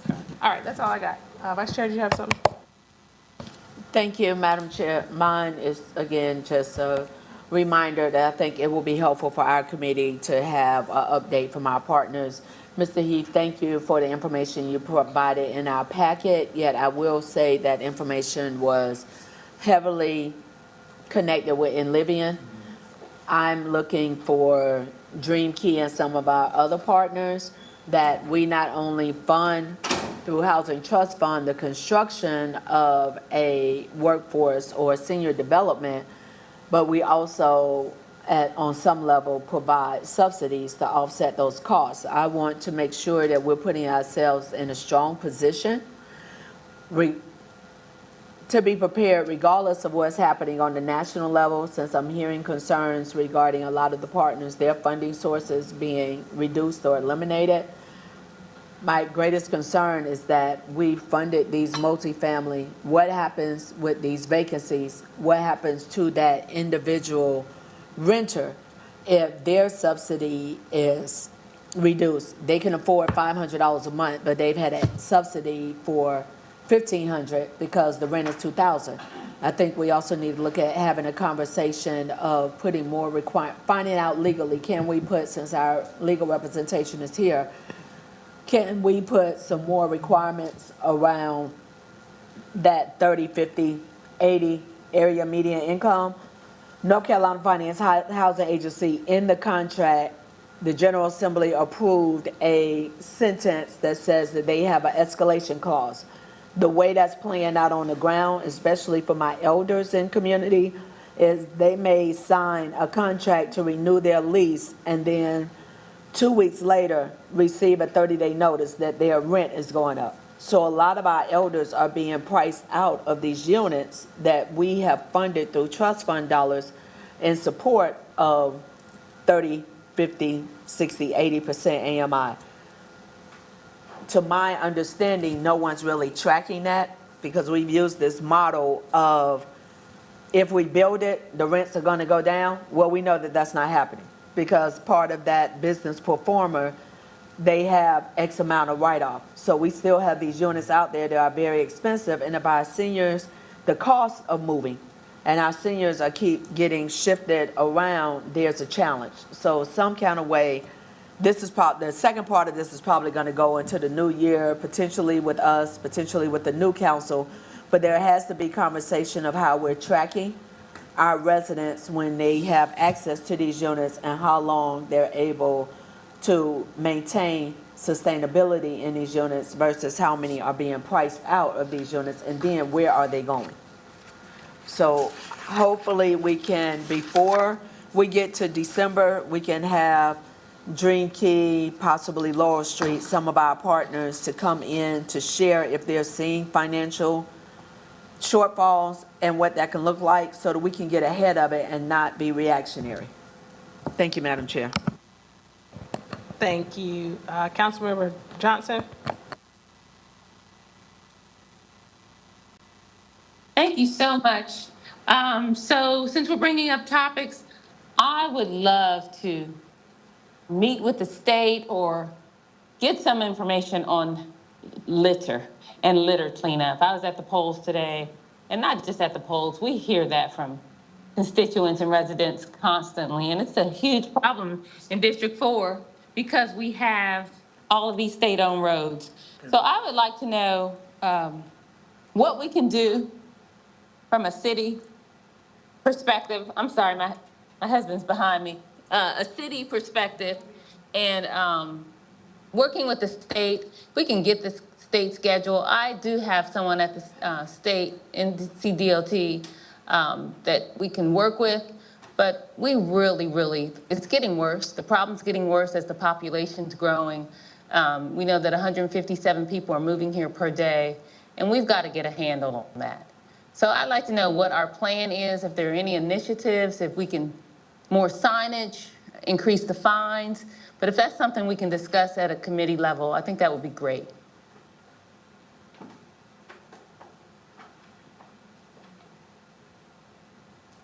All righty, thank you, Councilmember Johnson. Councilmember Brown? Yeah, both of my colleagues have made some great points at this moment. I do appreciate the comments that they made, especially Councilmember Mayfield about the senior living. I was down at Lexi Carr and did a meeting, and they are just terrified of not even having anywhere to go. And I know several of us was down there at the phenomenal grand opening, and their rent has just, steady climbing. So I don't know what that looks like. Don't even know where to start, but would be entertaining having a conversation and having someone to look in it and me be able to get back to those phenomenal people that worked all their lives to get somewhere to stay that they can afford. And it's, the question is it really affordable anymore? So that's all I have. Thank you. All right, well, if that'll do it, I will entertain a motion to adjourn. So move. Second. All in favor? Sign off. Aye. Y'all be careful. Hopefully we'll be able to see y'all tonight. At 6, yes. We have it at 6. Thank you. Right? All right, bye-bye. Bye.